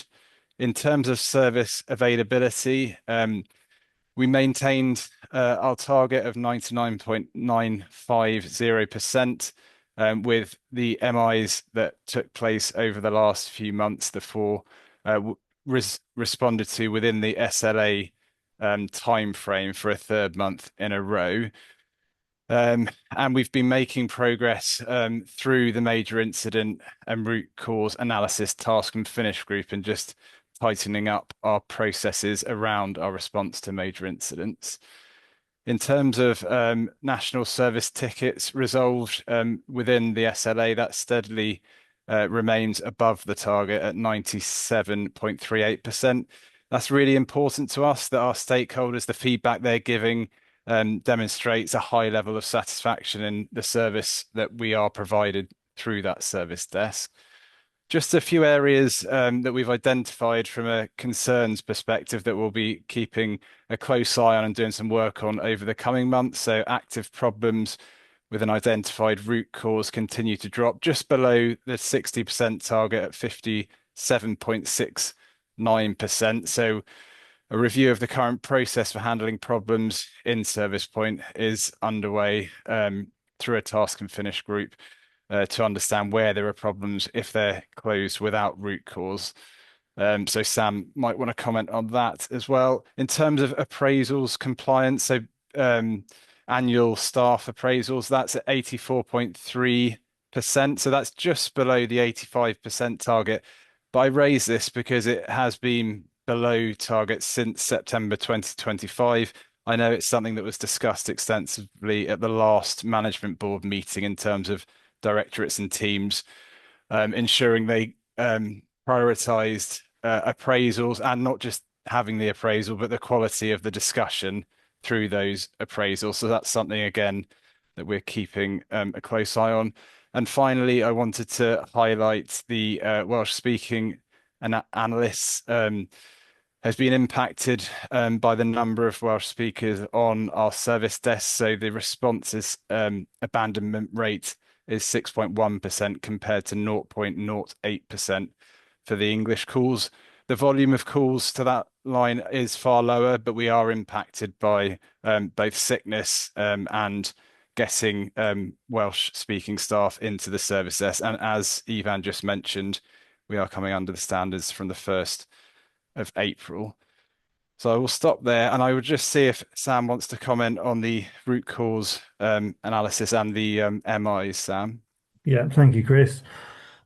As Chris said, we had 4 major incidents in February. 3 of those related to issues with externally hosted services that weren't directly within our control. And one of them was a configuration issue, which we were able to resolve internally.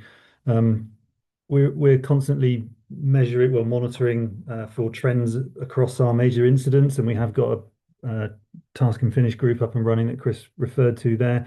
We've had an initial set of findings from that group, which we're working through at the moment. One of the things that we've noticed is an increase in change-related major incidents, but that is actually correlated with an increase in change. So we are in a period where a lot of change is underway across our technology estate, and that's for a variety of reasons, as we move to cloud, as we update legacy systems, as we re-engineer applications and so on. So some increase in change-related activity, I think, is to be expected, or change-related incidents is to be expected. But obviously, we're really vigilant to try and keep that to a minimum, and we're reviewing our change management processes alongside our major incident management processes as well.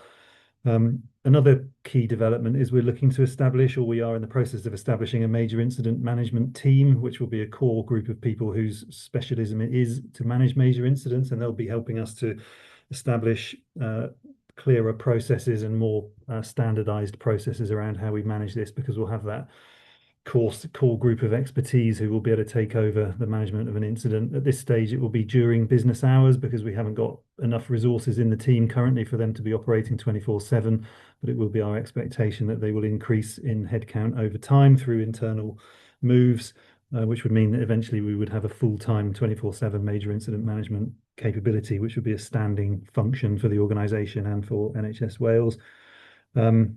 And the new ITSM tool is going to be a big help across this landscape as well, because we've got problems with the way that we're able to categorize incidents and problems, which makes it difficult to look back sometimes and fully diagnose root causes. So the ITSM tool that we approved earlier is a very key strategic step in this space. Chris did mention that we had a major incident last night, so just to update members on that, it was an outage of the public sector broadband aggregator service, which is a supplier managed and operated system. It's outside of DHCW's direct control, but given our national role, we were coordinating the incident. It basically meant that for a period of time there was no internet access from any organisation in NHS Wales, and the HSCN, the Health and Social Care Network access, was also impacted as well. So that meant that services such as Office 365, EPMA, BRISP, the radiology services and so on were all impacted. So clearly a critical incident. This was detected at about 5 p.m. last night. It was quite a protracted period of troubleshooting, which was undertaken by the provider of that service. It wasn't actually resolved until nearly 2 o'clock this morning, and it required them sending staff to a physical location where they had to undertake some work. There's lots of lessons that will be learned from this, so we'll be undertaking a full major incident review, and that will be a national exercise. It won't just be within DHCW. We had a series of update calls running across the system up until 1:30 last night, where we had representation from all organisations, including a number of directors of digital on those calls, where we were keeping people posted on progress. We were preparing to enter business continuity from this morning if we hadn't been able to fix the problem. So around about 8:30 last night, we advised organisations to start considering business continuity measures, but thankfully we didn't need to implement them because the service was restored at about 1:20 this morning. So the service that was affected is actually the service owners are Welsh Government, so they hold the contract. So we'll be working with them to learn lessons and implement any improvements that we identify are needed going forward. So yeah, just to give you a bit of an update on that one. Thank you. Thanks, Sam. Any evidence of harm or lingering after effects? No. It was so as part of the final check last night, we asked each organisation to confirm that there were no ongoing issues that they were aware of at that point, and they all confirmed that there weren't. There wasn't any issue with synchronization of data between systems, so there's no issue with data integrity or loss or anything of that nature. It was just about access to systems. So once that access was restored, then normal service was able to resume. Thank you. Chris, back with you. Anything else? No, Sam, just to thank Sam for running through that, because I know he was up till early hours this morning dealing with it. So grateful for the comprehensive update. Diolch. Thank you very much. Marian. Diolch Ruth, a diolch Chris am fynd â ni drwy'r adroddiad perfformiad. Ga i jyst dynnu sylw at yn siomedigaeth wir ynglyn â y diriwiad yn perfformiad y ddesg gwasanaeth Cymraeg, ag o gofio bod ni'n dod dan lawr safonau fis nesaf am y tro cyntaf yn ein hanes i. Mae'n bwysig iawn bod ni'n mynd i'r afel ac yn sicrhau bod ni yn recriwtio asiantaeth agents, dwi ddim yn sicr o'r gair yn fanna felly, ond bod yn staff ni yn effeithiol ac yn rhugl ddwyieithog. Hynny yw, mae yna rewi recriwtio yn amlwg yn digwydd. Mi fydd na adroddiad manwl yn dod i'r pwyllgor archwilio yn syth ar, ddechrau fis nesaf, a dwi'n gobeithio cael ni gyfle i wyntyllu rhai o'r heriau yma, ac yn bwysicach na dim falle beth yw'r atebion i ni'n mynd i gallu cynnig wrth symud ymlaen. Fe soniodd Ifan pa mor effeithiol mae rhai o'r ymyriadau yna i ni wedi wneud o ran yr agenda gyrraeddoldeb ac yn y blaen. Felly mae yna wersi, a wy'n gobeithio y cawn ni ddod nôl at y pwnc yma yn fuan iawn. Diolch.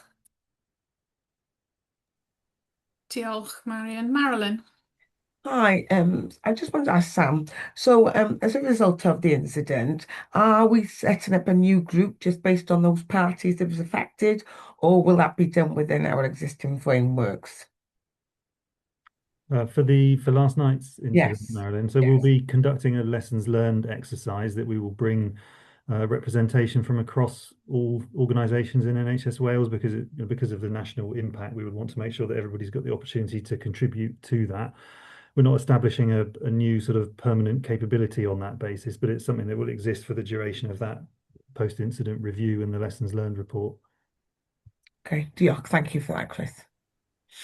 Fab, thank you. Thank you, Chris. We will say that I think we were receiving that report, yes, for assurance. Diolch.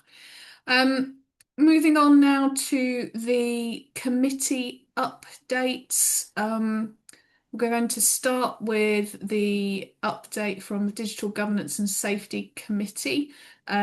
From the irreplaceable Rowan Gardner, and to prove how irreplaceable she is, I'm delighted to say I've replaced her immediately, and Alistair has very kindly agreed to chair DGNS going forwards. I don't think you can even hope to fill these shoes, Alistair, but I know you will give it a go. So, Rowan, over to you. The problem with expectations being set too high is you can only disappoint. But the Digital Governance and Safety Committee, DGNS, met on March the 5th, and we had our usual two-stage committee, one in public, one in private. The report is there for assurance. There is nothing I need to alert the board to. I advise there was one issue where we had something go live that hadn't completed all of the assurance, or the WIAG assurance, although every step within the WIAG process had been signed off. It was the final check which requires Ridian to sign off before things were released. So everyone is being made clear on what the process is. That was an isolated one-off. So these things happen. It wasn't released into the wild with no checks at all. I think that's all I need to say on DGNS, other than to thank everyone who turned up with very well prepared papers, prepared to engage in really useful discussions. Diolch. Thank you, Rowan. Unless there are any questions on that report, we will move on, and Paul Evans, the co-chair of the Local Partnership Forum, will present their report. Paul. Thank you, Chair. I didn't actually realise I was presenting this today, and I wasn't actually at the last Local Partnership Forum meeting, but I will do my best to summarise the minutes. So there were no matters. I think we can take the report as read, Paul. So unless there was anything you wanted to pull out from it, I'm sure, and happy to take questions if needed. Then yeah, sure. I mean, if people have read the report, there was nothing raised at Local Partnership Forum that needed escalation to board. So just the usual raft of really good updates from across the patch. So I can take questions on those if you're happy to just take the report as read. Diolch. Thank you, Paul. Any questions or comments for Paul on Local Partnership Forum? To which he might have to make up an answer seeing as he wasn't there, but he'll give it a good go. No, diolch, Paul. Move on to the Programme Delivery Committee highlight report, and David Selway, chair of the committee, will deliver that report. David. Yeah, thanks, Ruth. I'm reporting on the meeting that took place on the 5th of February. We have had an extraordinary meeting since then, but that will surface at the next board meeting. The only thing I just want to highlight is we received 3 alerts related to funding of programmes, the ongoing funding for EPS, the Laboratory Information Management System, and WICIS, which we've all covered in quite a bit of detail during the board meeting today, so I won't dwell on those any further, but I'm happy to take questions if any colleagues have got any. No, Lovely. Thank you very much, David. And next up, Marion, please would you present the Audit Assurance Committee highlight report? Diolch. Diolch Cadeirydd, ac mae'n bleser gen i gyflwyno adroddiad o'r cyfarfod Pwyllgor Archwilio a Gynhaliwyd ar Ionawr yr 20. Fe welwch i'r prif bynciau trafod yna a'r polisïau a gafodd ei cymeradwyo yn y cyfarfod yna. Does na ddim byd penodol dwi eisiau tynnu'ch sylw chi iddo fo, ond fe welwch chi hefyd yn y sesiwn gaeedig yn bod ni wedi trafod yr adroddiad ar waith yr tîm gwrthdwyll ac hefyd adroddiad yn deillio o'r gwaith sydd wedi i ddatblygu yn prosesau recrwtio a'r cynllun gweithredu oedd yn clwm â hwnnw. Mi gaethon ni adroddiad neu weithgarwch plymio dwfn, y deep dive ar yr economi sylfaenol, a dwi'n meddwl bod yr adroddiad yna a'r drafodaeth a gododd o'r adroddiad yna yn dangos yn glir fel mae Iechyd a Gofal Digidol Cymru yn prif ffrydio egwyddorion yr economi sylfaenol, sydd wrth gwrs yn cael pwyslais a phwysigrwydd mawr gan Llywodraeth Cymru fel sylfaen i economi a chymunedau llewyrchus yma yng Nghymru. Hapus i ateb unrhyw gwestiynau os oes na rai. Diolch yn fawr i chi. Diolch, Marion. That was very clear. It doesn't look like there are any questions. Thank you very much. The final report in this bundle is the Remuneration in Terms of Service Committee. The highlight report and similarly annual report are there. There is nothing to escalate to the board from the last Remuneration in Terms of Service Committee. So unless anybody had any questions on that, I will move on. Diolch. Our next meeting is on Thursday the 28th of May. I haven't been made aware of any other business, but I am going to hand the any other business slot to close the meeting to Rowan Gardner, who this is the last chance we will get to hear from her in this forum. And Rowan, over to you. So thank you, Ruth, and I'm really grateful to have the opportunity to say thank you to you all. I've learned a lot from you, and you know that it's been an absolute pleasure to work with you over the last 5 years. There were 3 ideas in my mind that motivated me to apply to be on the board 5 years ago. Firstly, there was an opportunity for me to give back. You know, I've had over 30 years working with pioneering talents in data, distributed systems architecture, AI and life science innovation. And chwarae teg, you know, I and my family have received life-changing care from the Welsh NHS. It was only fair that I should seek to do that. Secondly, I wanted to understand why the NHS appears to struggle with adopting innovation. You know, from the outside, you know, you read in the newspapers, you know, what really, you know, is the issue. And thirdly, it was the right size opportunity. You know, the Welsh population size and the relatively few health boards and strategic health authorities in Wales should make this a place where it's possible to innovate at pace. And Sam, I think you've given us some really good examples, Sam Hall today, talking about, you know, some of the progress that you've been able to talk about today in primary care. And by innovating at pace with digital underpinning, a high-performing healthcare service, we could create opportunities to improve health outcomes in Wales and attract lucrative and beneficial R&D into Wales, and that is a massive potential economic prize for Wales that we can't lose sight of. There's the opportunity to create wealth for Wales as well as great health for Wales. And And as I've been thinking about the organisation that I joined 5 years ago and the one we have today, I think we've made some material progress. And of course, there's also a lot more to do.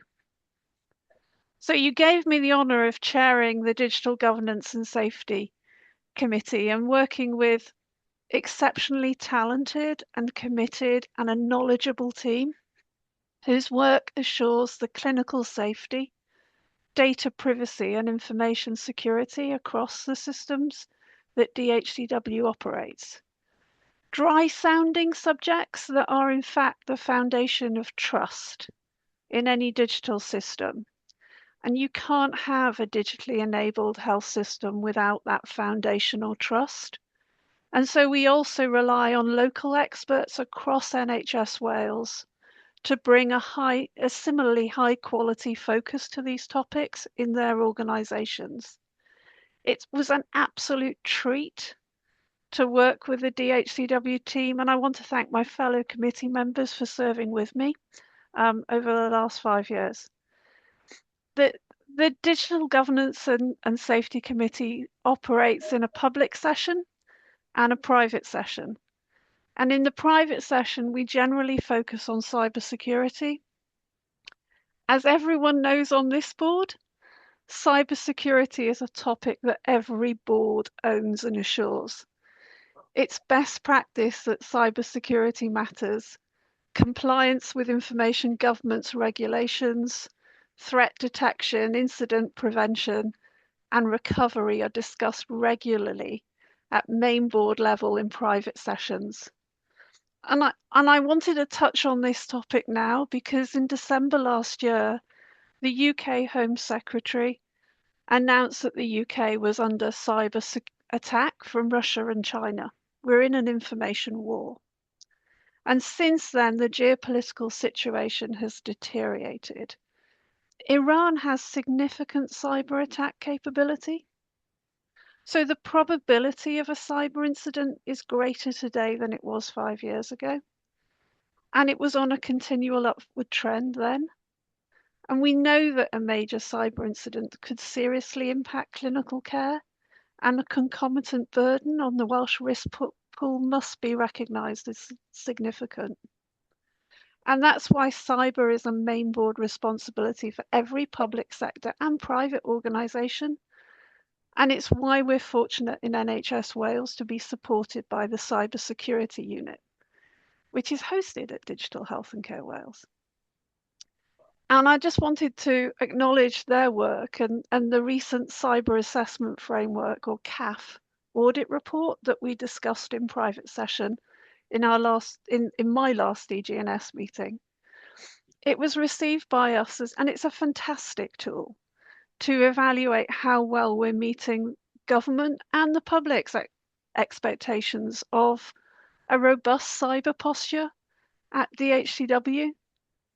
And the CSU issues a CAF audit report for each Welsh Health Board and SHA board, and they're an invaluable assurance tool to ensure that each board has an objective view to assess how well they're meeting their cyber responsibilities. So having said that, did I find the answer to my second question? Well, I think I understand parts of the answer. And like one of those Facebook relationship statements, well, it's complicated.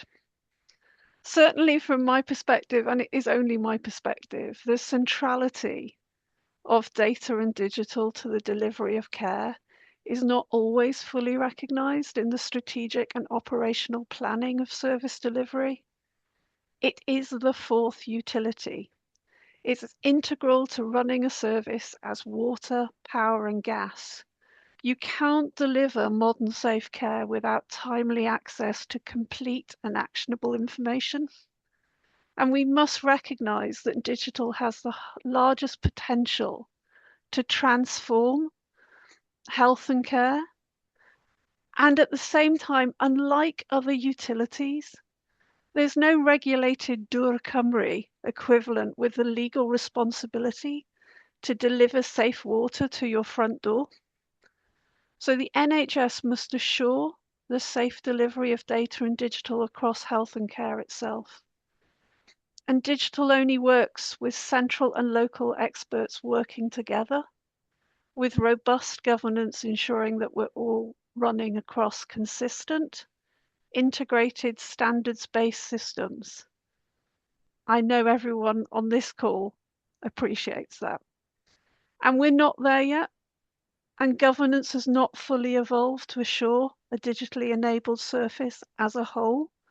And we heard about that today with some of those ombudsman reports right at the beginning of this meeting, where data hasn't flowed effectively when it needed to. So in my personal view, it's the lack of governance and assurance mechanisms across the organisational gaps that's the biggest impediment to progress, innovation, and maximising value for money. And unfortunately, no organisation, no single organisation can fix that issue without a remit to do so. Nevertheless, having said all that, there are significant wins and opportunities for Wales. So the National Data Repository ensures that Wales can have sovereignty and resilience and optionality for its data and digital service architecture. Welsh health data doesn't have to be stored in proprietary EHRs or data integration systems that limit how we can use Welsh health data for our citizens' benefit and care. The NHS app is a foundation for delivering timely and health and preventative services into the hands of people of Wales in daily life. And we have a talented and committed workforce. So I can't wait to see what you and the wider digital profession across Wales deliver over the next 5 years. So diolch yn fawr pawb. Diolch, Rowan. Thank you very much. Thank you very much, everybody. Go well, Rowan. Don't be a stranger. Thanks, folks.